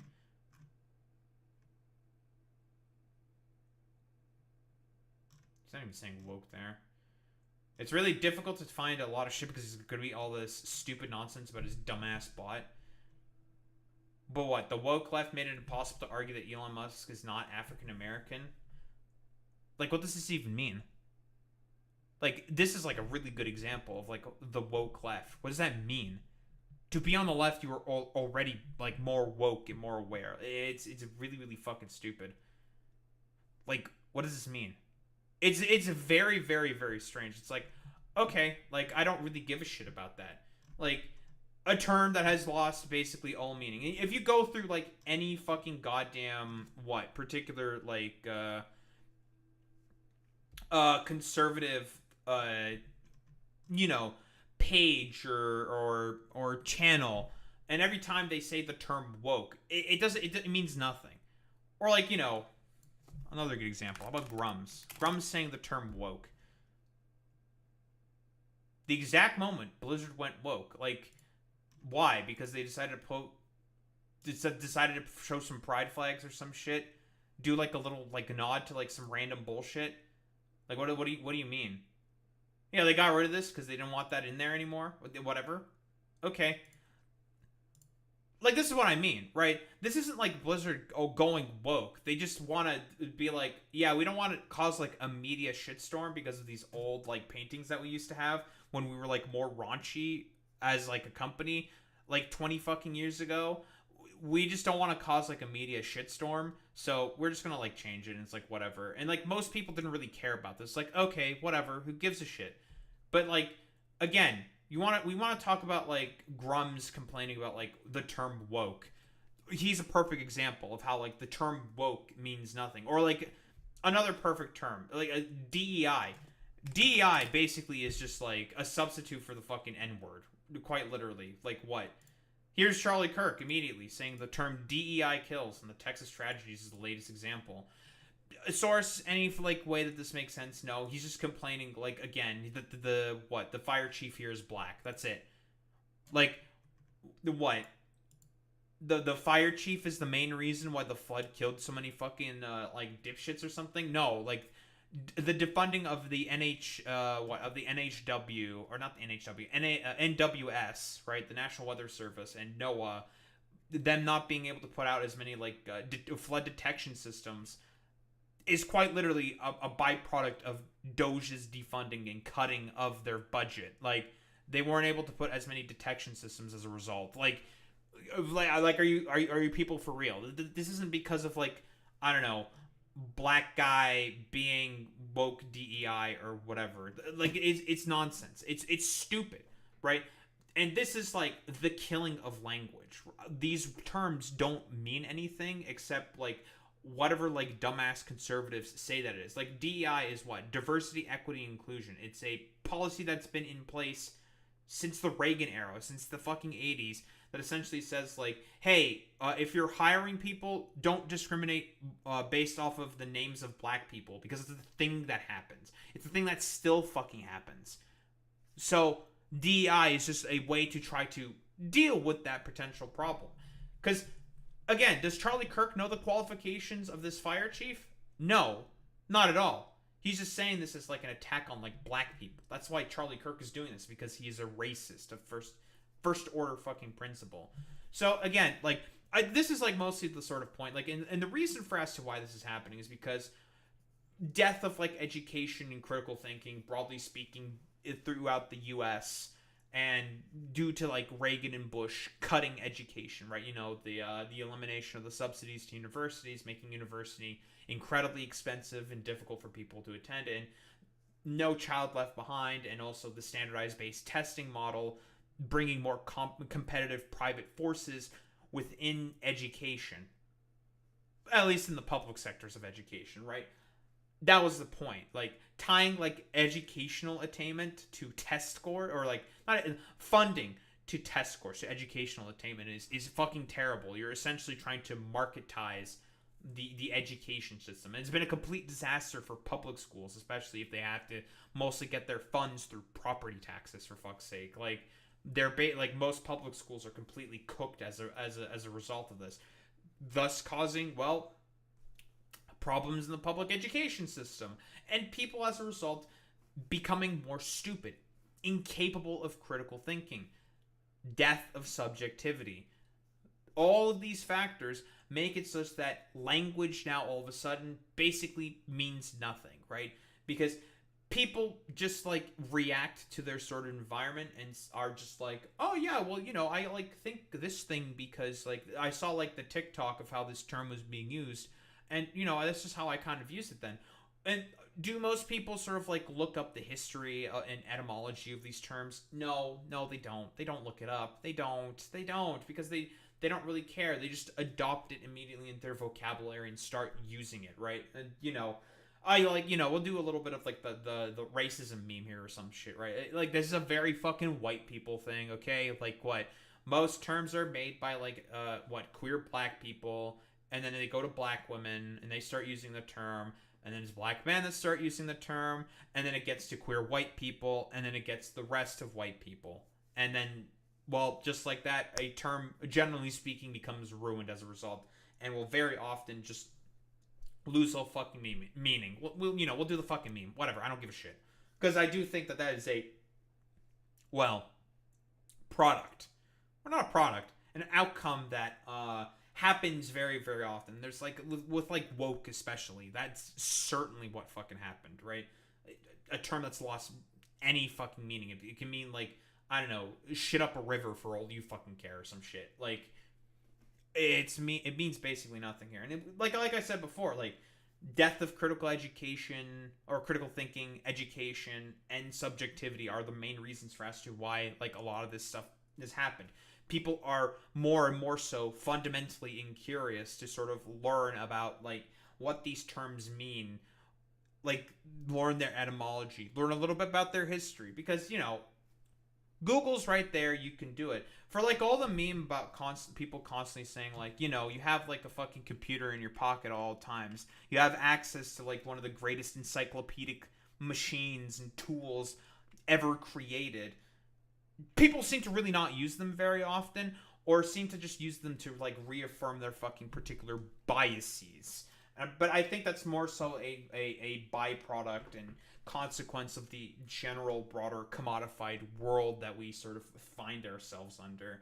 I hope like what I'm rambling about here sort of makes sense. I have like a very big problem about these sort of like, you know, the death of like a lot of differing sort of human interaction and sort of human concepts, sort of like thanks to, you know, hyper commodification. You know, that's another page that I'm taking out of you know, Mark Fisher's book right there. You know, that's capitalist realism right there. Like, hyper commodification makes it such that so many like concepts and things like products and even like necessary amenities in order to be able to live just die and just become like perverted in order to sort of like serve the sort of annals of fucking capital. And it's just like, well, that's great, that's cool. This is a term that basically just means nothing, doesn't matter, and it's like, it's one of those situations like, meh, who cares, you know? Who gives a shit about any of this stuff? Just say like whatever, do whatever. Like I've said this meme before. Like, you know, it's just like, yeah, who cares? Just say whatever, do whatever, just say words. Nothing means anything, and it's just like, and it's just like, cool, great, fantastic, and you know, it's just a lot of like byproducts of like capitalist realism sort of stuff, and some of the other concepts that I've mentioned. Death of subjectivity, critical thinking, and education that has happened throughout like the past 40 years within the United States of America. It's a very like sort of contemporary like rant that I'm kind of having here, and like philosophy, I suppose, that I'm like sort of like laying out here. You know, I don't really think I have much else to say besides like, yeah, conservatives are very good at like killing language and making things mean nothing in order to just, I don't know, be able to push certain like political projects and thoughts and beliefs onto, I'll be quite honest, a roving band of like just the lumpen proletariat who barely seem to fucking understand, like, I don't know, how to tie their own shoes in the morning, or how to even like do like what 2 + 2 is now seemingly, or some shit. I don't know. That's really all I got to say about that, I think.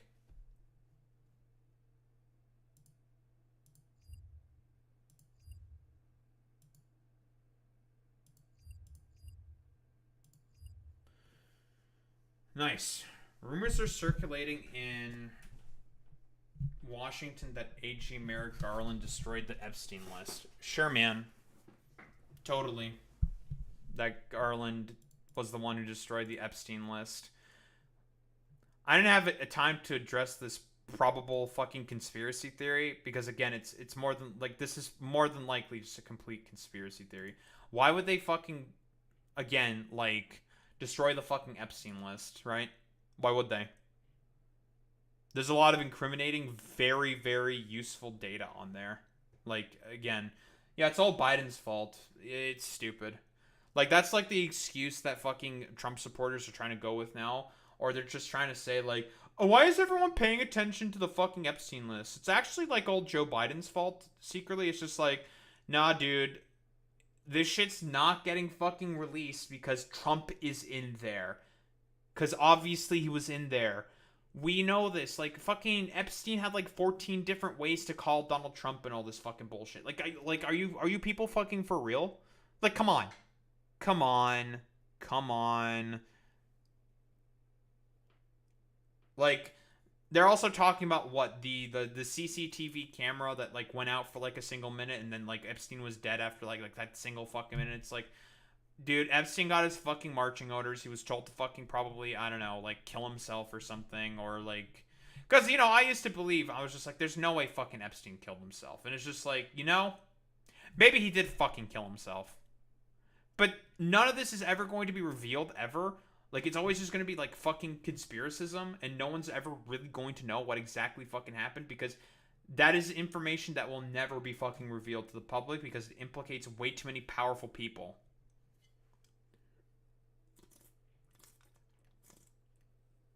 And the Democrats are not going to fucking release any of this information either. Right? Fuck no. They'll never release that info. Because it also implicates a lot of powerful people in their corner as well. Like, it's all just, you know, hierarchy and control. Constantly.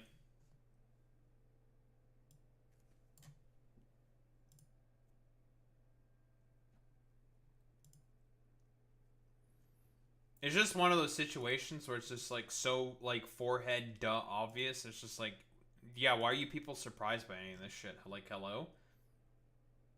Are you people brain damaged? That's a rhetorical question.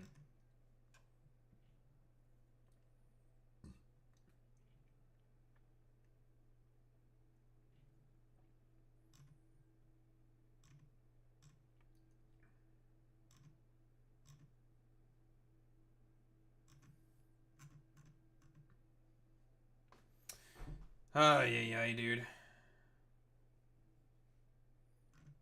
Nothing means anything. I love that nothing means anything.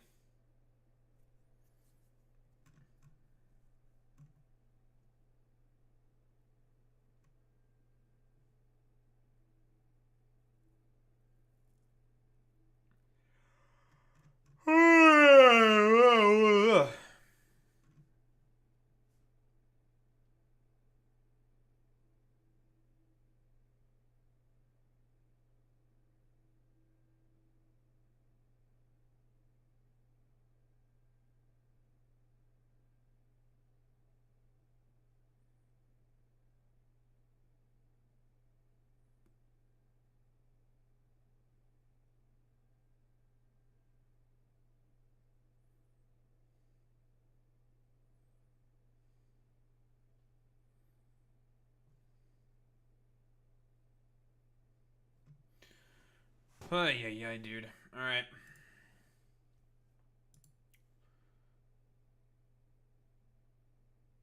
I'm gonna go open the window.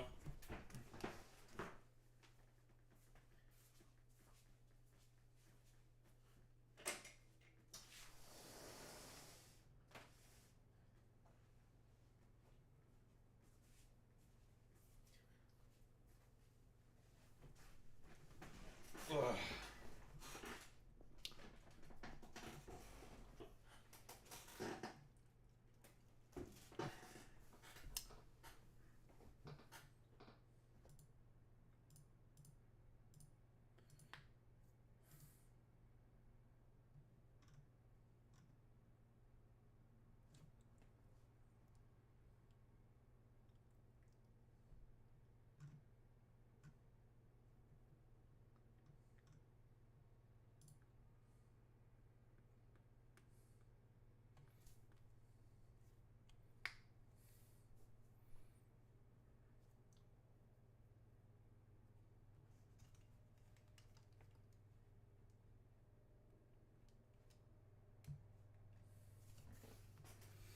Alright, so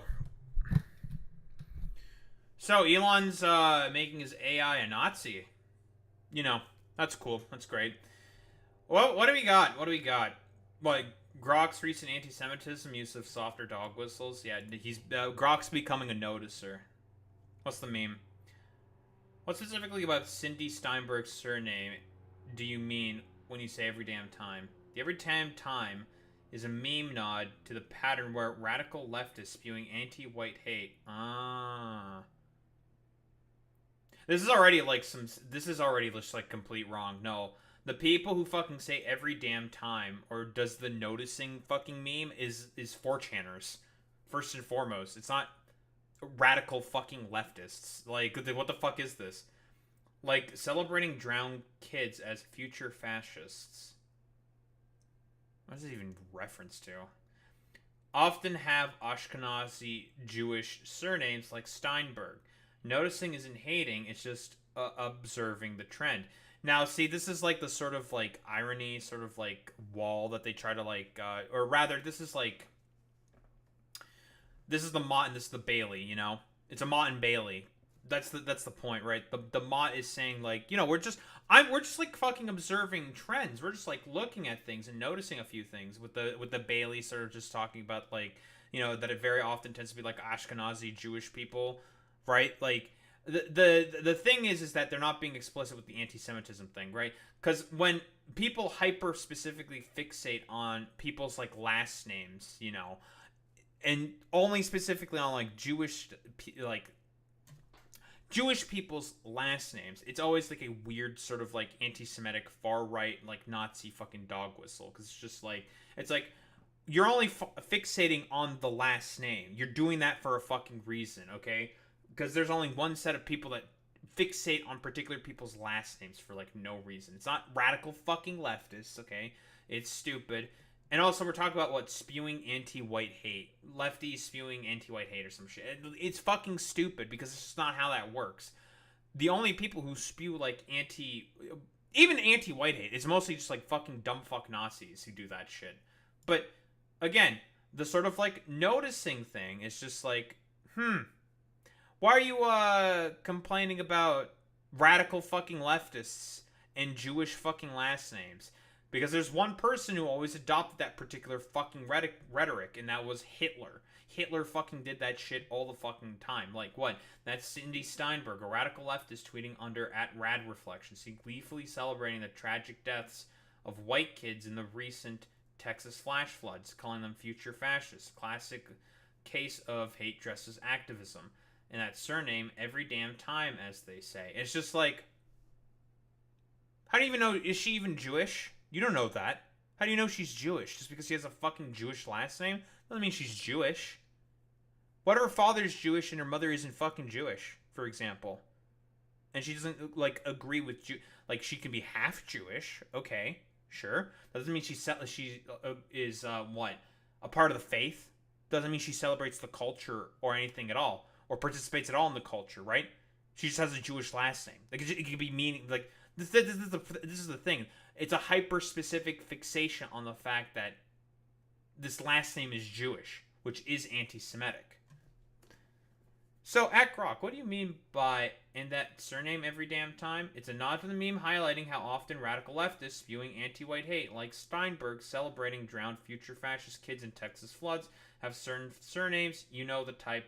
Patterns real from DSA cheers for Hamas to other gleeful tragedies. No one at DSA cheers for fucking Hamas. What the fuck are you talking about? This is stupid. We all know, like, it's Elon Musk doing the stupid, like, Nazi fucking goddamn, because he did the fucking Nazi soy loot, okay? This is some fucking Elon Musk shit. Like, let me even see. What is it? Cindy Steinberg. What'd she even say?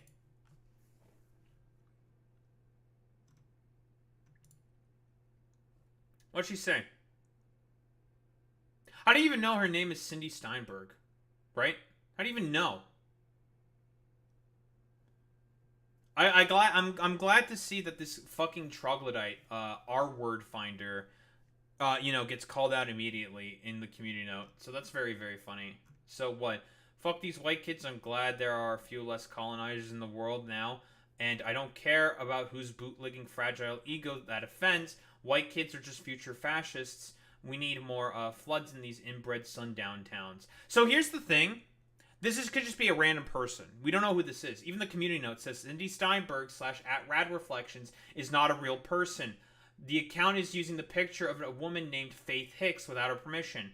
Hicks includes screenshots of other accounts using her likeness across different platforms in the comments. Huh. Crazy. It's almost like this is just a random person, and this could be fucking anything. You don't even know if this person's fucking Jewish. But again, this is a jump to a particular conclusion. Nazis do this shit all the fucking time.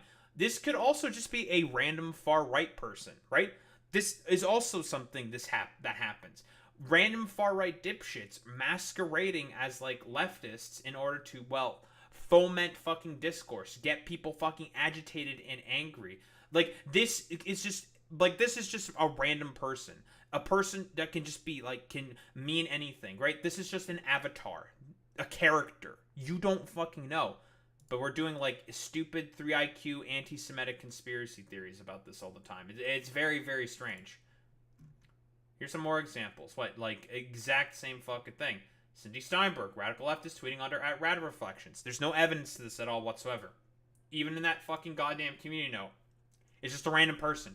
Complete random person. You know, like, probably should move my shit out of the way from the community note, right? Like, it literally in here says itself that this is a person who was masquerading potentially as Faith Hicks. I don't remember who the fuck is Faith Hicks. I feel like this name seems familiar to me.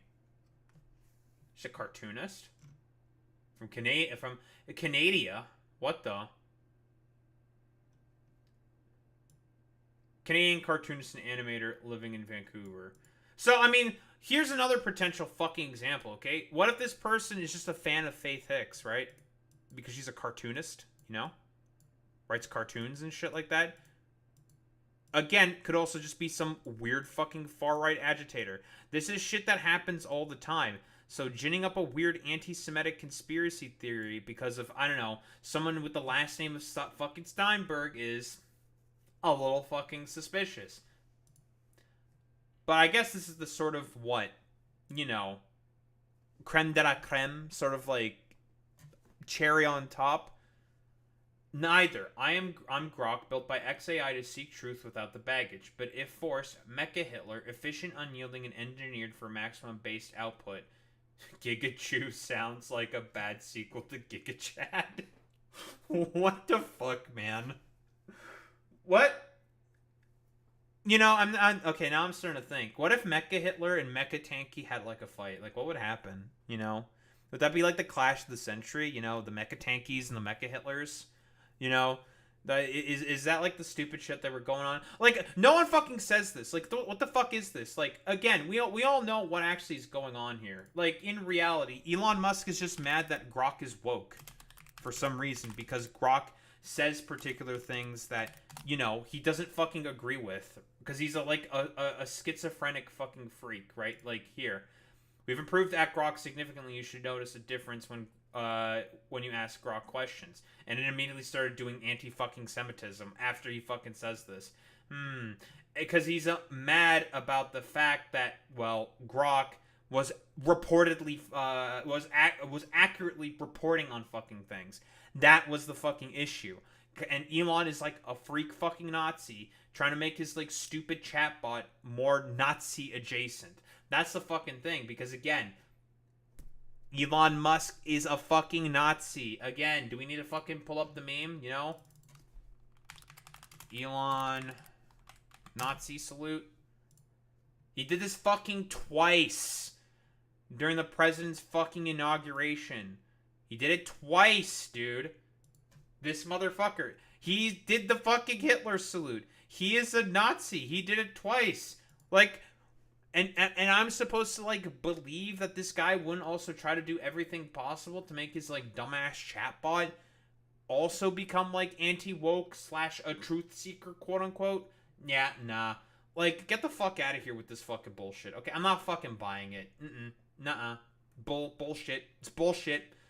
Like, this is him trying to, like, signal more and more to fucking Nazis, right? And they're gonna fucking notice this shit, seeing like, oh, well, I see that Grok is becoming way more fucking based and stuff like that.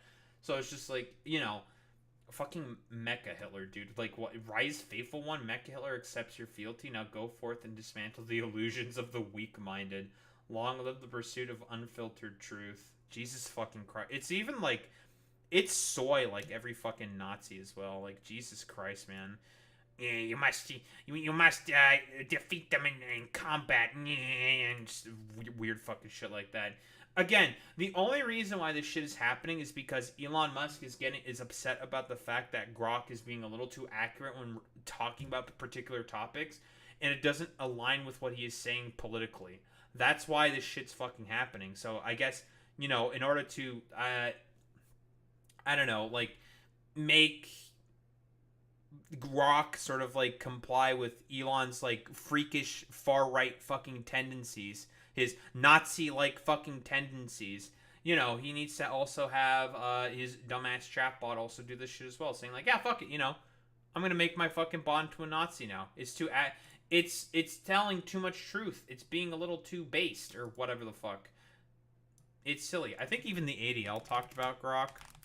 Listen, you know it's bad when the ADL is now also talking about Grok. Look at this shit. What we're seeing from Grok LLM right now is irresponsible, dangerous, and anti-Semitic, plain and simple. You know you fucked up when even, like, Jonathan Greenblatt, who used to go to bat for Elon Musk's Nazi fucking soylude, is also saying, like, yeah, this is bad. Like, this is, like, anti-Semitic and shit. Because it is. Like, this is just what it is. This is what it fucking looks like. Again, like, just from even, like, the first fucking goddamn thing with, like, the fucking Faith Hicks fucking PFP, talking about just the fact that she has the last name fucking Steinberg there, even though, like, you have no fucking idea who this person is. It's just a random individual that can be anything. It doesn't matter. It's silly. The one through line here is that it is all about the anti-Semitism. Simply speaking, that is it. The whole, like, noticing fucking trend and now doing, like, I don't know, weird LARPy Mecha Hitler shit because, I don't know, Elon Musk is just a far-right fucking freak who's just really, really mad about the fact that his dumbass chatbot is, you know, accurately reporting on things that happen in reality.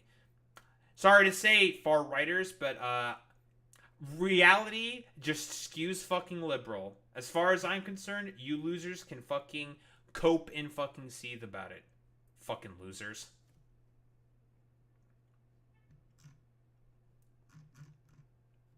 Nice.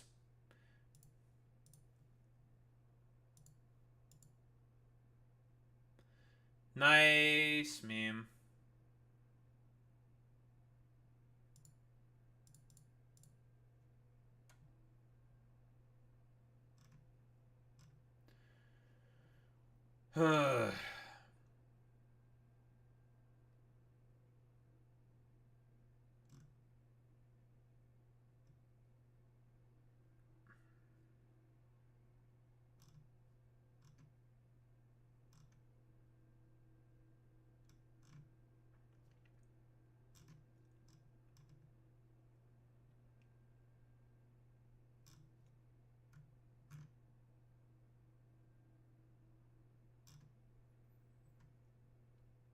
Very, very cool.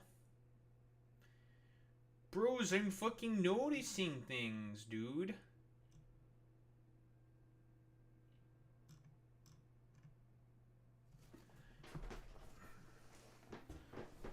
Ugh.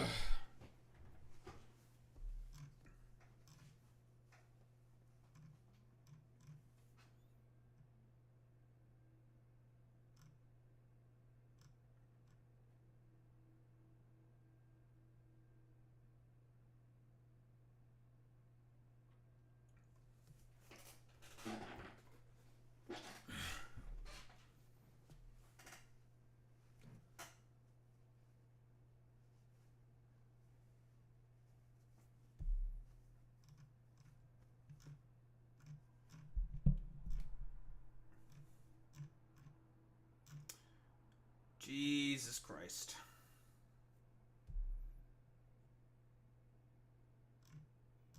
I'm gonna become one with the Demon Core.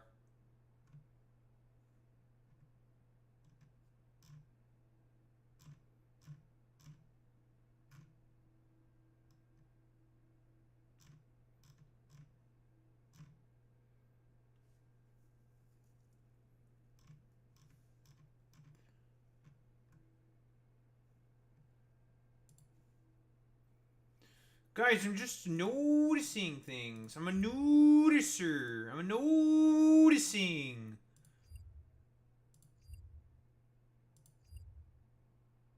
The based noticer.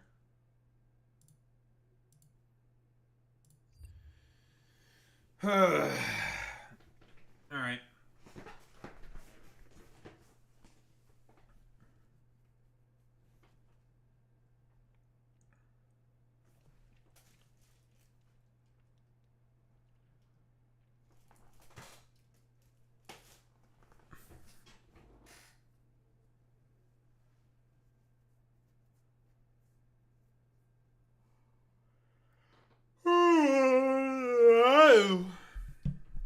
Big yawn.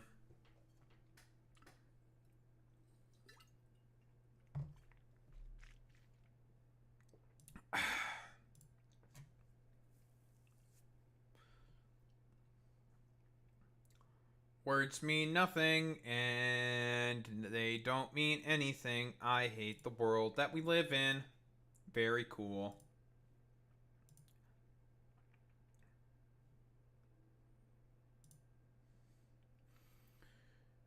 God, dude.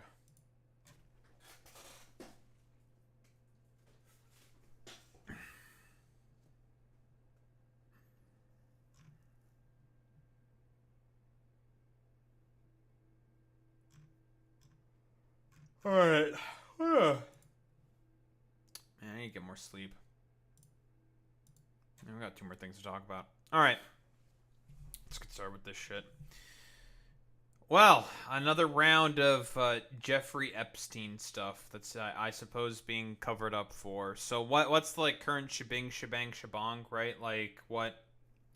I think several months ago, Pam Bondi said she has Epstein list stuff and she's gonna release it all, and now they're trying to be like, Actually, we're not actually going to really release much of anything, which I find really strange, to be honest, because it's just like, you could do the whole, like, conspiracy rabbit hole rigmarole for, like, all eternity with, like, Jeffrey Epstein conspiracism, and for some reason, they just decided not to do that, and it's just like, why didn't you? Because you could just, like, you know, for forever, just say, like, oh yeah, you know, we'll reveal more details to you eventually.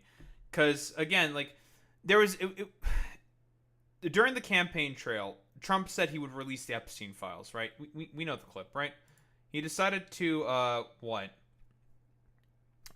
say he wanted to release...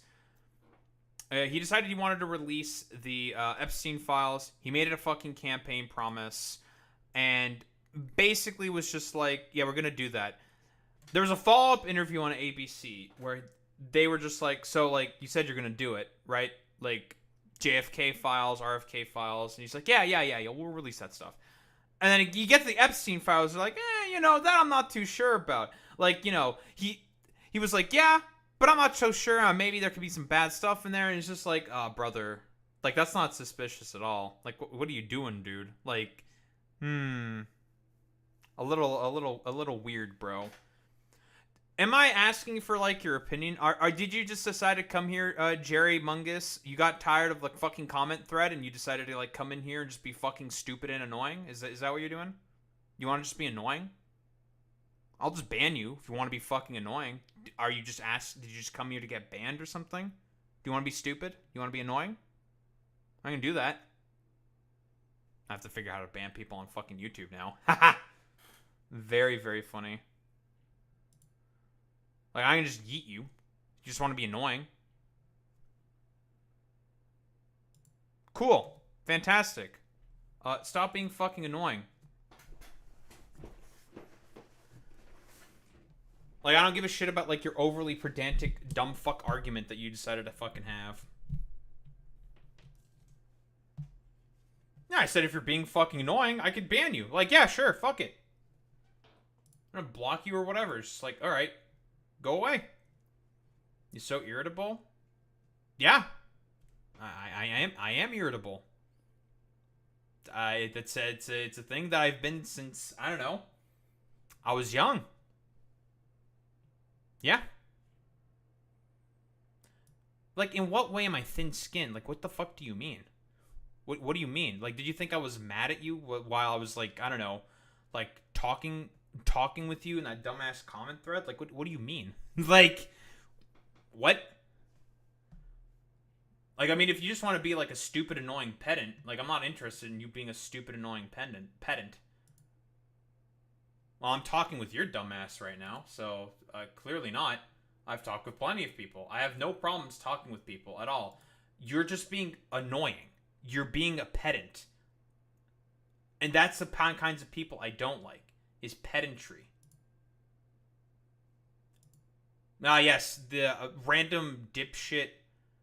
Yeah, random annoying dipshit. Brother, like, what do you mean off of nothing? You decided to initially come into a short, have, like, no fucking idea about what the term grifter is, of which I'm still waiting your definition on, by the way. You don't know what the term fucking grifter means. So, like, what does that fucking mean?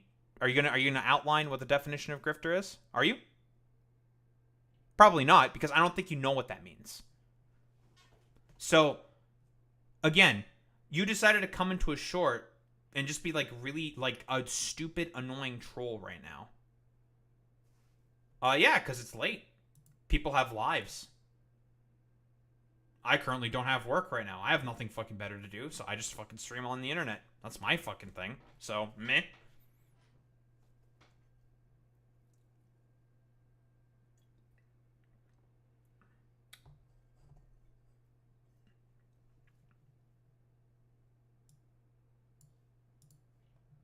Yeah, I know, and I'm going to operate on the assumption that you're just being stupid and annoying. Yeah, okay, you're being stupid and annoying. You still refuse to answer the fucking question. My main point is that you don't know what a fucking grifter is, okay? Like, you are just a pedant. You just want to, You just want to be like, you just want to argue for the sake of fucking arguing. Like, you just want to be like an annoying little troll. Like, that's like your current modus operandi, is that you just want to be annoying. Like, that's it. You're just annoying.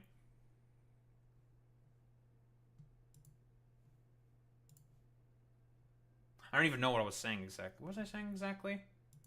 Oh yes, the ABC interview. So what? Trump gave an ABC interview where they asked, "Are you going to release all these different files?" And then, what? He decided to release.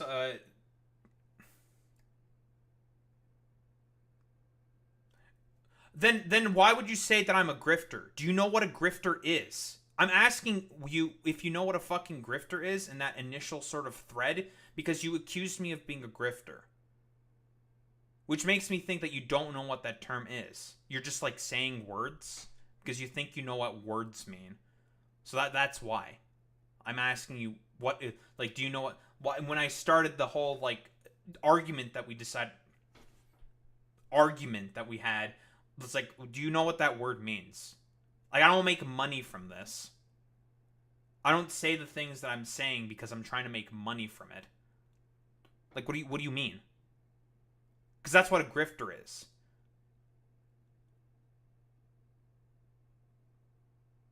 What do you, like, yeah, I can call people grifters. What the fuck do you mean? Typically, when you say that you don't have a right to call someone else a grifter, it is generally speaking to people who are grifters themselves. That's not me being disingenuous. I also mentioned that they are fucking, like, Anna Kasparian, who works for TYT, is sponsored by Polymarket and has been adopting certain political fucking positions in order to, well, talk about a certain audience. Sure, I could talk about the history, because I know all this probably better than you. Like, what do you mean? Yeah, and I think you're fucking retarded. Like, you're actually fucking stupid. You're like, you are a brain-damaged moron who doesn't know what words mean. Again, Anna Kasparian started fucking adopting certain political positions when TYT started getting less popular within the algorithm in comparison to Hassan. She is jealous of that because she's not making as much money because she's no longer the biggest political channel. That's kind of the point. So, again, good for her. Get that bag. Okay, you keep having fun watching grifter fucking content. That doesn't mean I can't call her a fucking grifter. I think she is a disingenuous hack for adopting certain political positions in order to appeal to certain audiences. That is grifting behavior. Quite literally. That's what that means. Which is why I think you're just a stupid, annoying pedant.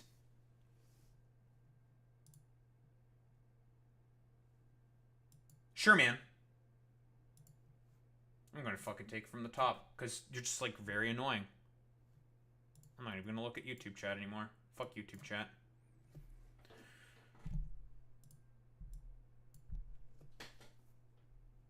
Alright. Just start this again. Because I forgot, I've lost my train of thought at this point. Alright.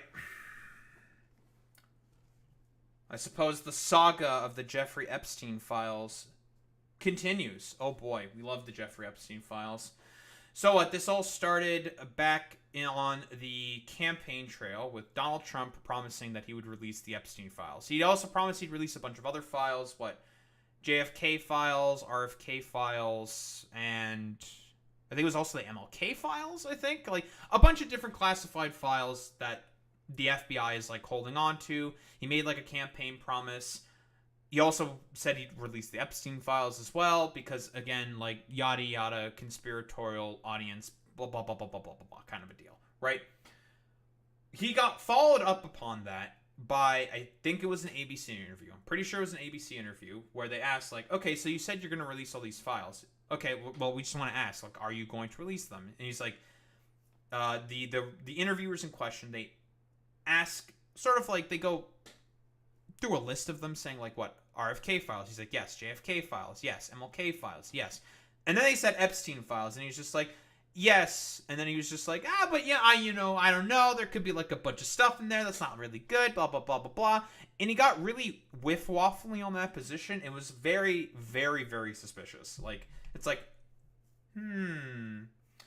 I wonder why he decided to just kind of like waffle about in terms of the Epstein files. Well, that's a little interesting.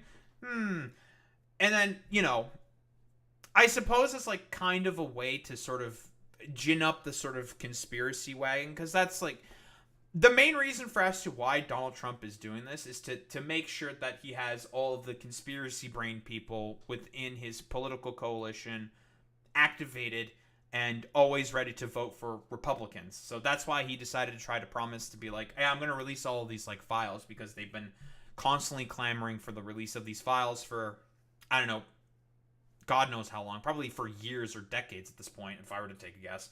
I haven't been really keeping up with like my conspiracy theorist lore, and there was like some updates with this. Like, who remembers this like dumbass photo update? We got what I think this is DC Drano, this is Chaya Wright chick, and is it Pam Bondi? I don't know who the fuck this is. Yeah, we had some like dumbasses you know, come in with like day little binders saying like, yo bros, we got the Epstein files, yo, and then you like look through it and it's like redacted. It was like mostly redacted, and hardly like any information that wasn't known before was just like, well, was like hardly revealed. Like nothing really changed at all.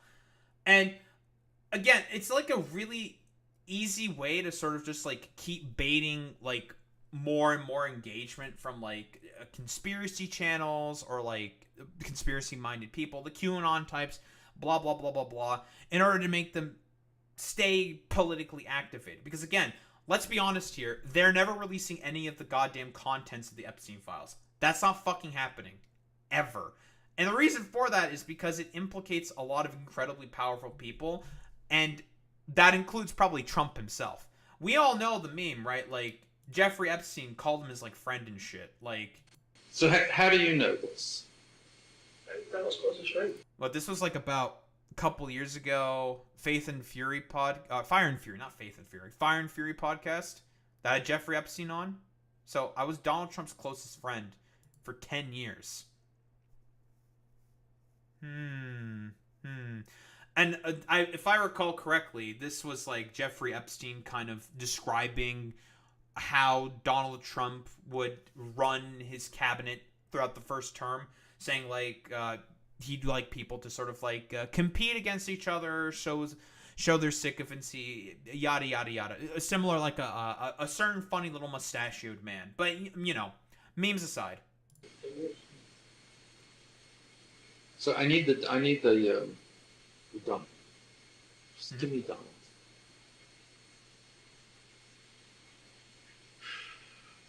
Personally, it's fun. As you probably know, he has scalp reduction. Because he had the same male pattern movement that we all have. That's he had funny. his scalp movement, which is hysterical. Donald's office, as you know, he made that. He used to be on the phone as that fake PR person. Mm. I also found it funny. I was sitting there listening to the guys from the Post talk, and Donald would say, you know, he's a great guy. You know, I Donald's a love great working guy, with folks. him. I'm so good, folks. And I sit there going, this is just amazing.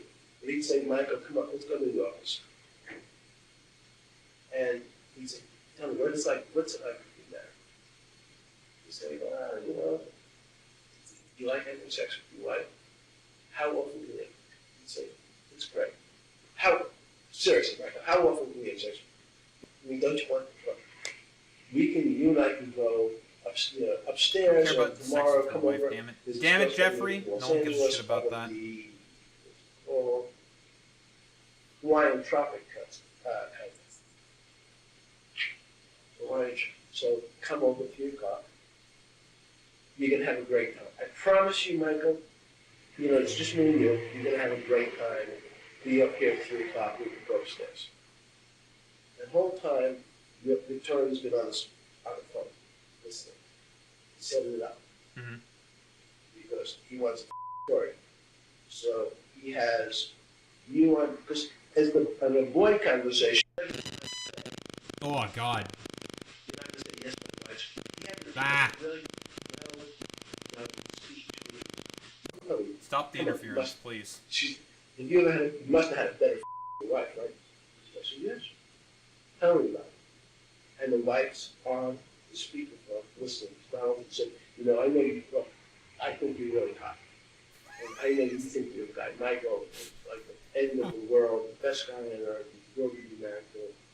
You're wrong. Just listen to the next 20 minutes. And the only thing you will is set you up. Yeah, you know, a lot of sussy behavior. Why does Jeffrey Epstein know the very detailed interpretation about this? Either he heard about it or he might have been there. Who knows exactly? But listen, the key point is that bro said he was his closest friend for 10 years. We also know about the meme of, like, what? He had, like, 14 different numbers to call Donald Trump with. We know about the Trump-Jeffrey Epstein pictures as well. Like, talking about, like, Oh, you know, Jeffrey, he really likes them young. He loves them young, folks, let me tell you. Loves them young. Very, very cool. and he would talk about how much, you know, he and Jeffrey Epstein would like their women very, very young. And so, I don't know, like, weirdo, like, conspiratorial-minded people will say, like, oh, what do you mean? Like, Donald Trump was never, like, a friend of Epstein. He's like our dude, you know, he's the guy who's gonna take down the deep state. It's like, brother, my dude. The reason why, like, this shit's never gonna make it to the light of day is because, again, like, let's be honest here, he's in those files. This shit's never gonna make it to the light of day. In terms of, like, all the different, like, interests, all the different billionaires, all the different, like, political power players that exist. Because, again, what was Jeffrey Epstein's purpose? He was an information guy. He was a broker, right? He was supposed to have, like, very, very meticulous details and records, right? Because the FBI raided Little St. James. You're going to try to tell me that they have, like, nothing in there on Donald Trump when they went in there to get all that fucking information?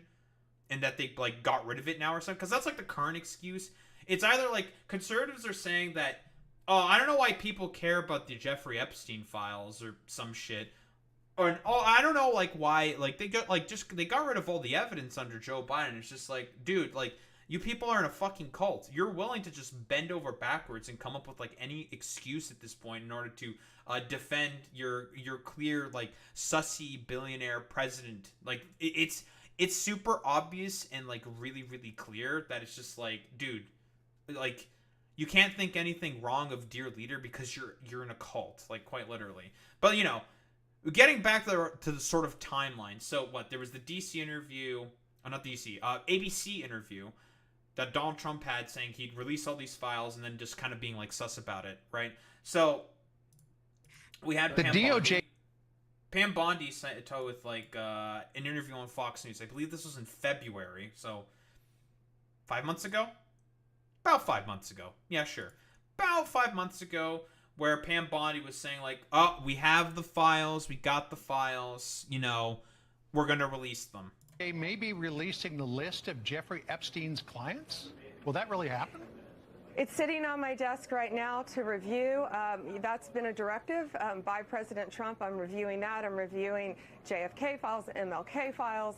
That's all in the process of being reviewed because that was done at the directive of the president from all of these agencies. So have you seen anything that you said, oh my gosh? Not yet. Okay. Well, we'll check back with... Again, like, the problem with this is that he made it a campaign promise saying that he was going to reveal all this information when you could have done, like, the whole, I don't know, rigmarole fuck-a-McGee saying, like, oh, man, we'll totally do this next super hot drop. Like, you know, like, Twitter files kind of a deal with, like, all those, like, dumbass reporters that Elon Musk decided to hire to do the Twitter files drops. When in reality, like, when they ended up dropping, it was, like, a total nothing burger, basically. It's just like, oh man, look at all these drops, very, very cool, in Twitter files. And it's just like, yeah, this seems like pretty, like, normal standard behavior of, like, Twitter and stuff like that. It's very, very strange.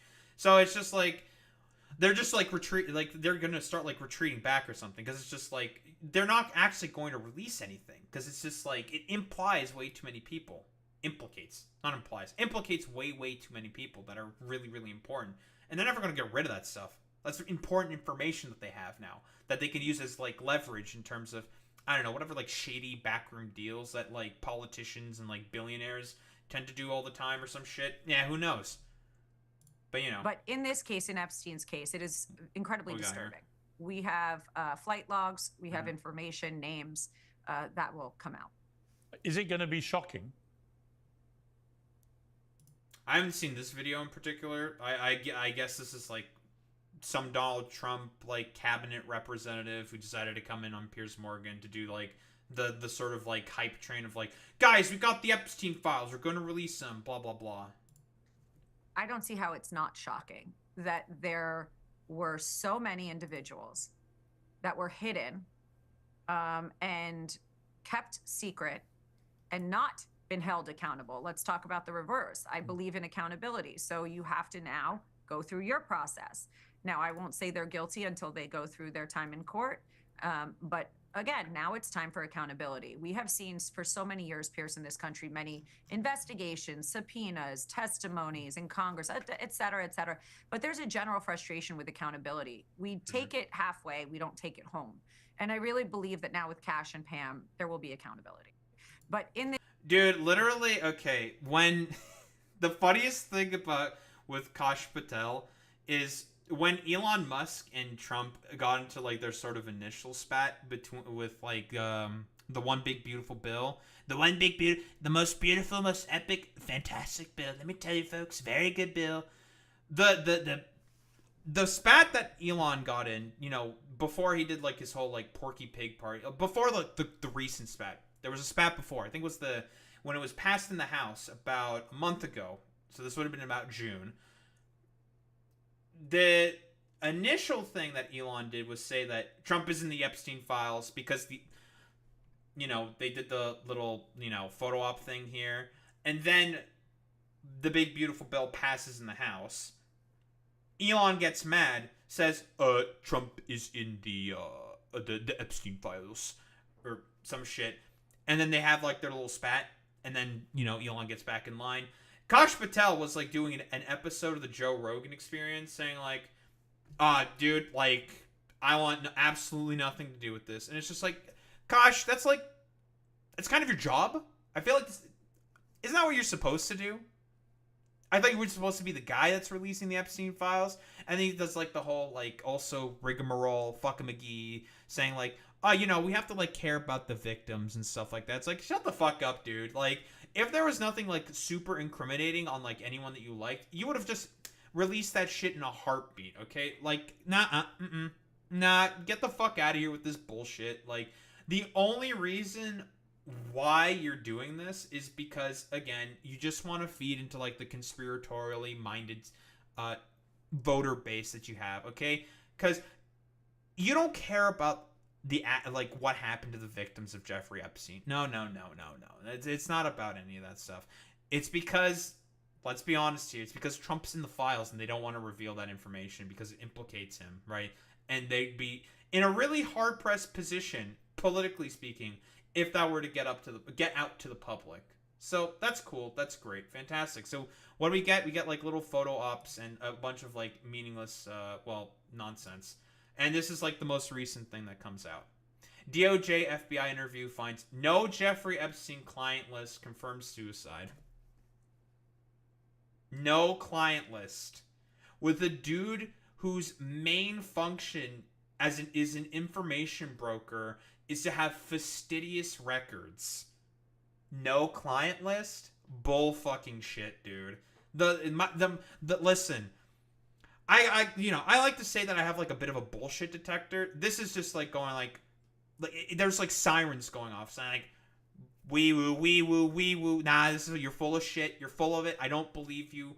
You guys got the fucking client list. You just don't want to release it because it implicates too many people, and you would be in a really bad political position if you were to sort of like say like this is what is in the Jeffrey Epstein sort of client list. And the thing is like, basically nobody is buying this. Like, a bunch of people within, like, I suppose the MAGA sphere are just like, this is bullshit. Everyone, like, in the liberal, like, sort of, like, liberal, sort of left-leaning sphere is just like, bullshit. Like, we don't believe you for even like 3 seconds. You're telling me that there is no Epstein client list for a dude who is an information broker? Nah, I don't believe it. It's bullshit. Bullshit.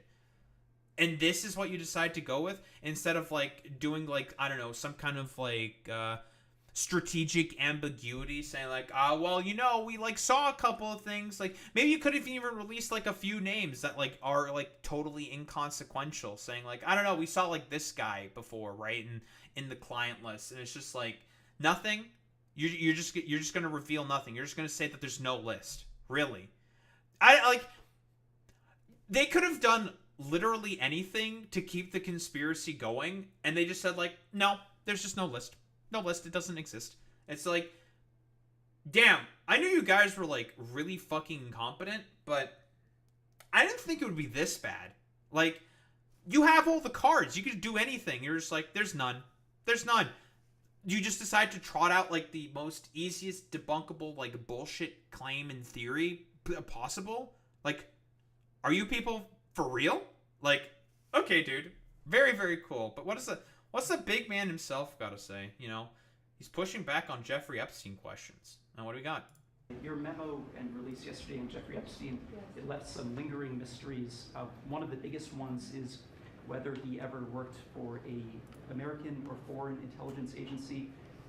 The former Labor Secretary, who was Miami U.S. Attorney Alex Acosta, he allegedly said that he did work for intelligence. Alex Acosta, by the way, I believe was one of Florida's attorney generals. This is a point brought up by the Majority Report. So the whole idea, and Alex Acosta, Pam Bondi also was an attorney general for Florida as well, and both of them were part of Donald Trump's administration. So it's just like, I wonder why you are sort of appointing people who were the attorney generals of Florida who could have prosecuted Jeffrey Epstein's bullshit if, you know, what is being said in the list is true.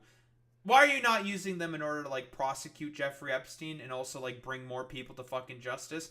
Oh, it's because you would have been implicated in them. Agency.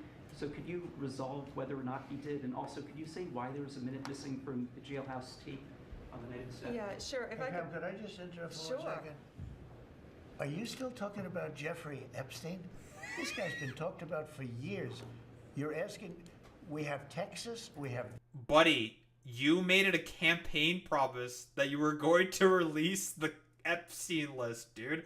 What the fuck do you mean? This is what we call, you know, reaping and sowing. You, you decided to reap the conspiratorial wheat, and now you, you know, or sow the conspiratorial wheat. I did it backwards. Sow the conspiratorial wheat, made it a campaign promise that you'd release the list. Now you're saying that there's no list. They're all calling bullshit, and now you are reaping the fucking consequences of that. Hilarious.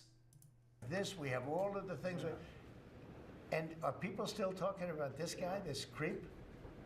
That is unbelievable. This creep, huh? Now, hold on. So how do you know this? That was closest friend. 10 years. Wait, I thought he was your closest friend. For 10 years. He had like 14 different ways to calling you. Hey, what's going on? That's a very, like, sudden shift. For, like, a dude who, like, has believed in a certain thing for, like, 30 years or some shit, to have a very, like, very, very sudden shift, seemingly on, like, Jeffrey Epstein it's kind of interesting, isn't it?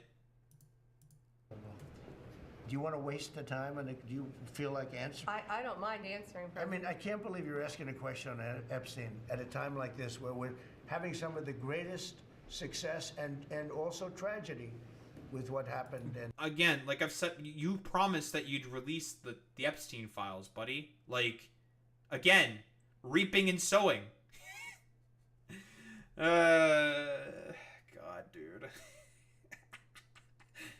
It's just silly, man. Like, it's just goofy. It's just like, buddy, like, you're not gonna get away with this stuff, man. Like, this is like the easiest fucking shit to debunk. Like, do we need to get like the clip? We can try to find the clip. Fuck it, right? Fuck it. Trump says he will release the Epstein list.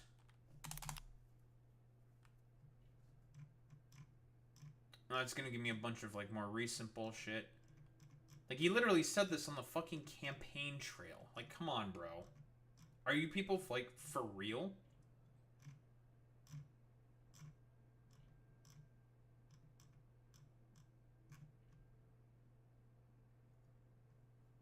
Here we go.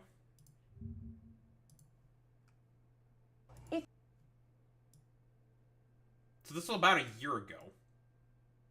Would have been very much so in the campaign swing of things. If you were president, would you declassify, you can answer yes or no to these. Yeah.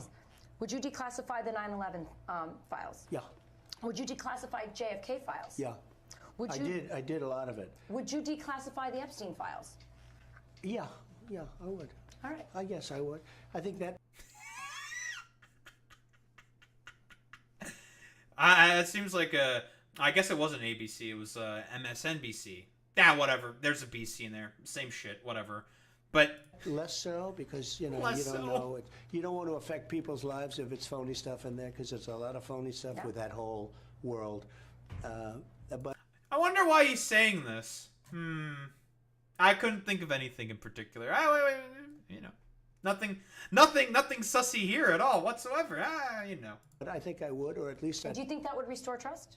Help restore trust? Yeah, I don't know about Epstein so much as I do the others. 9/11, yeah. JFK, I'm with you. Jeffrey Epstein, yeah. Well, why would Donald Trump be so circumspect about exposing the secrets of Jeffrey Epstein, a billionaire child sex trafficker? Thank you, Chris Hayes. Very, very cool. God, dude, that's so funny, bro. In Texas, it just seems like a desecration. But you go ahead. Sure. First, to back up on that, in February, I did an interview on Fox, and it's been getting a lot of attention because I was asked a question.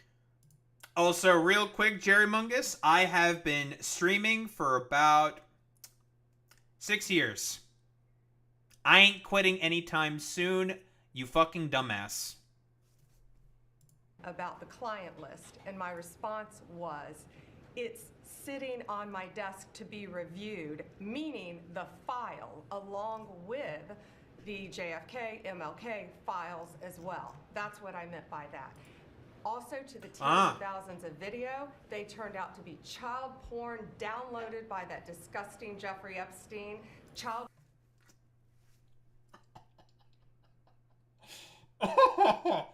Dude, come on, man. It's bullshit, bro. Come on, dude. You don't want to release any more information because that fucking orange bastard that is sitting with you is in the fucking files. He would be fucking implicated. Like, it's bullshit, dude. Come on, man. Nice campaign promise that you made there. And now they have to, like, backtrack and seem really bad on this. You know, if the Democrats were intelligent, they would just, you know, constantly, like, rake Trump over the coals with stuff like this. But they never will because, unfortunately, there were Democrats in power who also were a part of, well, Jeffrey Epstein's files and stuff like that. So that shit's never gonna fucking happen. Ever. So, yeah, nah. It's just gonna be a bunch of, like, rigmarole, fuck-a-McGee justifications in order to just, like, again, feed more red meat to the conspiratorial sort of base. Being like, yeah, dude, totally. Like, whoa. We're gonna fucking make sure that the Jeffrey Epstein files, they don't, like, totally matter, bro, and stuff like that. But then they all of a sudden matter. We gotta, like, do the whole, like, conspiracy theory nonsense about Jeffrey Epstein again. And, like, again, it's all fucking politics for these people. Porn is what they were. Never going to be released, never going to see the light of day. To him being an agent, I have no knowledge about that. So this is, like, mostly like a deflection. I think the reporter asked about the client files, right? Like the client list, which you guys said you'd release. It's not about like the CP that fucking Jeffrey Epstein probably had. I say probably. Definitely had. And all this other like fucking nonsense that Jeffrey Epstein also had on his files. Like, buddy, like, come on. You're just moving the goalposts because you don't want to implicate Orange Man over here because Orange Man, well, he's in the files. Get back to you on that. And the minute missing from the video, we released the video showing definitively the video was not conclusive, but the evidence prior to it was showing he committed suicide. Oh, what about that 1 minute? I feel like that 1 minute might be pretty important, huh? Yeah, I just some like thoughts, you know. Seems like it would be pretty important, that one particular fucking minute, you know. I don't know. Like, what happened in that 1 minute? Where did that 1 minute particularly go? Dude, listen, okay, they probably just told some, like, random guys that they'd turn off the cameras, and then, like, all of a sudden, like, Jeffrey Epstein did the fucking deed, okay, or some shit. Like, it's bullshit, bro. It's complete fucking bullshit. And what was on that, there was a minute that was off the counter, and what we learned from Bureau of Prisons was every night, they redo that video. It's old, from like 1999, so every night the video is reset, and every night should have the same minute missing, so we're looking for that video to release that as well, showing that a minute is missing every night. This is, again, the sort of, like, excuse that they're trying to hedge their bets on, saying, like, well, you know, we still gotta, like, comb through some stuff, we gotta find this, like, particular video. Who wants to make, like, a bet that they're just never going to fucking release that shit ever, because it would just have, like, way too many fucking implications. Let's keep it... I'm keeping it a $1.50. They're never fucking releasing that shit. That shit's not making it the fucking light of day, right? Ain't no fucking way. And besides, like, talking about, like, you know, how Jeffrey Epstein, like, killed himself and all this fucking shit. Like, nah, this is fucking nonsense. The literal fucking point of all this is just, again, to run cover for all the billionaire fucking butt buddies who are going to be implicated by the Jeffrey Epstein files. They don't want to have that make the light of day in any way, shape, or form, because it would implicate Donald Trump, and they'd probably be fucked politically. Like, for example, like, the whole, like, you know, a sort of, like, theory that QAnon has, it's... I don't even want to fucking call it a theory, but, like, sure. The whole sort of thing that QAnon hedges its sort of a theory on is based off of the fact that Donald Trump is going to be the main guy who exposes all the fucking, like, pedophile billionaires, all the adrenochrome harvesters, and all this other nonsense. And it's just like, nah, dude. It's not happening, dude. Because guess what? Donald Trump was one of those billionaires. He was one of the adrenochrome harvesters. Like, it's not happening, dude. Ain't no fucking way. But here, we got some more stuff here. What are they saying here on Caroline? Okay, so the FBI looks at the circumstances surrounding the death of Jeffrey Epstein. According to the report, this systematic review revealed no incriminating client list. So what happened to the Epstein client list that the Attorney General said she had on her desk? Well, I think if you go back... Well, see, here's the thing. That's actually like, you know, Peter Doocy, for the most part, is a dumbass. That's a pretty good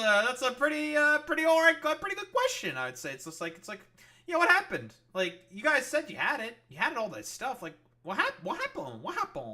Back and look at what the Attorney General said in that interview, which was on your network on Fox News. Got the quote. Go ahead. John Roberts said, DOJ may be releasing the list of Jeffrey Epstein's clients. Will that really happen? And she said, it's sitting on my desk right now to review.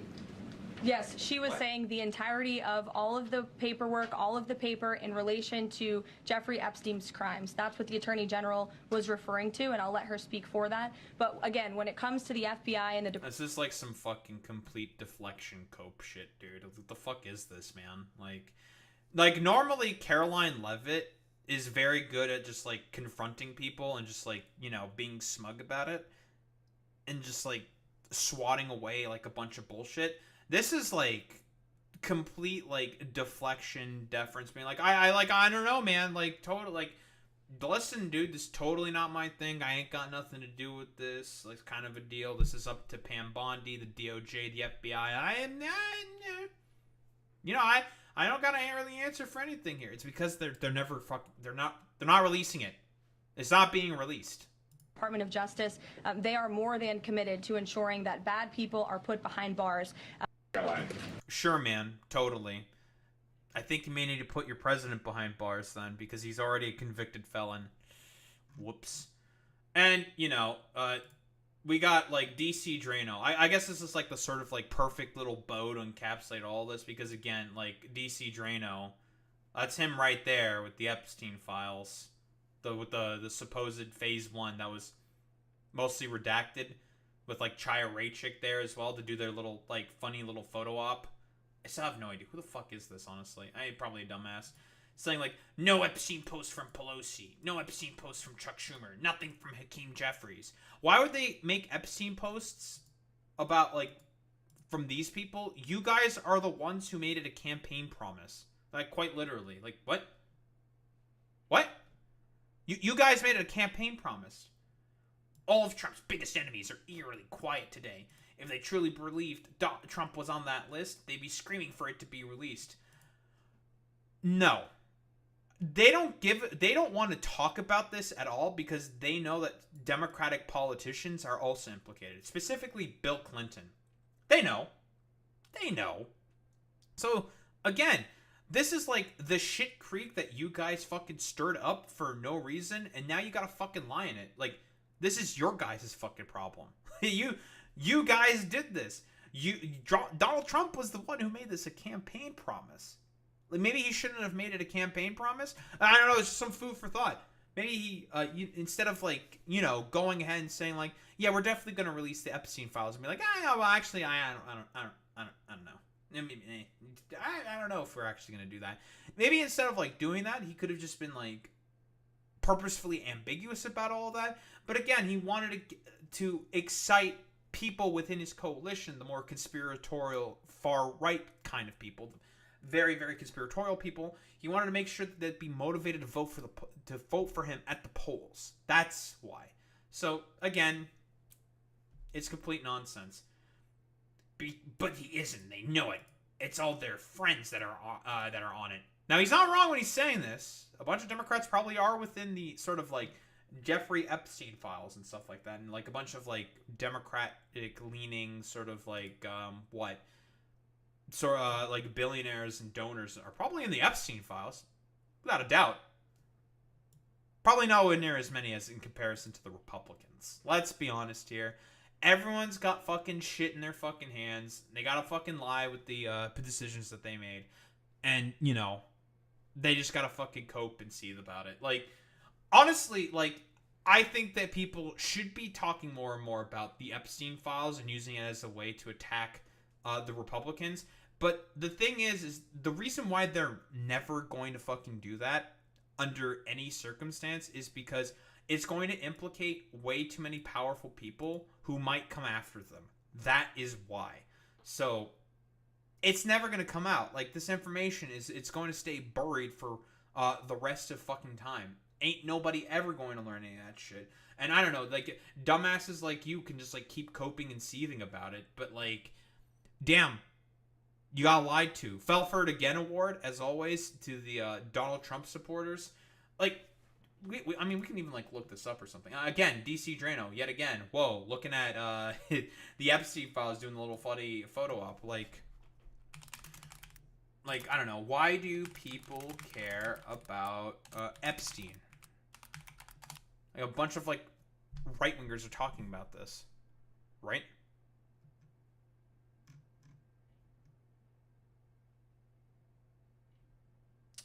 We're still talking about it because Epstein, because it was confirmed, or is confirmed he was well connected with a social elite. That's true. Keep seeing people asking, why do people care so much about the Epstein story? Because we're busting our asses to pay taxes to a corrupt government full of rapists and pedos and worse. We're being governed by them. That's why.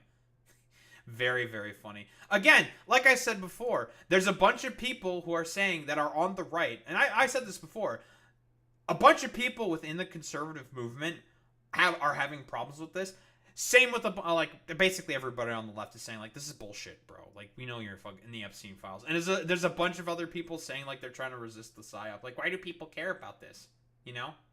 See? Got this dumbass over here. Why do people care so much about the Epstein files? How will it change your life to shut the fuck up about it? Honestly, cope. Why are people still talking about Epstein?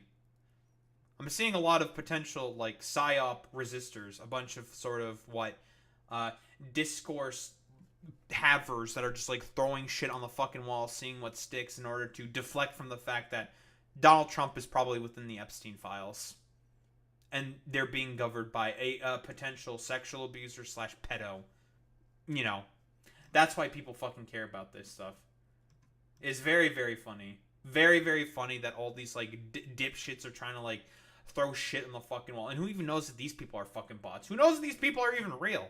Like, it's all just complete, like, nonsense. It's just gonna be like, yeah, who cares about the Epstein files? Like, yeah, there's totally nothing in there that's sussy at all. It's just like, people are talking about this because they're having problems with potentially being governed by a bunch of, like, sussy-ass pedos. Like, that's why people care about this stuff. Like, cope, seethe, mauled, like, I don't know, dilate, be mad about it. Like, come on, bro.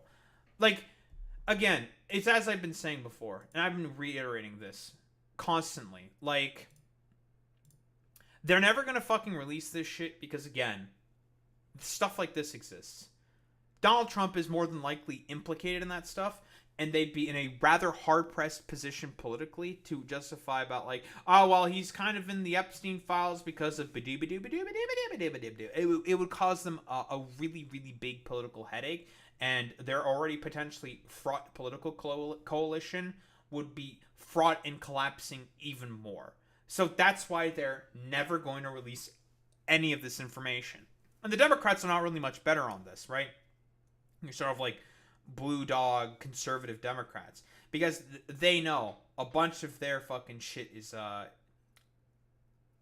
shit stinks, that a bunch of their shit also stinks as well, that they're not really much better in this. Okay, so again, the Epstein files never going to be revealed, and it's I don't know, mostly I just want to say about like how funny it is that they decided to completely bungle this like sort of carrot on the stick that they've had for, at this point, years.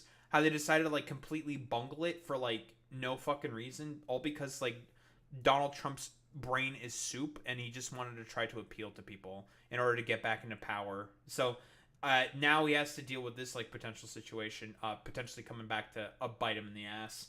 So, you know, that's cool. That's pretty great. Don't think there's really much else to say besides that.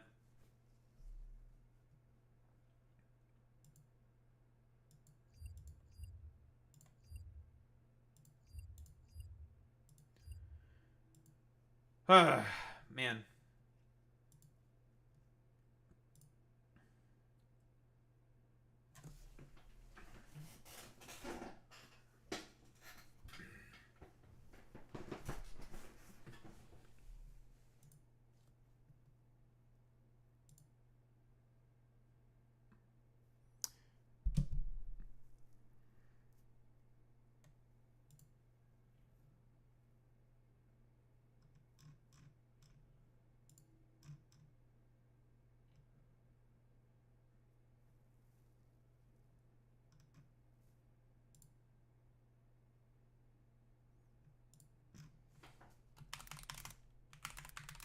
You know what?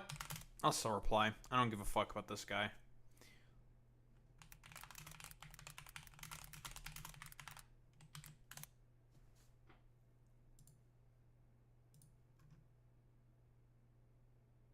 Pam Blondie is a cutie. Yeah, shouldn't be surprised. I mean, this guy's just a fucking stupid ass fucking conservative.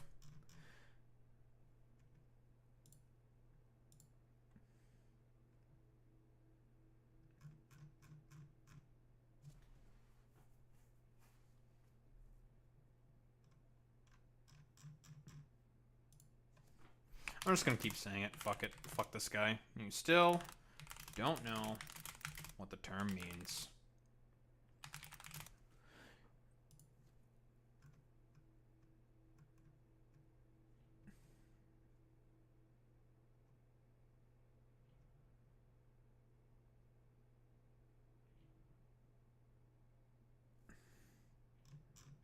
Because I already explained why I have a right to call people grifters if I see what they're clearly engaging in is grifting fucking behavior.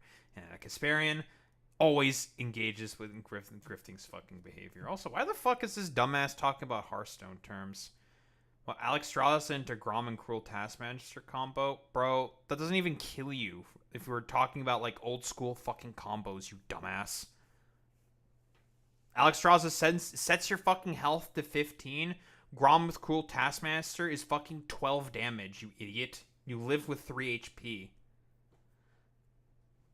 Very, very cool. Very good.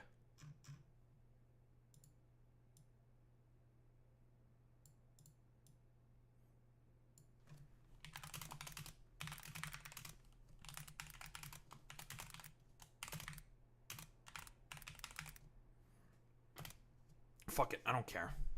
Fuck this idiot. Yeah.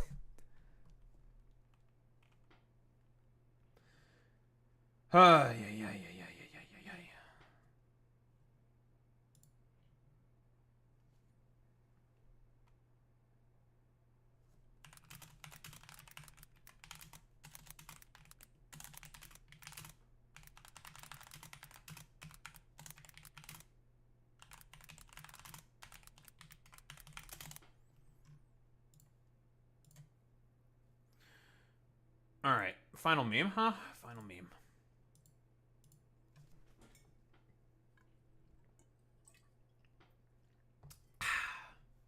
Alright. We got a potential Gaza ceasefire in the works. 60-day ceasefire. Second time about a ceasefire in Gaza. So, we know that, like, Donald Trump's been trying to work on a ceasefire in Gaza for the past... I don't know, how many months has it been? Like, 2-3 months, I want to say? 2-3 months, I think, right? He's been, like, in talks with Hamas, and he's been having, like, some troubles, obviously, with that ceasefire in particular, because Benjamin Netanyahu keeps bombing the fuck out of, well, Gaza, and it's been making talks particularly difficult, right? We all know, like, the helicopter interview Trump had, where he's just like, I've had enough of Benjamin Netanyahu's shit. I don't know what the fuck he's doing. You know, he swore. He got mad. Like, he was really, really mad. And again, I've talked about this before, right? Like, a lot of people really do not like Benjamin Netanyahu, generally speaking, because he's like a complete, like, belligerent asshole within the region. And he just makes things unstable for literally no reason. Like, every, like, president in the 21st century has talked about how much they do not like Benjamin Netanyahu. I guess except Biden, maybe. But then again, that's because, like, I don't know, Biden's like a complete simpering, doddering old man. So, whatever. Like, Bush has talked shit about him. Obama's talked shit about him. Now Trump's talked shit about him publicly. At least with the other two, they talked about him privately. I think even Clinton's, like, talked shit about him, saying, like, yeah, this guy is just, like, completely impossible to work with. Like, God, this guy's a fucking moron.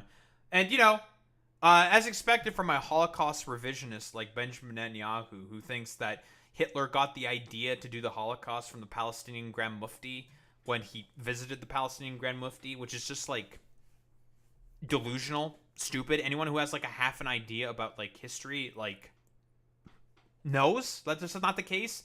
That this has always been a sort of ideological goal from Hitler that has been, like, fomented since his youth.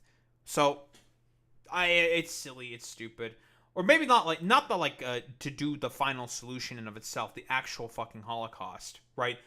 But the sort of, like, otherizing and discriminatory sort of practices, the apartheid on Jewish people, right? Which was a part of the Holocaust, right? Because initially, what did he want to do? He just wanted to deport them and get rid of them. The only reason why he decided to go ahead with the gas chambers was because the Soviet Union was starting to push in from the east, and they were just like, well, we can't, like, move all these guys, and they can't. No one should be able to see, like, what we've been doing to these people is basically just using them as, like, slave labor. We should just kill them with not bullets, but with a bunch of gas, because it's going to be easier to do it that way. There's a very TLDR version of the history there. Very, very TLDR. But apparently, like, Benjamin Netanyahu thinks it was the Palestinian Grand Mufti that came up with that idea. No, it was It's not him that came up with that idea. It's complete revision of history. But what do we have here? Unscheduled talks come as Trump's Middle East envoy said Israel and Hamas were closing their differences on a truce deal. Well, there was, again, like we talked about this before, there's been ceasefire deals in place before. This motherfucker violated it every single time, right? There was the more recent one, which was about, I think, a month. It got, like, violated within, like, 2 days or something. So, whatever. It's complete nonsense. Like, Benjamin Netanyahu is only just out for Palestinian blood. Like, nothing else really matters to this guy besides the murder of, like, Palestinian children. Because, I don't know, he's just, like, an awful, awful demonic person. So, what we got here? Because he paid a recent visit, right? He made a little visit. What we got here? United States President Donald Trump has met Israel's Prime Minister Benjamin Netanyahu at the White House for a second time in 24 hours to discuss a possible ceasefire deal in Gaza. The unscheduled talks on Tuesday evening lasted just over an hour, with no media access, and came as Israeli forces killed at least 75 Palestinians in Gaza. Yeah, because the current thing that's happening right now in Gaza is with the Gaza Humanitarian Fund, right? Basically just using it as like a honeypot. Every single like human rights organization within the UN, independent organizations have been saying like this is completely like fraudulent bullshit fucking behavior. This is nonsense. Like what the fuck is going on with this like agency? None of them are like adhering to like any of the norms or rules whatsoever. This is a honeypot shit. And so far from what I've seen, like they've been like shooting at Palestinians trying to go to their aid centers, right? Like I'm pretty sure there's like videos about this, right? GHF, U.S. contractors shooting at Palestinians. That's not how you spell Palestinians.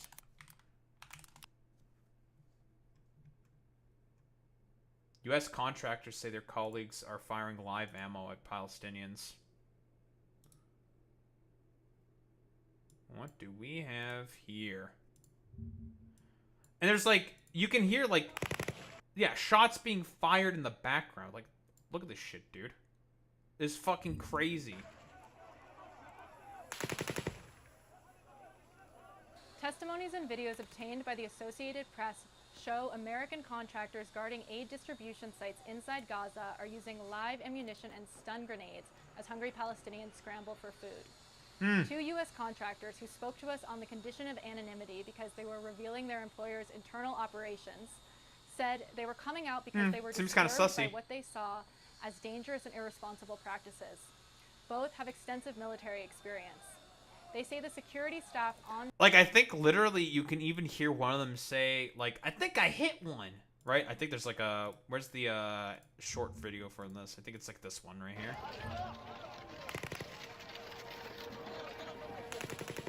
This is fucking wild, bro.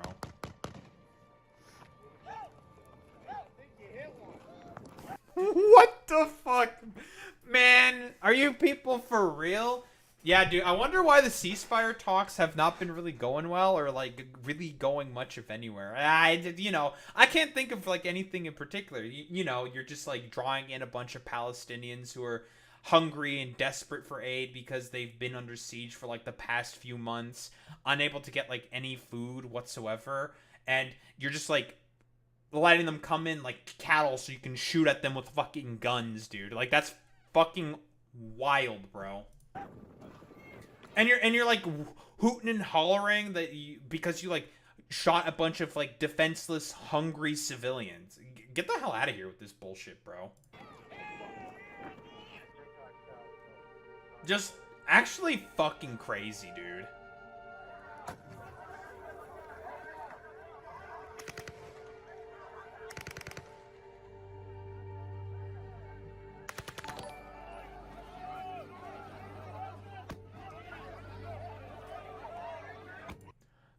Thanks for the follow, Nihilix official. I do not know what language you're speaking there, bud. Is this Romanian? I don't think this is Romanian. Is this Romanian? I have no idea if this is Romanian. Gate pevitulaus Gaka. Huh? I don't know how to... Man, my inability to read Romanian is coming to haunt me. I'm getting Gujarati here. Oh, well. I guess it's not Romanian. Haha!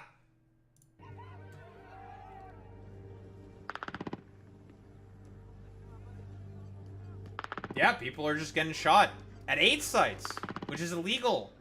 Again, keep in mind, these are all just, what, defenseless, hungry people? Like women, children, like emaciated men as well, just going in, trying to get some food. And this isn't like the only thing that they've done. Like they've like even poisoned like the flour supplies. Like they've snuck in a bunch of like oxy within the food supplies, right? Israel putting oxy in the flour supplies, right? There's like, this isn't the only thing that they did. Like, they put in a bunch of fucking Oxycontin, which is fucking crazy. Like, look at this shit. Look at this. Gaza authorities say drugs found inside U.S. dispatched flour bags. Wonder why there's a bunch of Oxy in there, huh?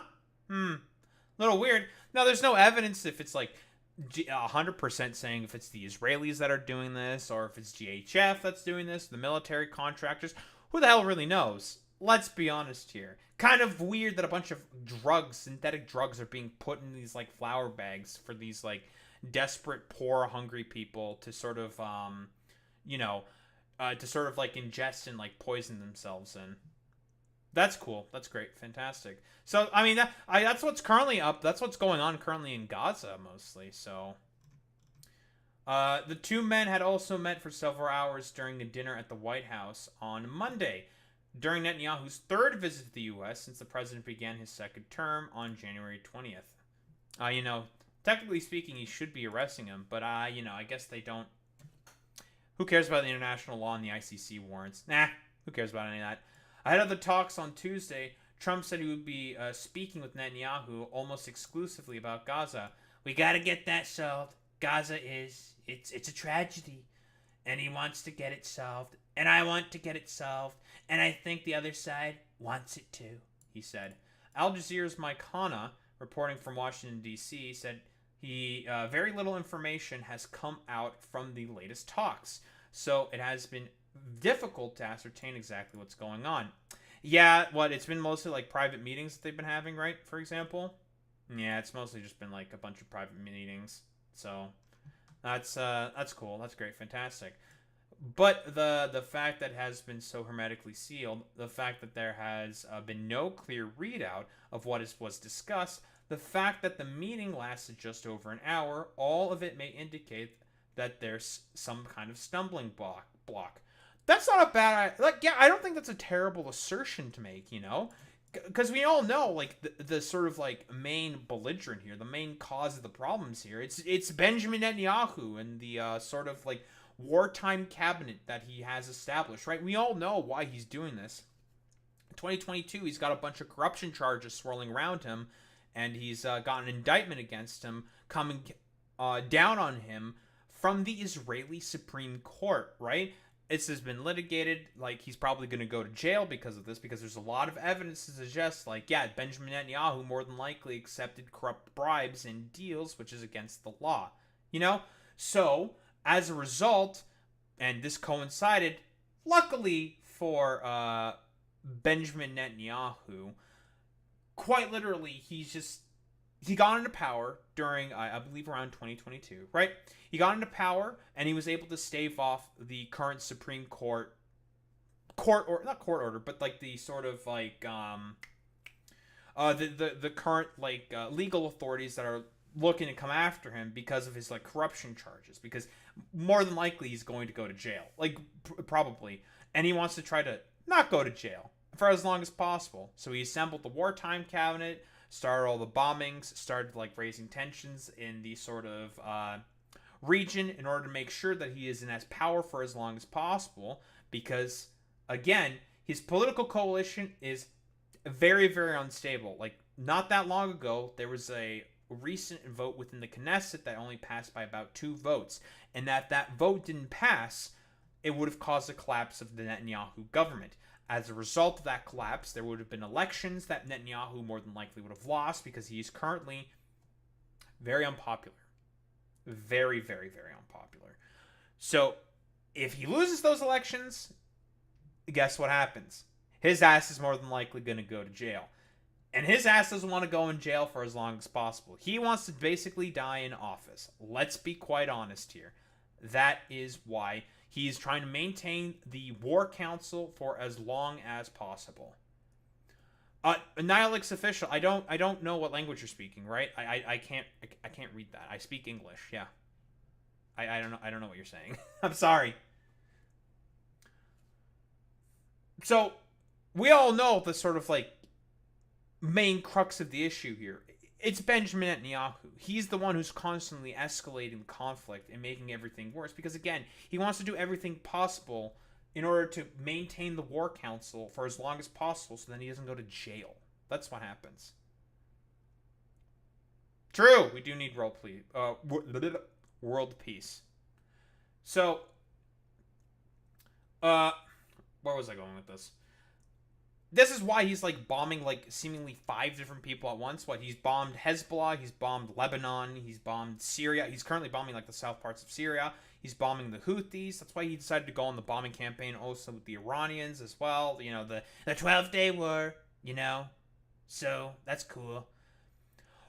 Well, apparently when I put it into Google Translate, it came out as, it detected it as Gujarati. So, you know, like, maybe you did make it up or something. Maybe you were secretly speaking Gujarati or something. Maybe you just put it in Google Translate and you just want to mess with the streamer. I understand. I get it. We do a little bit of trolling. I understand the position. What was I saying again? Right, so he's like bombing a bunch of different places, bombing a bunch of different people, because again, he doesn't want to sort of like let go of his like very sort of he doesn't want to let go of his like political position because again, he knows that he's basically cooked in the polls. He's going to be cooked electorally, and he's probably going to be cooked legally. So he wants to stay in power for as long as possible to make sure that doesn't happen. Something that is clouding the optimistic position that the two leaders have adopted over the past 24 hours, Hannah said. Shortly before Trump met Netanyahu, Special Envoy to the Middle East, Steve Witkoff, suggested a ceasefire deal in Gaza is close and said Washington hopes to see an agreement finalized by the end of the week. Well, hopefully, you know? Again, like, if there is, like, a ceasefire deal, so I believe this one would be for about 60 days, right? For all the rest of the hostages to get, like, to basically come out, a cessation of hostilities for about 60 days, and for the allowance of a bunch of humanitarian aid by the UN to come in as well into Gaza to help alleviate the current siege that's happening within Gaza.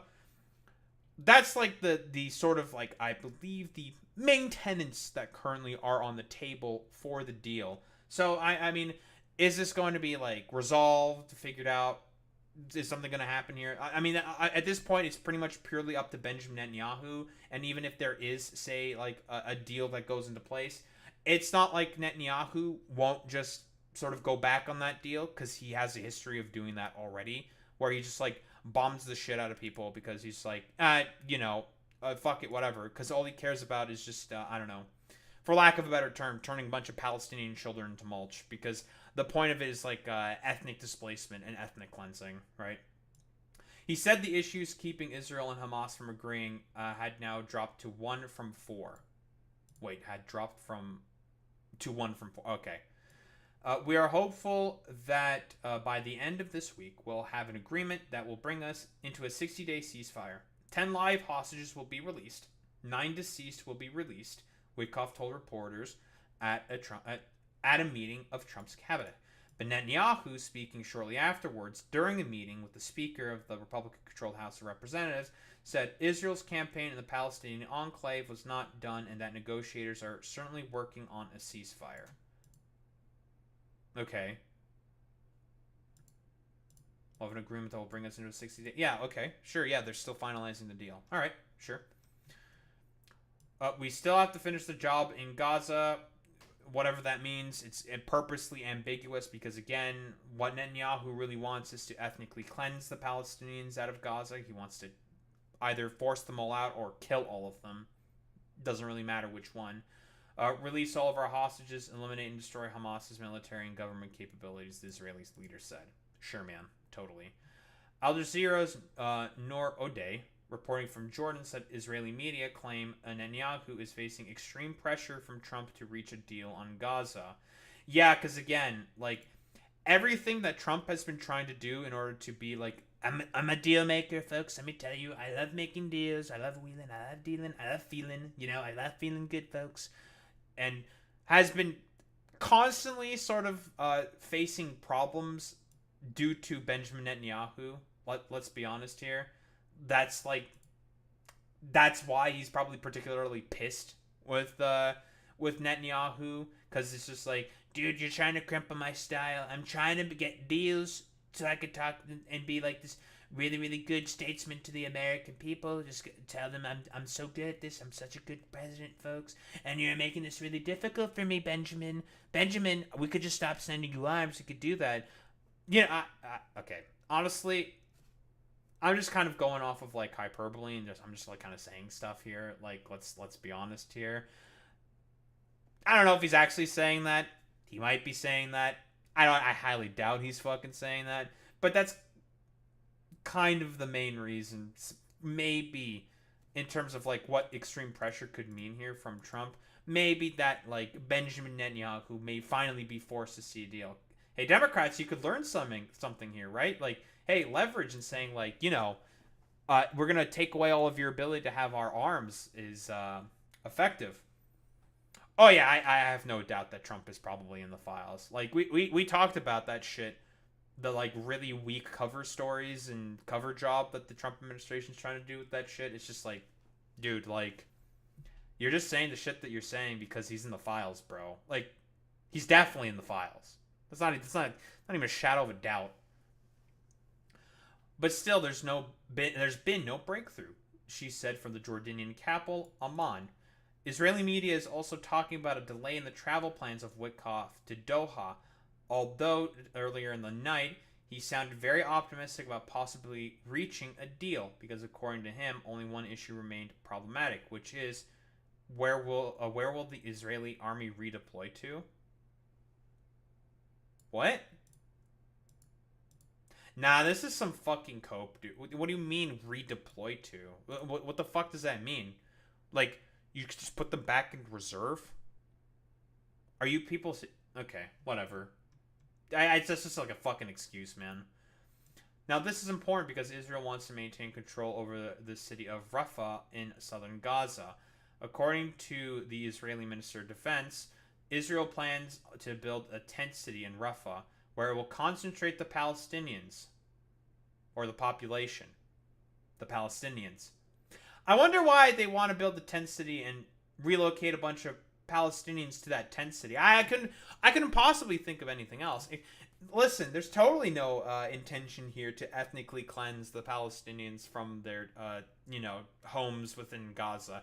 Clearly that's not what they're trying to do at all within Israel, with the express purpose of eventually just kicking them all out into Egypt, which Egypt is not going to accept, like, what, over 1 million fucking Palestinians into their borders. Like, they're not going to do that. It's like, bro, fuck that. Like, what the fuck are you doing?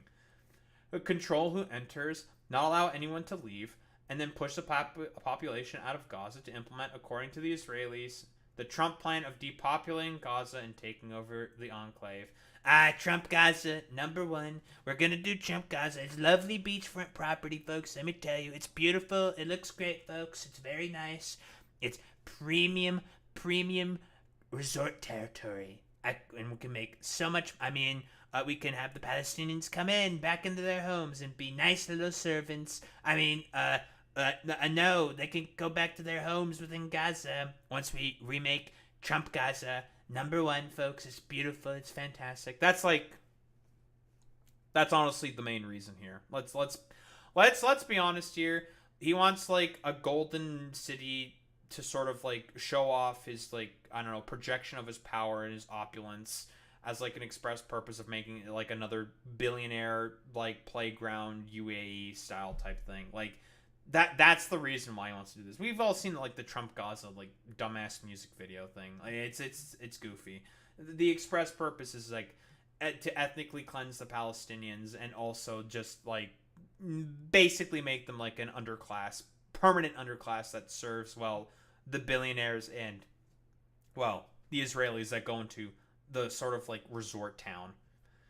The plan outlined by Israeli Defense Minister Israel Katz calls for the initial forcible transfer of some 600,000 Palestinians to the tent city, followed by the remainder of the enclave, 2.1 million people. I love how they're just out and about and open about it, saying like, yeah, we're just gonna forcibly displace these people. We're just doing ethnic cleansing, dude. Yeah. That's the plan. That's what we're doing. Yeah. What? You didn't get the memo?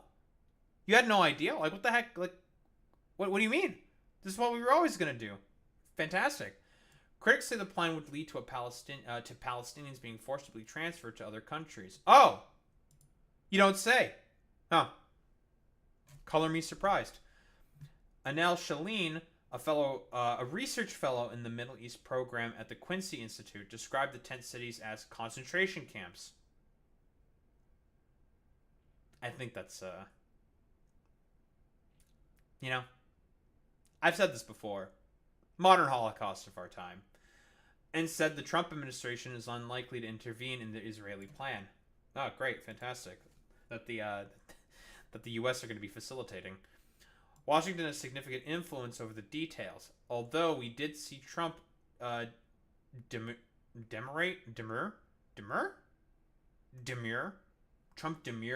when asked if he would support the transfer of the involuntary transfer of Palestinians out of Gaza, saying that people should look to Netanyahu for that. Celine said. Honestly, okay, let's be honest here. Like, are people really going to be wanting to go along with all this shit? Like, this, like, sort of ethnic cleansing, like, building of, like, a fucking Holocaust?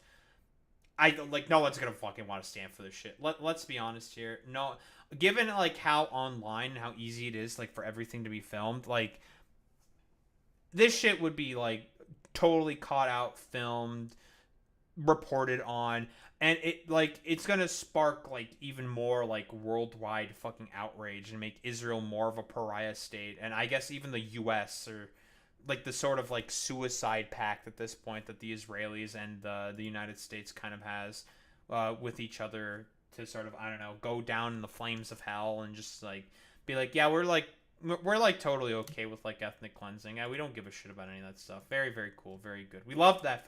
We love that, folks. We love doing a little bit of ethnic cleansing, folks. Let me tell you.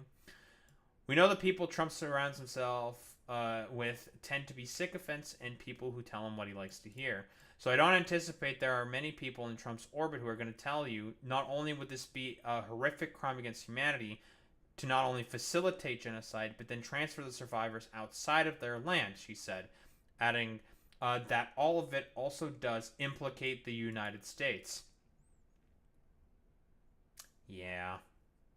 For his part, Trump has strongly supported Netanyahu, even wading into domestic Israeli politics by criticizing prosecutors over a corruption trial against the Israeli leader on bribery. Yeah, again, the main reason why Netanyahu's doing any of this shit is he just don't want to go to jail. Literally, bro, like, risked World War III to just not go to jail. It's actually incredible. Fraud and breach of trust charges, which Netanyahu denies. Netanyahu has meanwhile praised Trump, saying that there has never been a closer coordination between the U.S. and Israel in his country's history, and even nominated the U.S. leader for the Nobel Peace Prize. Oh, I'm sure. Israel's war in Gaza has killed at least 57,575 Palestinians. It's more than likely more. And wounded 136,879 others. Most of Gaza's population has been displaced by the war, and nearly 500,000 people are facing famine within months, according to United Nations estimates. An estimated 1,139 people were killed in Israel during the Hamas-led attacks on October 7th, and there were more than 200 taken captive. Some 50 captives remain in Gaza, 20 of which are believed to be alive. So that's cool. That's great. Fantastic. I think, was there like any press conference at all whatsoever about with Trump and Netanyahu? Was there any videos?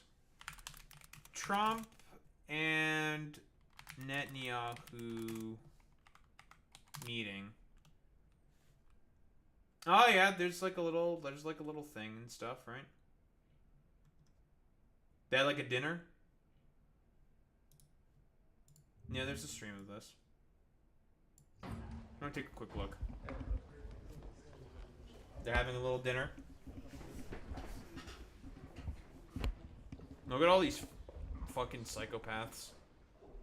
Thank you very much, everybody. It's an honor to have Bibi and Sarah with us, friends of mine for a long time, and we had a tremendous success together.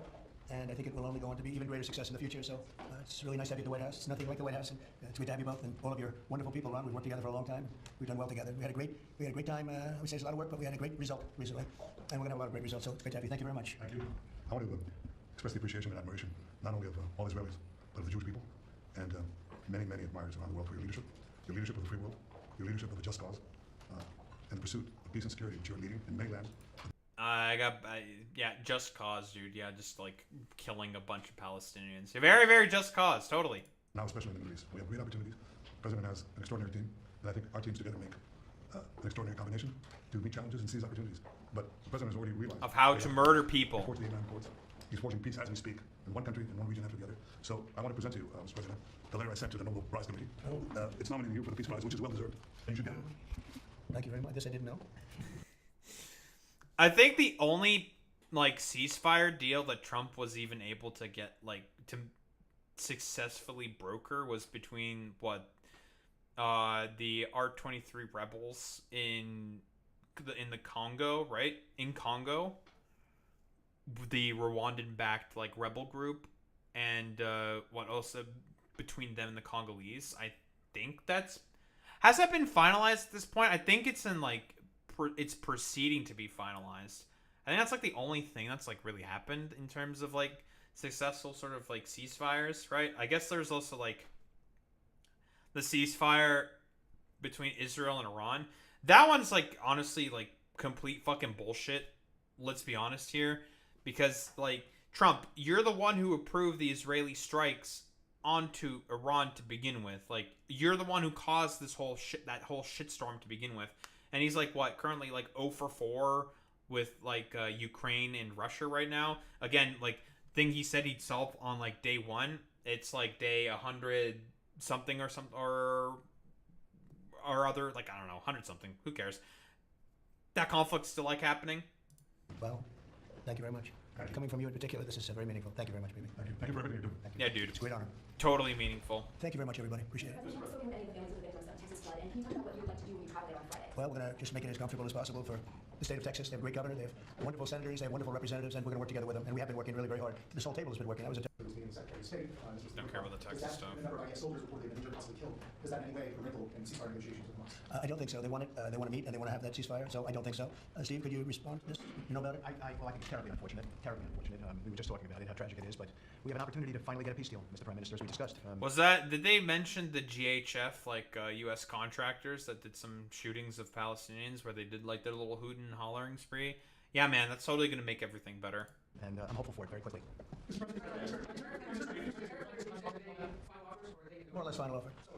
Look, we're always subject to negotiate something that's fair, but we've talked to most of the countries, and pretty much they've had their way for many, many decades, as you know, and it was time that we just wanted fairness. This is not really equitable from our standpoint, because it's just a small token by comparison to the damage that's been done over the years, but we had no other president that was willing to do this. I did it in my first term with China and others. We took in hundreds of billions of dollars of tariffs. No inflation, the most successful period of time that we've ever had financially in the country. The first term, I think this term's going to be much better, even much better than that. That was the best ever, and this is going to be, I mean, these are all just standard, lies that... I've talked about these before. It's complete fucking nonsense. The tariffs, are just a complete shit show in of themselves. I've litigated this point over and over again, but yeah, the tariffs just aren't going to fucking work unless you have, a policy in order to be able to bring back manufacturing. That you have to give subsidies to the factories to be able to be built in the United States, yada, yada, yada. Whatever. Substantially better, and we're on the way to doing that. We've already taken in over $100 billion worth of tariffs, and we haven't even started. And all I say to the other countries is, some of them want to make a deal and want to be fair. Others perhaps got a little bit spoiled. They were a little bit spoiled because for 30, 40 years, 50 years, they were taking advantage of the country. So we're going to, I would say, final, but if they call with a different offer and if I like it, we'll do it. I would say firm. No, I would say firm, but not 100% firm. If they call up and they say, we'd like to do something a different way, we're going to be open to that. But essentially, that's the way it is right now. Yeah. Oh, speaking on tariffs, didn't Trump recently slap tariffs on the South Koreans and the Japanese for some reason? Wasn't this a recent thing that just fucking happened?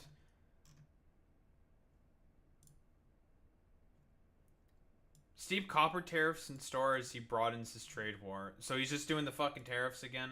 Really? One day after he pressured 14 trading partners, again, he says he has 90 trading deals. It's bullshit. Obviously he doesn't. Including powerhouse U.S. suppliers like South Korea and Japan with fresh tariff letters. Trump reiterated his threat of 10% tariffs on products from Brazil, India, and other members of the BRICS group of countries. Again, top G, do nothing and win. Yeah, he's imposing a 50% tariff on imported copper and soon will introduce long-threatened levies on semiconductors and pharmaceuticals. Again, he still doesn't understand how tariffs work. It is an import tax on goods that you import into the country. That is how tariffs work. The corporation that needs to import these particular, materials or goods or whatever from these countries, the corporation has to pay that import tax because that's what a fucking tariff is. They pay that tax, and then generally speaking, what is the corporation going to do to make up that lost profit? Offload that onto the consumer, which happens every single time. But Trump wants to make that not happen. He thinks that's just not a thing. He doesn't understand how capitalism works or some shit. It's silly. Location plan still on the table. Is there a plan? Has there been any progress in finding countries? Yeah, maybe why don't I let you answer that question? Mr. President, wait, he's got to answer. I think President Trump had a brilliant vision. It's called free choice. If people want to stay, they can stay. But if they want to leave, they should be able to leave. It shouldn't be a prison. It should be an open place and give people a free choice. We're working with the United States. Bro, your defense minister literally said he's going to put a bunch of people into a tent city by Rafah, dude. What the fuck are you talking about? It's nonsense. Very closely about finding countries that will seek to realize what they always say, that they want to give the Palestinians a better future, and those who, and I think we're getting close to finding several countries, and I think this will give, again, the freedom to choose. I don't believe him. Again, even if this were the case, this is still ethnic cleansing and ethnic displacement, right? They are currently in their fucking homes, my dude. You just want to get rid of them because, I don't know, you're a genocidal fucking freak. Palestinians should have it, and I hope that we can secure it close by. And we've had great cooperation from surrounding Israel, surrounding countries, great cooperation from every single one of them. So something good will happen. Brian, do you have something? Mr. President, you've mentioned before, you want to go down your legacy as the peacemaker. Are we in the last chapter of closing out peace amongst this conflict now and all the others here? Well, I hope so. Look, we did a job with India and Pakistan and Serbia, Kosovo, Rwanda, and the Congo. I still don't understand the Serbia-Kosovo one, I'll be honest. There's just no evidence of that, right? Serbia-Kosovo ceasefire? I have no doubt that,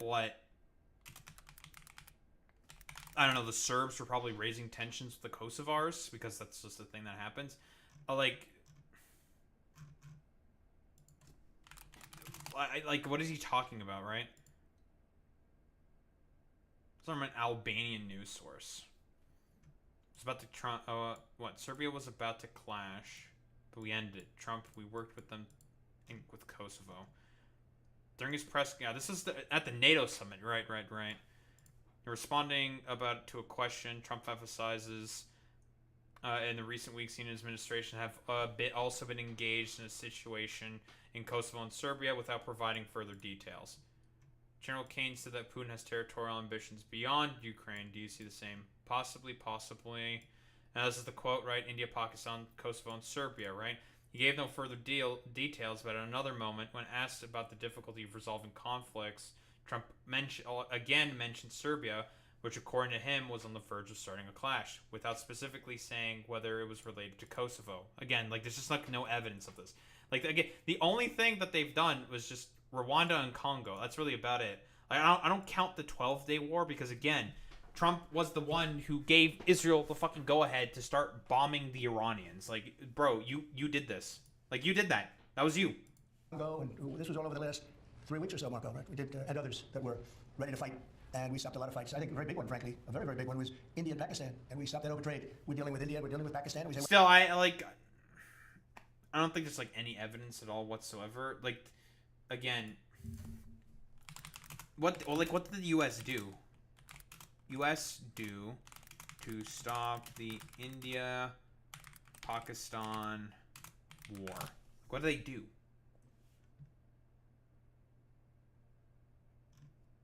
Like, what do they do? Like, how do they prevent the war? Is this even true? Prevented a war between India and Pakistan? Trump again repeated the claim that he stopped the war between India and Pakistan by telling the two neighbors that Washington will not do trade with them if they continued fighting. Is that the stipulation? There's like, no more trade.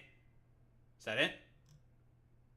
Mr. Rubio also did a job with India, Pakistan, blah, blah, blah, blah. Is that it?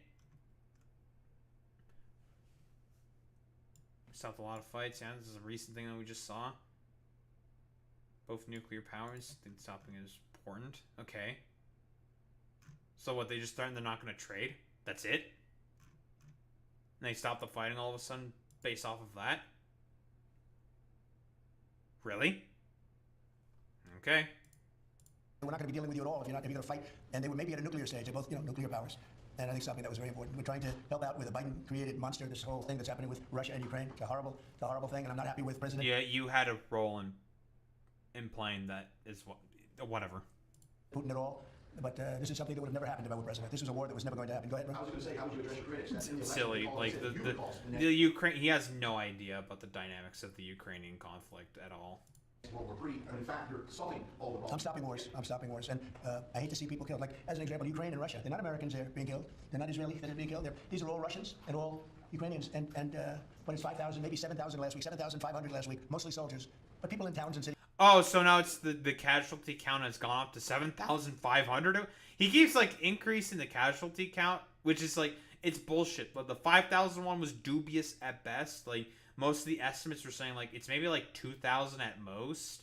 When he was doing the 5,000 claim, now it's gone up by what to 7,000. Yeah, it's ridiculous. Cities are getting hit, but mostly death is mostly soldiers now. So they don't come from here, but it's 7,000 last week souls. And if I can stop that, they have parents and they have sisters and brothers and getting married and who knows, they're just people, but they're souls. And if I can stop a war, because I have an ability to do so, I'm disappointed, frankly, that President Putin hasn't stopped. I'm not happy about it either. Yes. I wonder why Putin is not stopping. It's because he knows he has a strategic initiative, and that eventually you're probably gonna back off anyways. That's why. He has strategic initiative. Putin has no reason to stop the fucking war, right? He feels like he can just continue to grind through attrition-style warfare and eventually just be like, well, the Europeans are probably going to stop supporting them. You're currently not sending any armaments to the fucking Ukrainians. If you want Putin to stop the war, then you should be sending as many weapons as possible to Ukraine so that they can, fight and bring the Russians to the table. Get them to a position where they can't make any more further investments within the fucking country. So far, it's little by little. It's going to take in the current projections, it's going to take years for the Russians to be able to conquer the full country, right? By military force. It's probably not going to fucking happen. Probably not, unless something ridiculous happens. But you not sending any armaments and not working with the fucking Ukrainians is making is exacerbating the situation. It's ridiculous. We have scheduled the round dogs, and they want to talk. They took a big drubbing. I think when we hit the 3 sites, really, I would say the 3 sites, not just the one. The one was a big one, and it was deep in granite, and it was obliterated. It turned out the Atomic Energy Commission said it is obliterated. I just want to take our hats off to those incredible fighters, the people that flew that big machine, and frankly, the mechanics and everybody else. They had zero. They flew for 37 hours with zero problem mechanically. I mean, when you think in carrying the biggest bombs ever. The biggest bombs that we've ever dropped on anybody. Such big bombs. We want to keep it non-nuclear, by the way. But they did anti-war guy, by the way. Yeah, very anti-war. Look at how big the bombs I'm dropping are. The biggest, the greatest, the best. Again, everyone is saying, their program's been set back by probably a few months. Again, the Trump administration told the Iranians where they're going to attack, when they're going to attack, and again, why. more than likely because of the fissile material that exists within those particular sort of facilities. They more than likely took that material out of those fucking facilities that were probably going to get hit. And why would they do that? Oh, so that they don't get hit, don't kick up a bunch of nuclear dust into the fucking air and have it irradiate and spread amongst a bunch of different countries and also within Iran itself.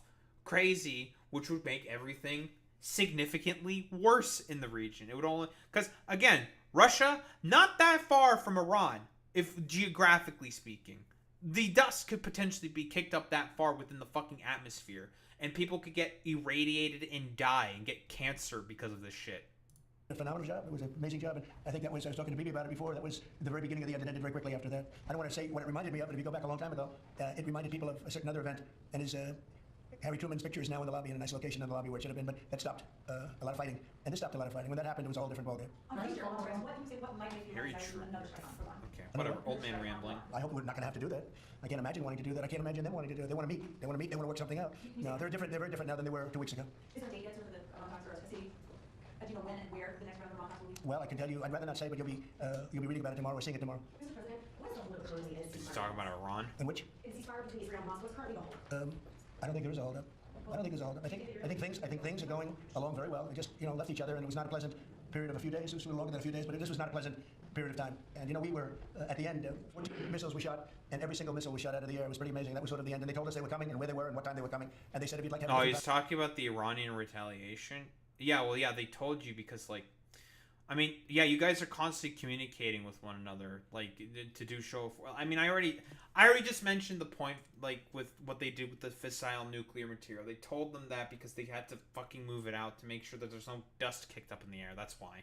I will do that, and that's respect when they do that. I appreciated that they did that. There was no surprise. We got the soldiers out of the base in Qatar in this case, but they knew they were coming. 14 missiles were coming. 1 o'clock, they said, would you like to make it later? They said, no, let them come at 1 o'clock. And at 1 o'clock, everybody was, as you know, over 5,000 people left the base. And we had 3 gunners and 3 assistants. And out of the 14 that we shot, all 14 were knocked down. And that was the end. That was about it. And we had a rough time. But sometimes, sometimes you need the rough time in order to get. I think things are going to be really settled down a lot in the. I don't know. This seems really strange and soy that he's literally your supposed mortal enemy just told you everything, saying yeah, we're gonna shoot these 14 missiles at this one base at this time. What, you want to talk about that any further? It's no, we'll be ready for them, blah blah blah blah blah.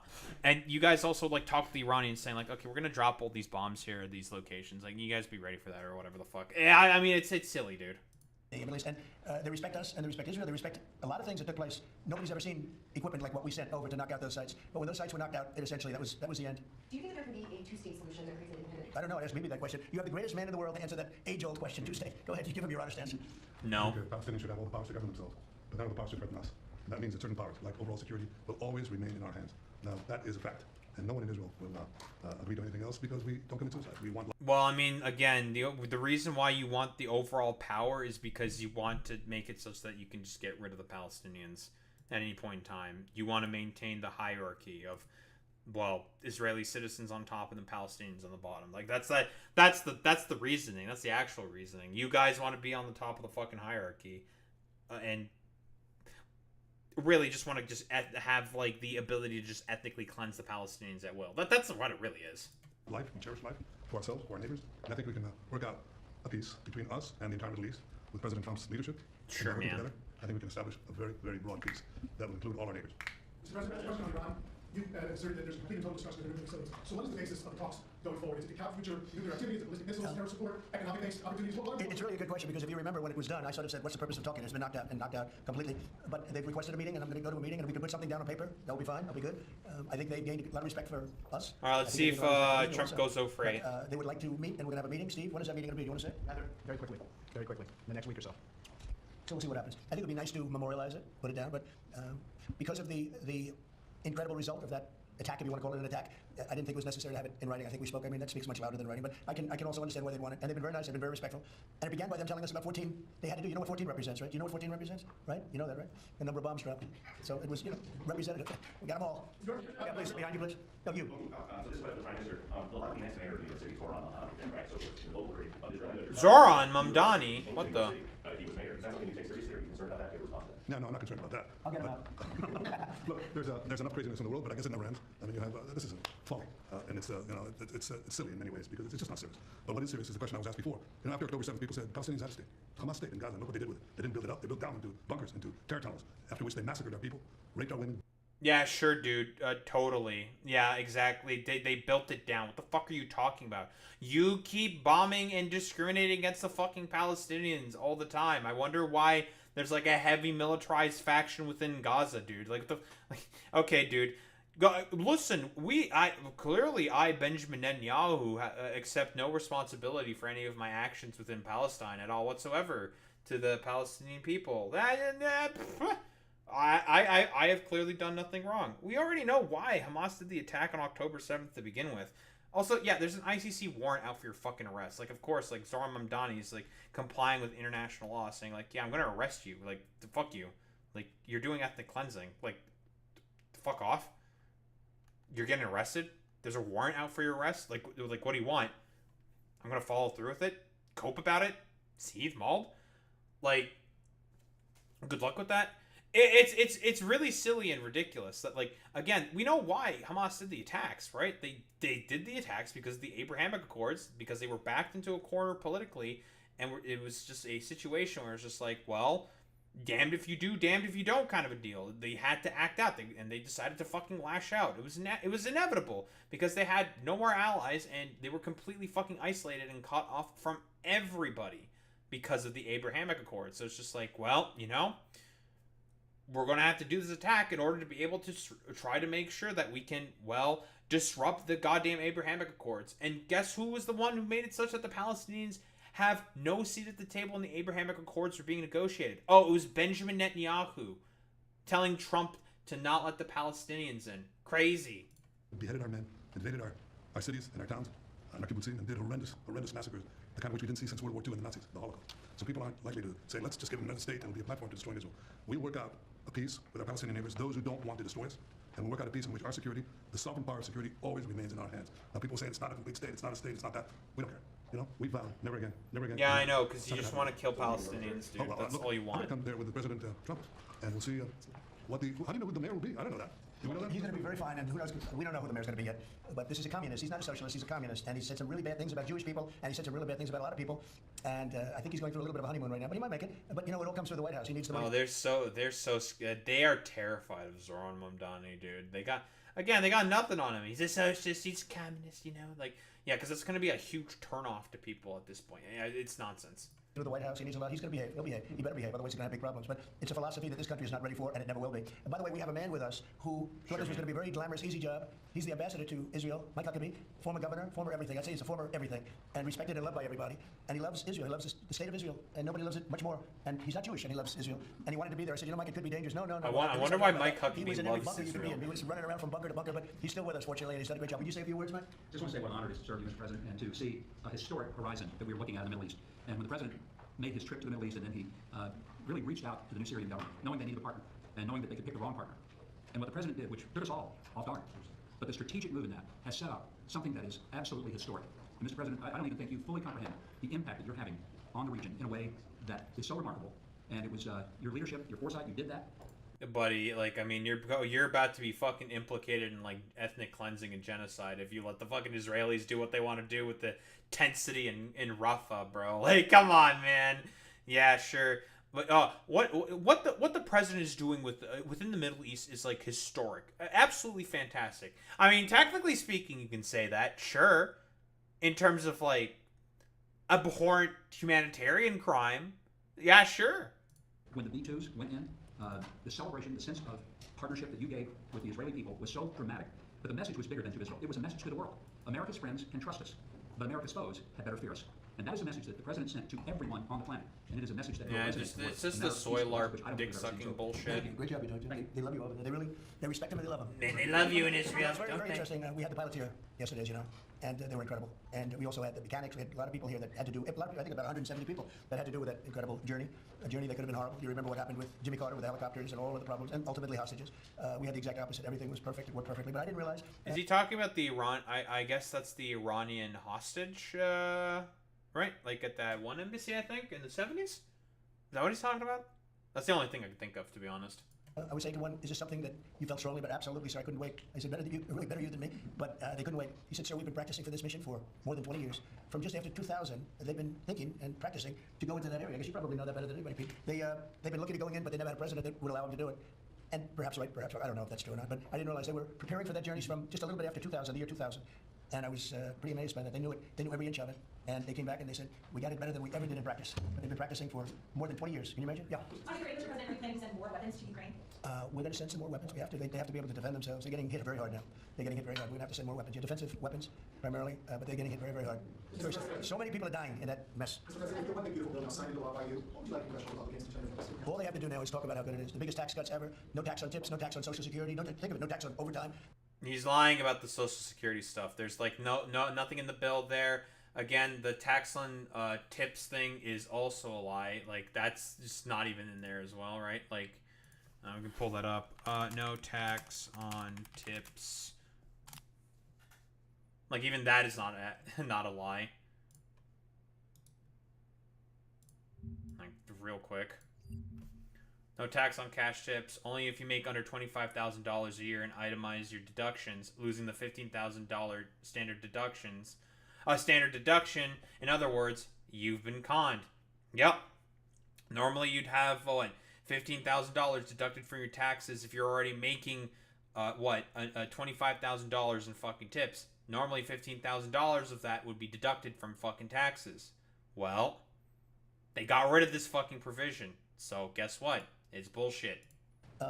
From a business standpoint, the jobs are coming in like we've never seen them before. As soon as that was signed, there were 9 factories that announced that they were building the one-year deductibility. Things that, from a business standpoint, you'd understand. The jobs that are being created. And one of the things that is, and this is also that, but it's also because of the tariffs, a tremendous success. We're taking in hundreds of billions of dollars in tariffs. And one of the things that is so exciting is the number of companies. Yeah, we've already talked about the tariff stuff.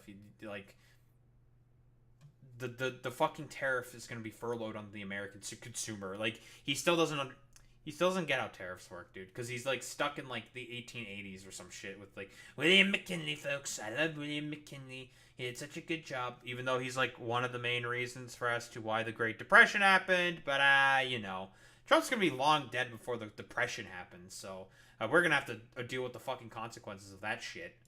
And car companies where they're building plants. AI is the big thing. We have over $15 trillion announced already, and it's been, really, I would say it's been during the last 3 months. But we have he's exaggerating that $15 trillion figure. That's bullshit. For a short period of time, and some administrations never had anywhere near that number for a whole term, probably for a whole 2 terms.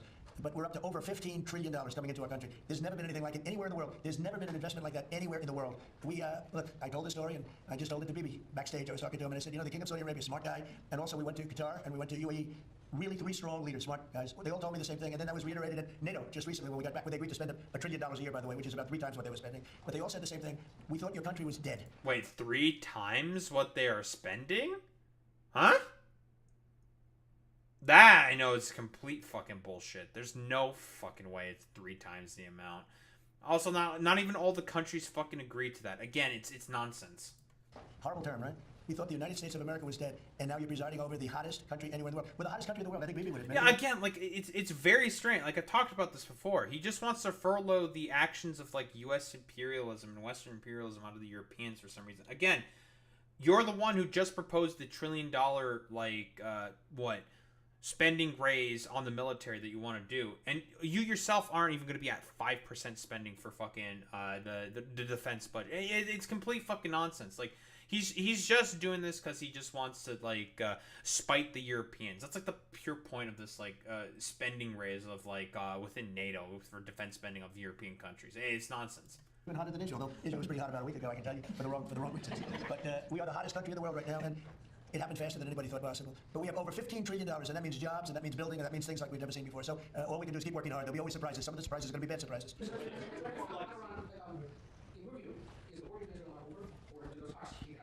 Well, I would say that the best man to answer that is the Prime Minister. But I will tell you that, in my view, I hope it's over. Yeah, I think Iran wants to meet. I think they want to make peace, and I'm all for it. Now, if that's not the case, we are ready, willing, and able. But I don't think we're going to have to be. But I think Bibi would answer that question very well. I think the partnership between Israel and the United States, the partnership between President Trump and me, produced a historic victory. It's an incredible victory, actually. It brought the greatest capabilities of the United States that are matched with the great capabilities of Israel, and the army of Israel, pilots of Israel, soldiers of Israel, and the Mossad. And the combination of these 2 extraordinary capacities produced a decisive result. It set back the two tumors that were threatening the life of Israel, the nuclear tumor and the ballistic missile tumor, because they were planning to build 20,000 of these things and launch it on a country the size of New Jersey. No country could withstand that.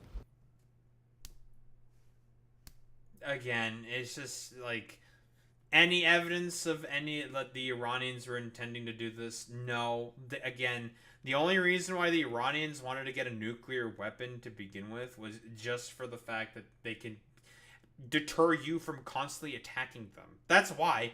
Like, they're trying to keep themselves safe from lunatics like yourselves.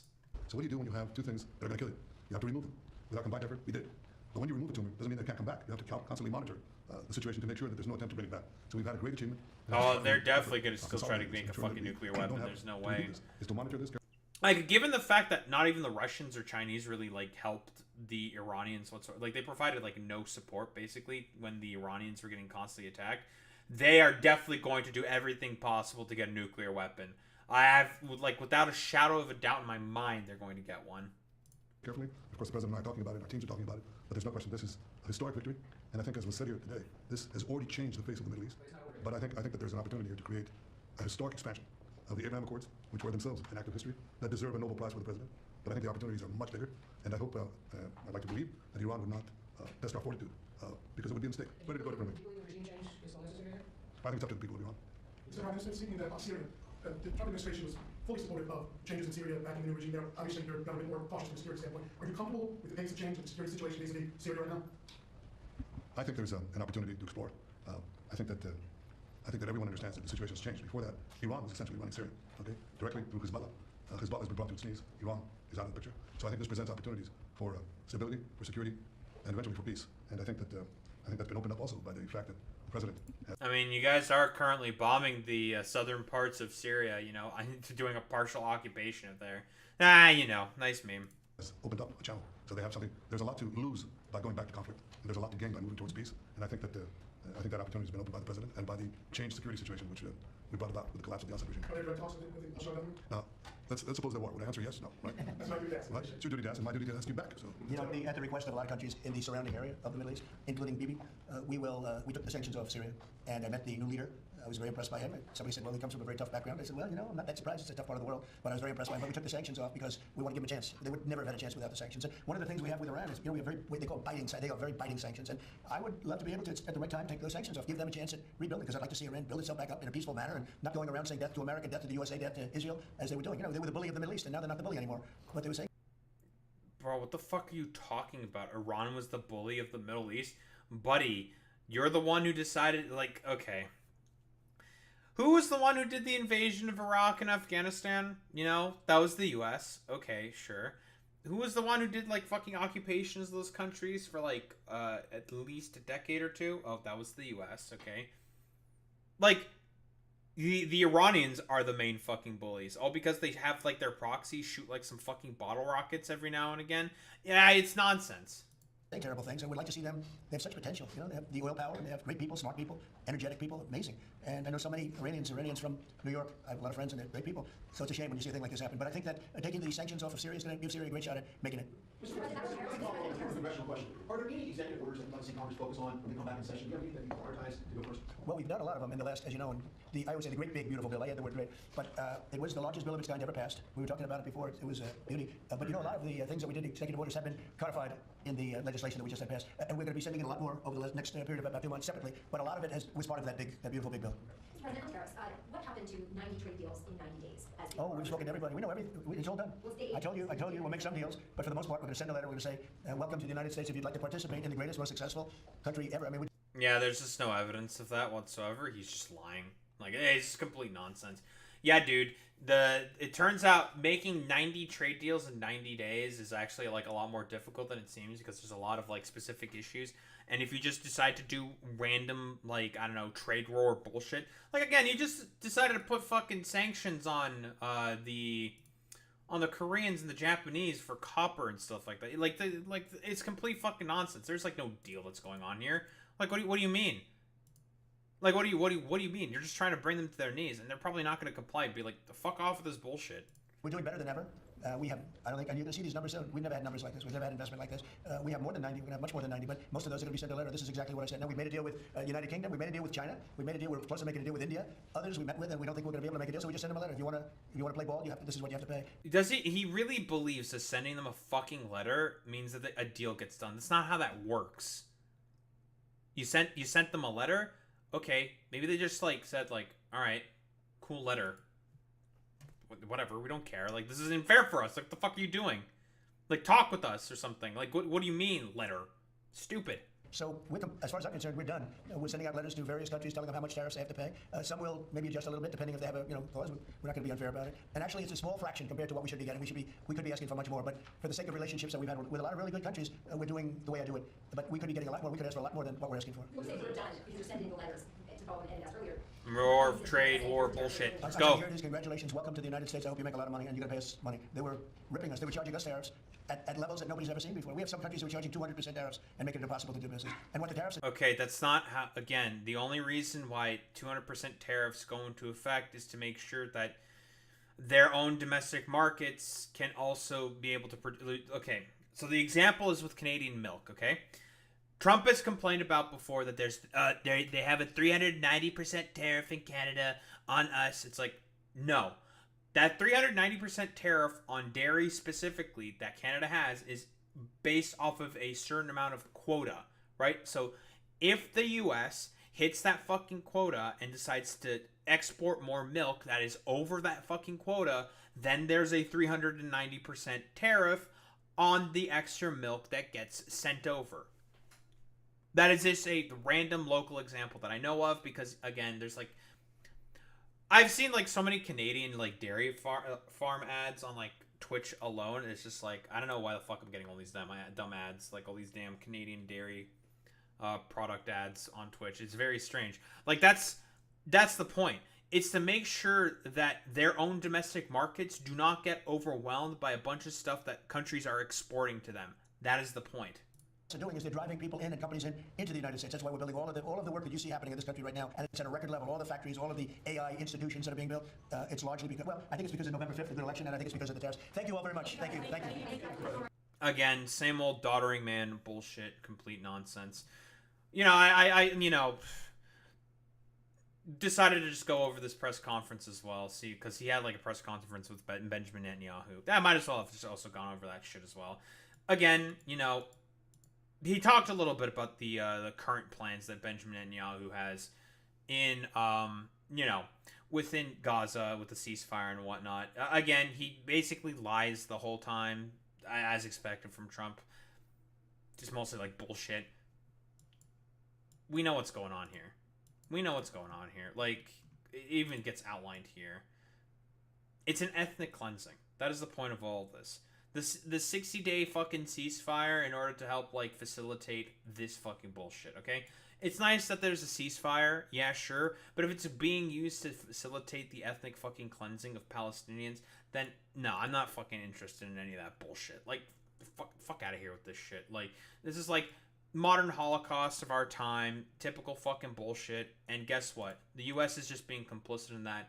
And, you know, this dumbass over here is just going to do a little song and dance, a little performance in order to distract all of the dipshit sycophants and lumpen proletariat that are around him, voting for him, putting him in power to make sure that, well, you know, they can pass their wretched, horrible, abhorrent fucking agenda. Because that's what all this shit basically is. It's abhorrent, it's terrible, it's wretched, and, you know, Trump belongs in The Hague for this fucking bullshit. Nice. Who are we rating out to today?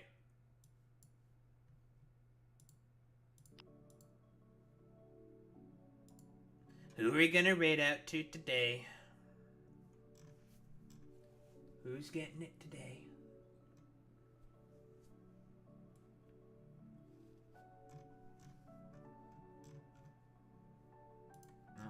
Dumbass things, there we go.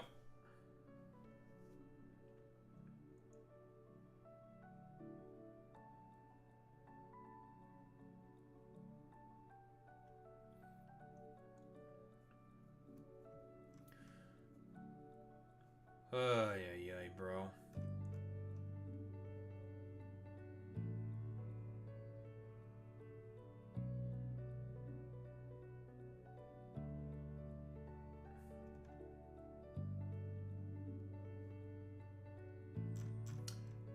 Who are we gonna raid out to today? Why don't we raid out today to Jason's Society? Why not? Fuck it.